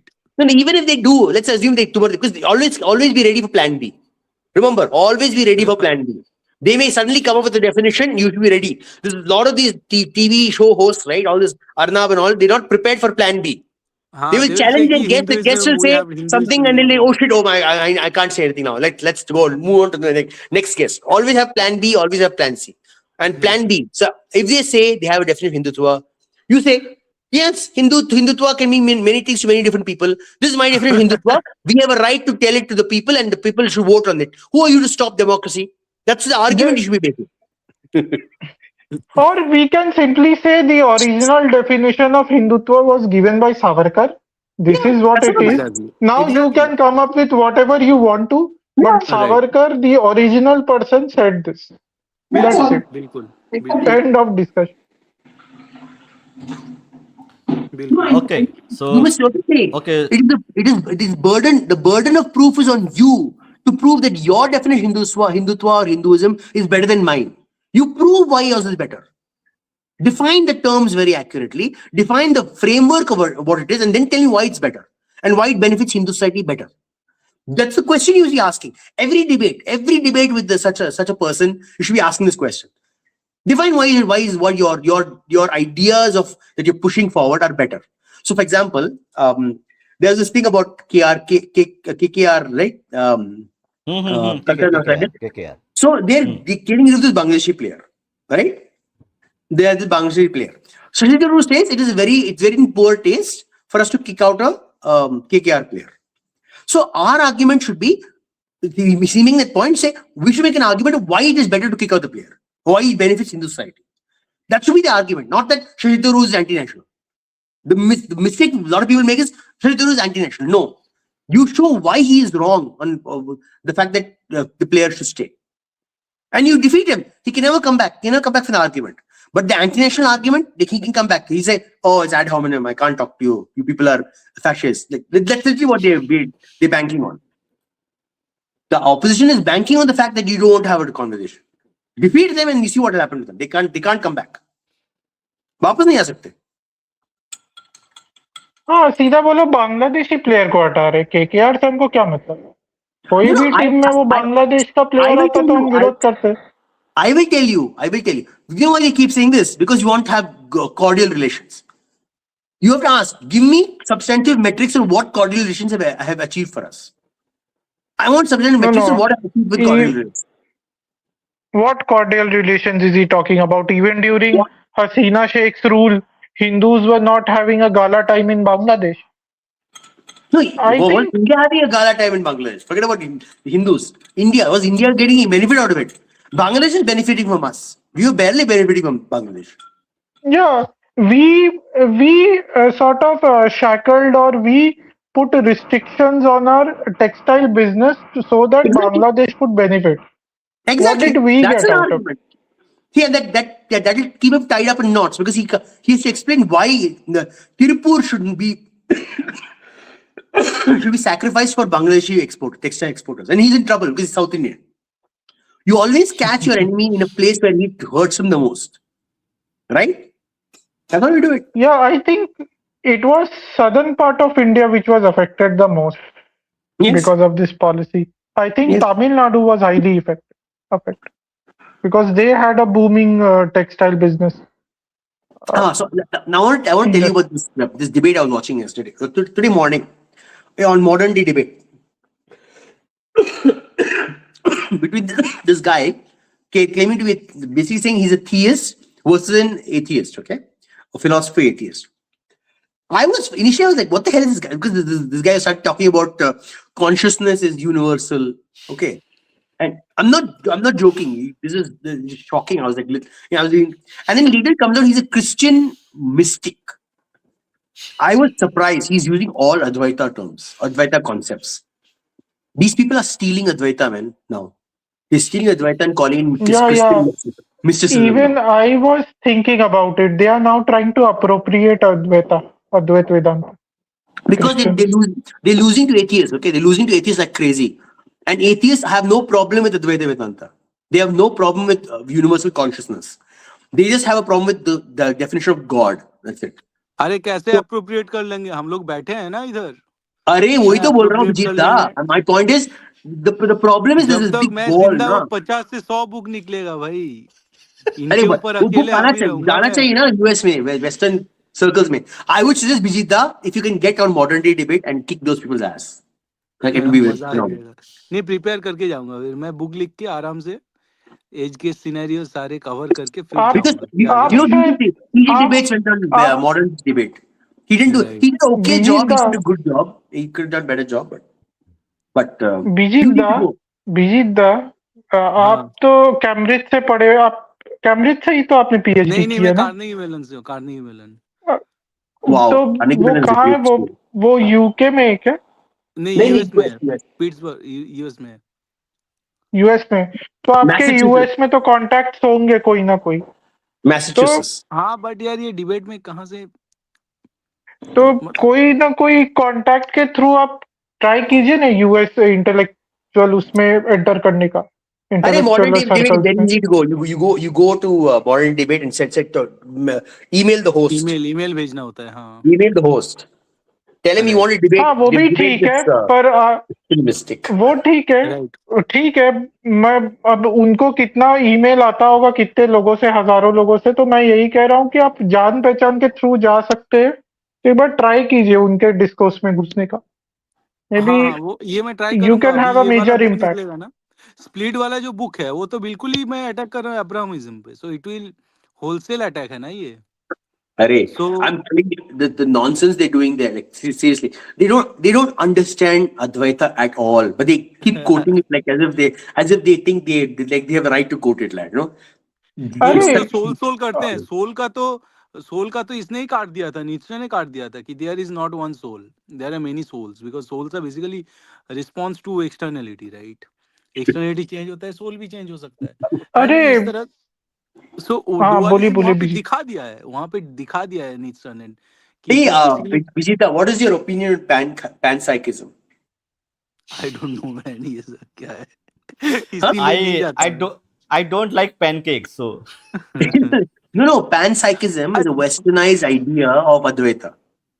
It is अच्छा saying that अच्छा all of the universe is consciousness. Okay okay okay fine अरे then I जो किताब पढ़ो, ये लोग copy कर रहे हैं अद्वैत वेदांत को, बात ये है ना कुछ दूसरा नाम कॉन्शियसनेस दे को रहे हैं, भी ये लोग फिजिकल लेवल पे रखते हैं दैट्स द दूसरा प्रॉब्लम नाम विद दे रहे हैं सब वेस्टर्न कुछ को, फिलोसफी हाँ हाँ दूसरा बेसिकली नाम दे रहे हैं सब अरे कुछ को. हाँ अरे माइंडफुलनेस वो मेडिटेशन इज माइंडफुलनेस वो सब है, पर आप देखिए आनंद, ये जो डिस्कशन चल रही थी जिसकी मैं बात करता रहता हूँ, वो एलेक्स और कॉनर और डॉक्टर के और ये लोग का, आप देखिए डॉक्टर के भी कितना बच रहे थे ये हिंदू शब्द कहने से। Yeah, आपने एकदम नोटिस से किया नो, क्या?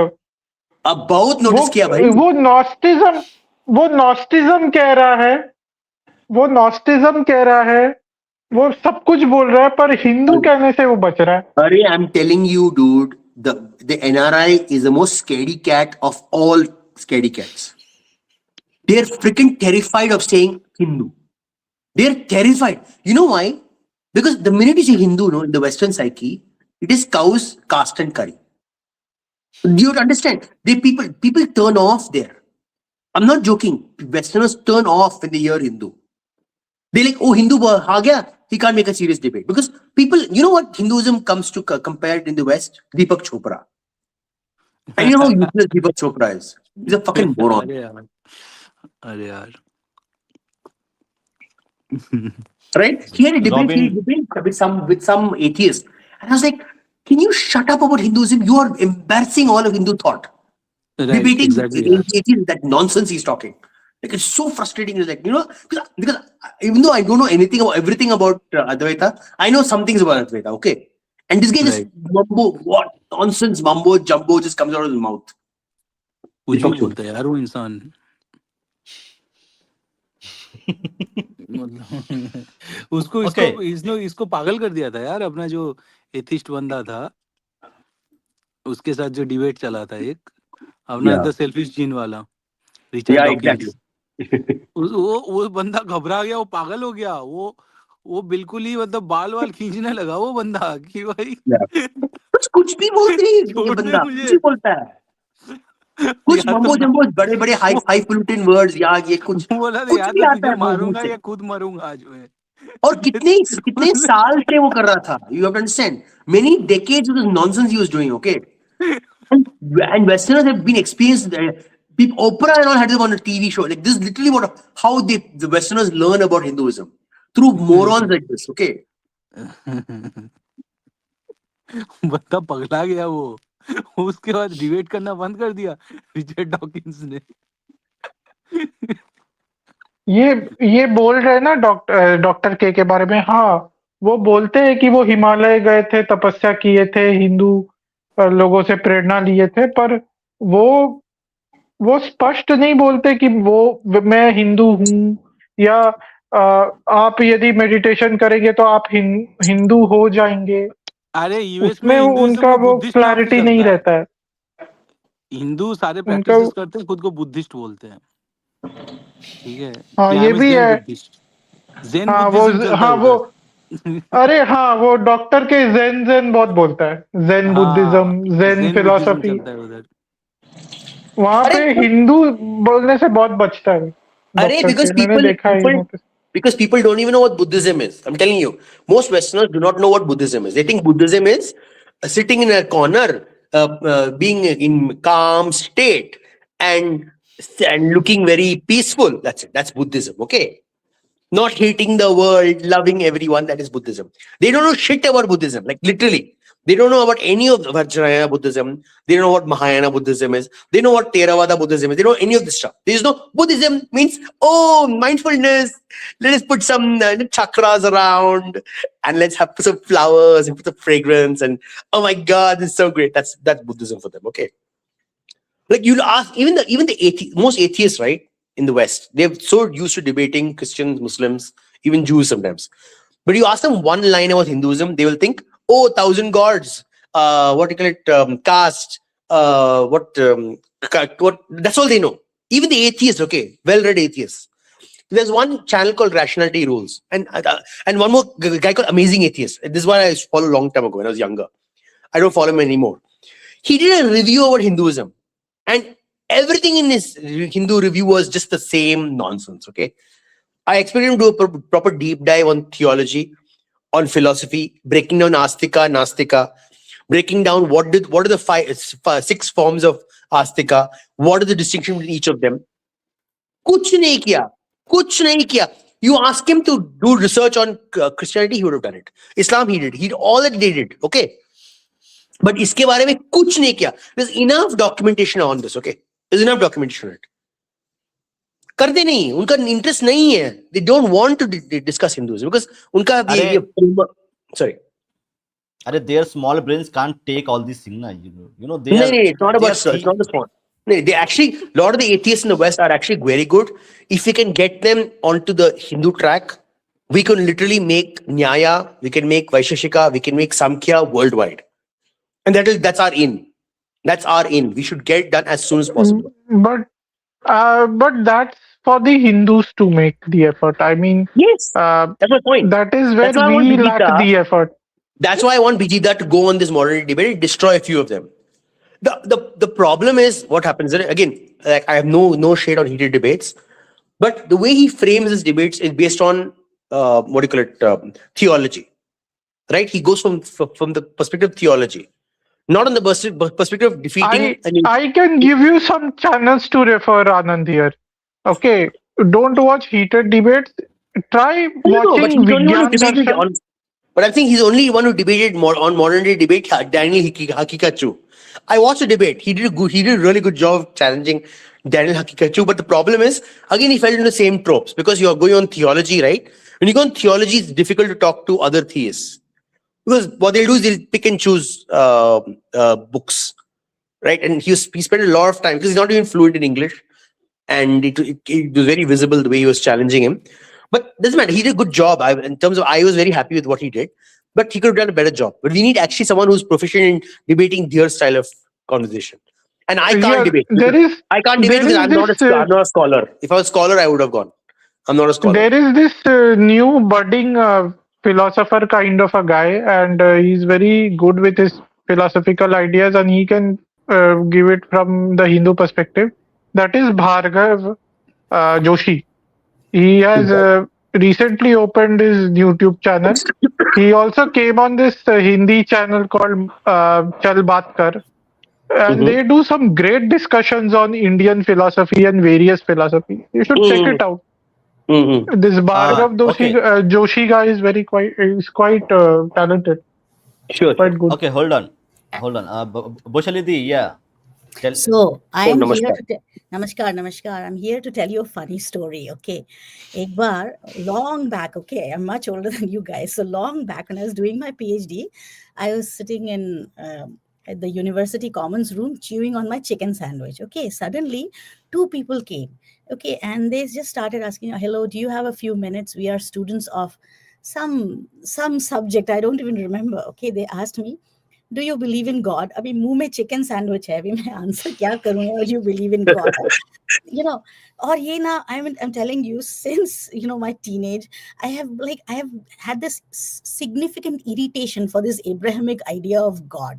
कि तुम हो, God है, वो किधर बैठा हुआ है, something like that. So anyway, they said, "Do you believe in God?" I said, "Define God."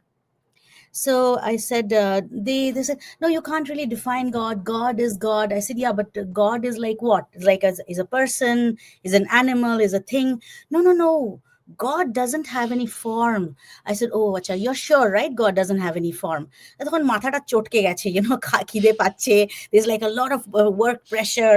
I mean, you've not like gone home practically for like 3 days, and so they're like, "No, आपको God doesn't." त्रिशूल लेके जाना चाहिए। God doesn't have mukher mothe chicken sandwich. Imagine, like, it's not like I'm eating vegetarian. Okay. So I'm like, define God. So they said, then, "Oh, God is God. God is an animal. God is a human. God is a material. God is a thing." So I said, "No, no, no. God it doesn't have a form." I said, "Oh, interesting." So I said, "Where does this formless God live?" I said, "Oh, he is not a she. It's a he. It can't be a she. No, no, it's a he." I said, "Okay, okay. So God doesn't have a form, but he has gender. Interesting. Go on." Then they're like, I said, "Where does this he live?" They said, "Heaven." I said, "Heaven is where? Downstairs?" "No, this is upset." Quick, wait, hold on. This person, this whatever thing called God doesn't have form, but it has gender and has a specific gravity that is lower than air. Otherwise, how would it have diffused upstairs, right? So then they went on and on.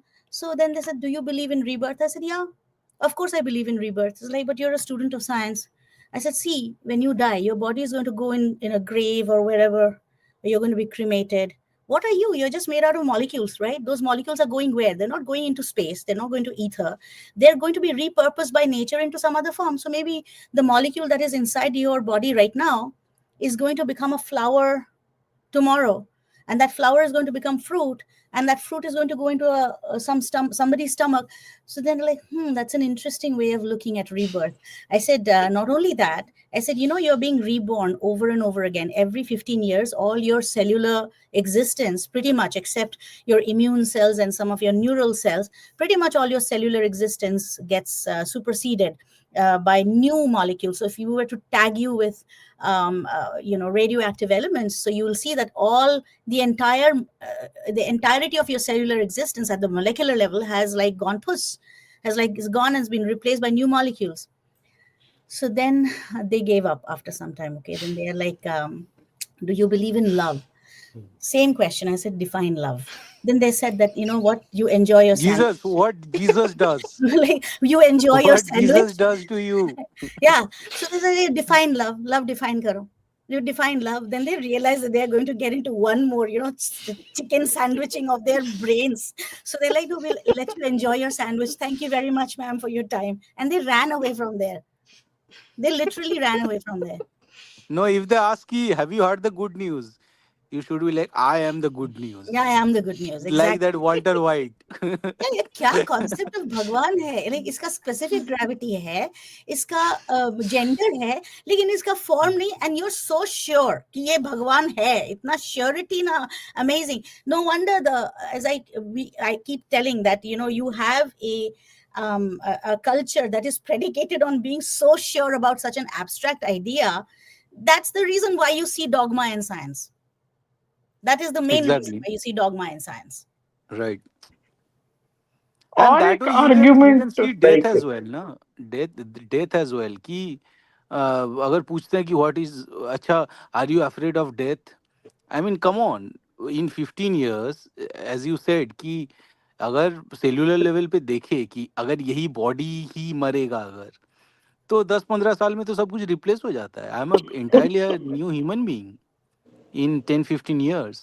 सो अगर वो death है कि ये body खत्म हो गया, तो फिर वो तो हर मतलब हर टाइम मर रहे हैं. We are dying every freaking second, we are dying. ठीक है.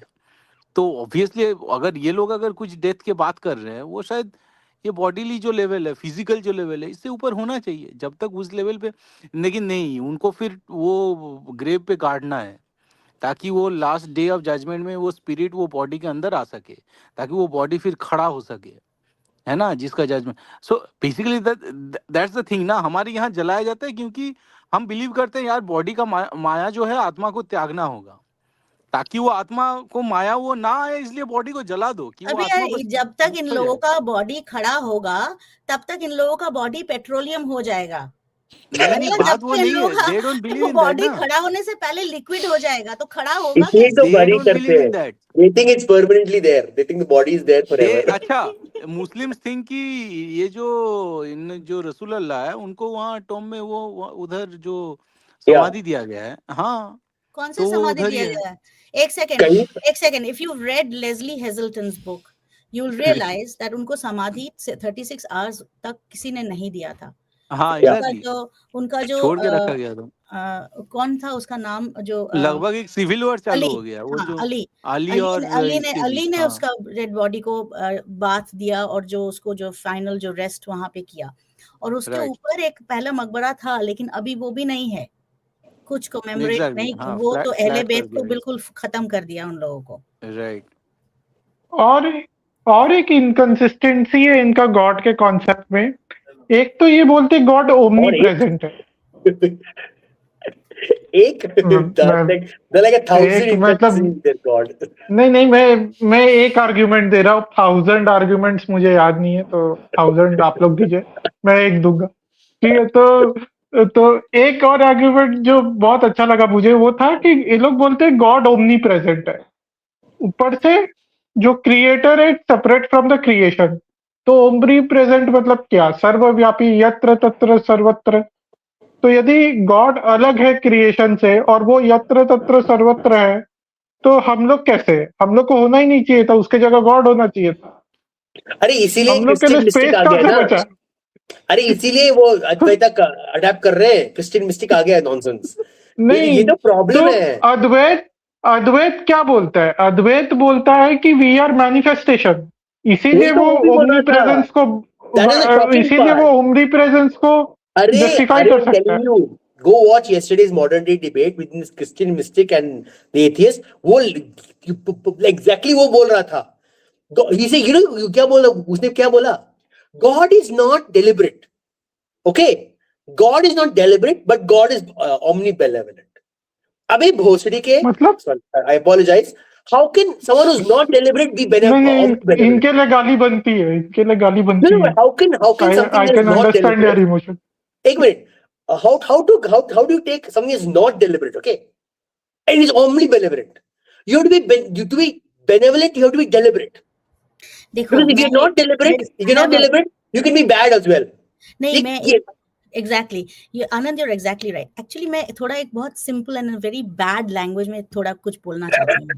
देखो, नहीं हंसो मत, नहीं, you know the visualization will be very disgusting, but I will tell you something. See, हर सोसाइटी में इंटेलिजेंट लोग रहते हैं, हर सोसाइटी में, और मुझे लगता है कि सेम परसेंटेज में ही शायद वो पोटेंशियल रहता है हर सोसाइटी में, whether you are a Muslim society ये हो।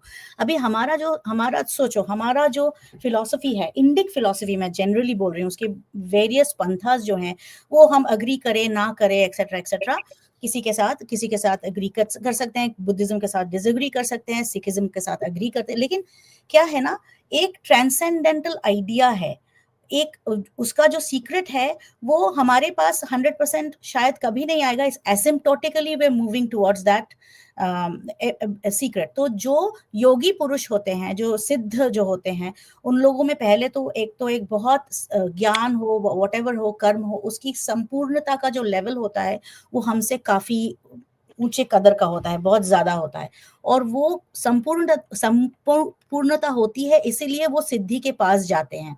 सिमिलरली इसको हम सेक्युलर लैंग्वेज में बोल सकते हैं कि जब तक मुकम्मलियत ना हो तब तक मुक़द्दसियत नहीं आ सकती, जब तक कंप्लीशन ना हो तब तक कॉन्सेक्रेशन नहीं आ सकती, क्योंकि बहुत लोगों को एलर्जी होता है बॉडी में ये संस्कृत वर्ड सुनने से, इसलिए for the benefit of your audience, Okay, so what happens is you're ever reaching towards an idea कि कुछ तो transcendental है, there is something transcendental जहां तक what asymptotic अरे asymptotic नहीं सेमेटो ये क्या लिखा है तुमने asymptotic अरे धत तरीका इसको स्पेलिंग बताओ asymptote मैथमेटिकल जो asymptote है तो anyway so we are going towards so we are going towards the transcendental perfection so ये हमारा जो philosophy है ये आपको वहाँ वो transcendental perfection की खोज देता है अभी देखो इसको हम डिफाइन कर सकते हैं कि एक फ्लावर है उसका जो ब्यूटी है आप उसको एग्जैक्टली डिफाइन नहीं कर सकते उसको आप हमेशा डिफाइन करेंगे vis-a-vis as a comparison to something that is also earthly which is so उसका जो ट्रांसेंडेंटल ब्यूटी और कॉन्सेप्शन ऑफ ब्यूटी है उसको एग्जैक्टली आप डिफाइन नहीं कर सकते अभी कोई कोई लोग उस फ्लावर को देख के उसका ट्रांसेंडेंटल ब्यूटी रियलाइज कर सकते हैं कोई कोई जो है उसको फ्लावर को देख के उसको ऐसे व्यतीत होता है कि ये फ्लावर बहुत खूबसूरत है इसको पिक करके हम माला बना सकते हैं और भगवान को दे सकते हैं या अपने हेयर में you can put it in your hair कोई कोई उस फ्लावर को देख के बोलता है कि अरे ये फ्लावर जब ये कुमड़ो बन जाएगा तो वो कुमड़ो बहुत टेस्टी होगा कोई कोई वो फ्लावर को देखता ही नहीं है they only see the kumro they want to pluck it and they want to make a tarkari out of it there are some people who only want to eat the tarkari because they don't have anything no intelligence above their torso and then there are some people who are equivalent of that kumro's tarkari in your stomach becoming poop okay so in a Hindu society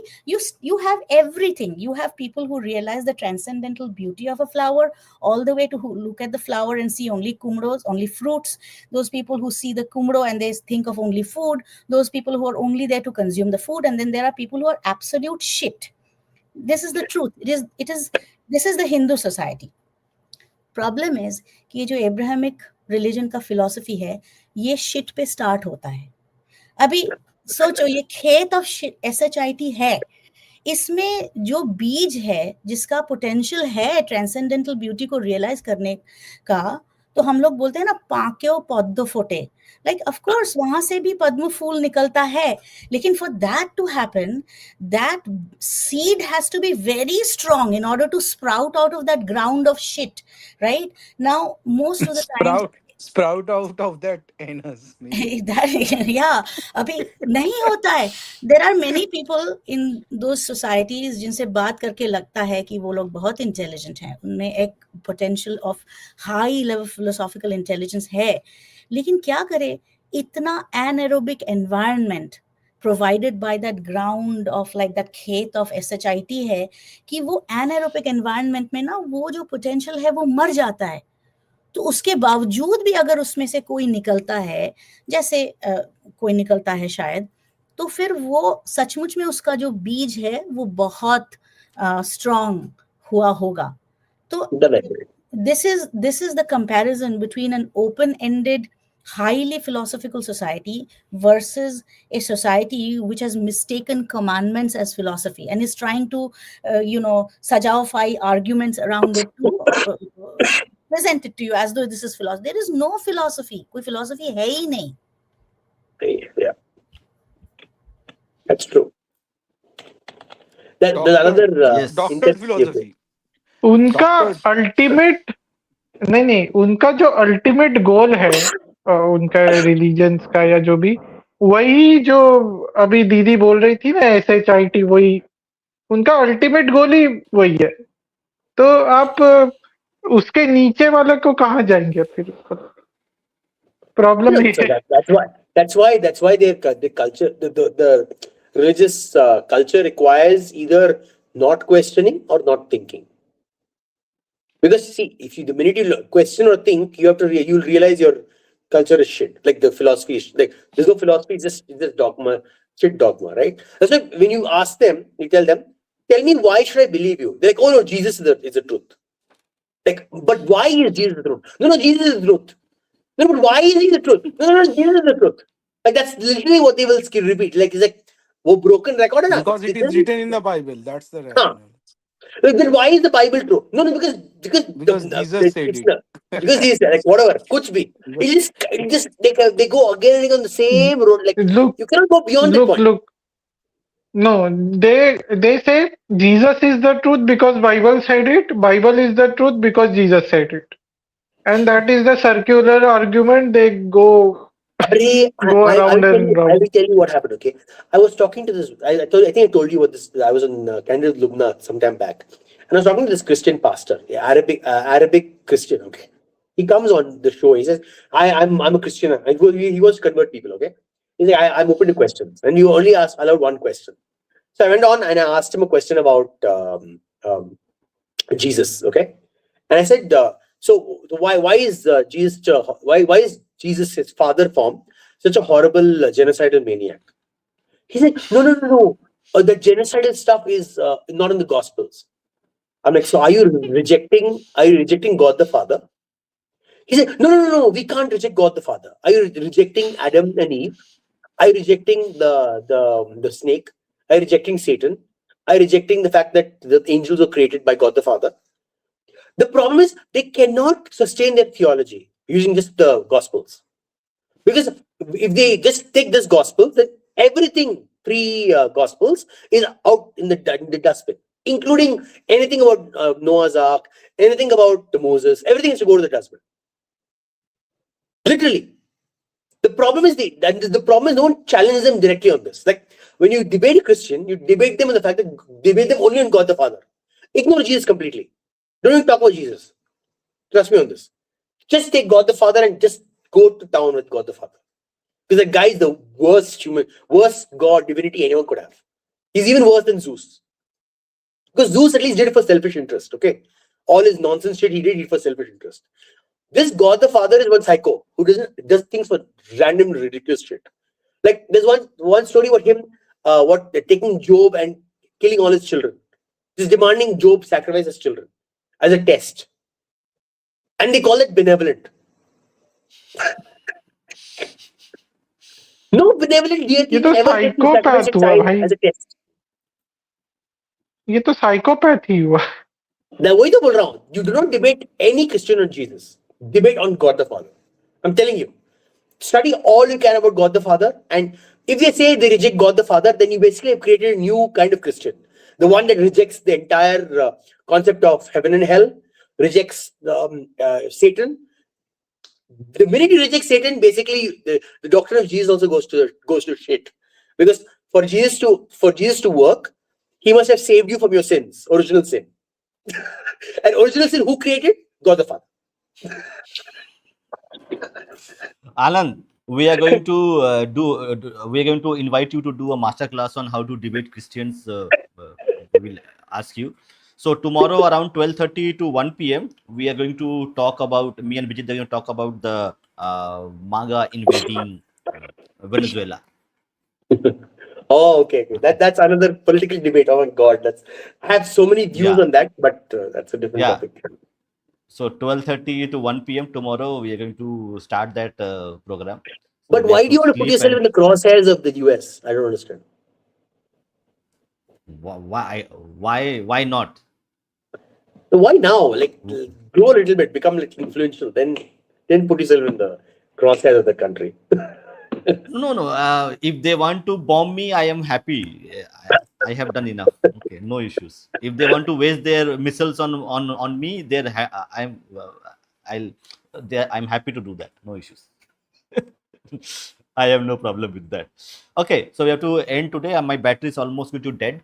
So Sure. tomorrow around 12:30 to 1 p.m. we're going to start the Donald Trump as the king of MAGA. We're going to again. No, don't put King of MAGA. You need Maga to put, padle bhaga. no. He's a new head of the British East India Company. New King, Queen Victoria. He's Okay, the Queen Victoria of I US.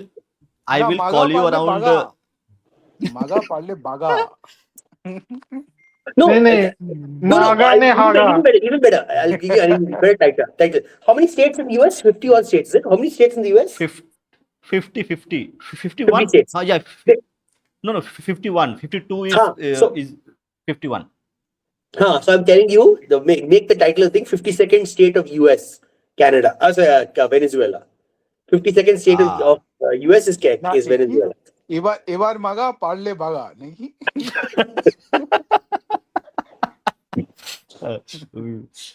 Okay, see you all tomorrow at मागा 1 ने p.m. तेल निकाला. তেল Nicola আর হাগা Okay, so see you tomorrow around 1 p.m. Anand, I will call you for the right kind of title. Okay. Okay. Bye. Okay. See you tomorrow. Bye bye. Namaste. See you. Jai Shri Ram. Good night জয় শ্রীরাম जय श्री राम.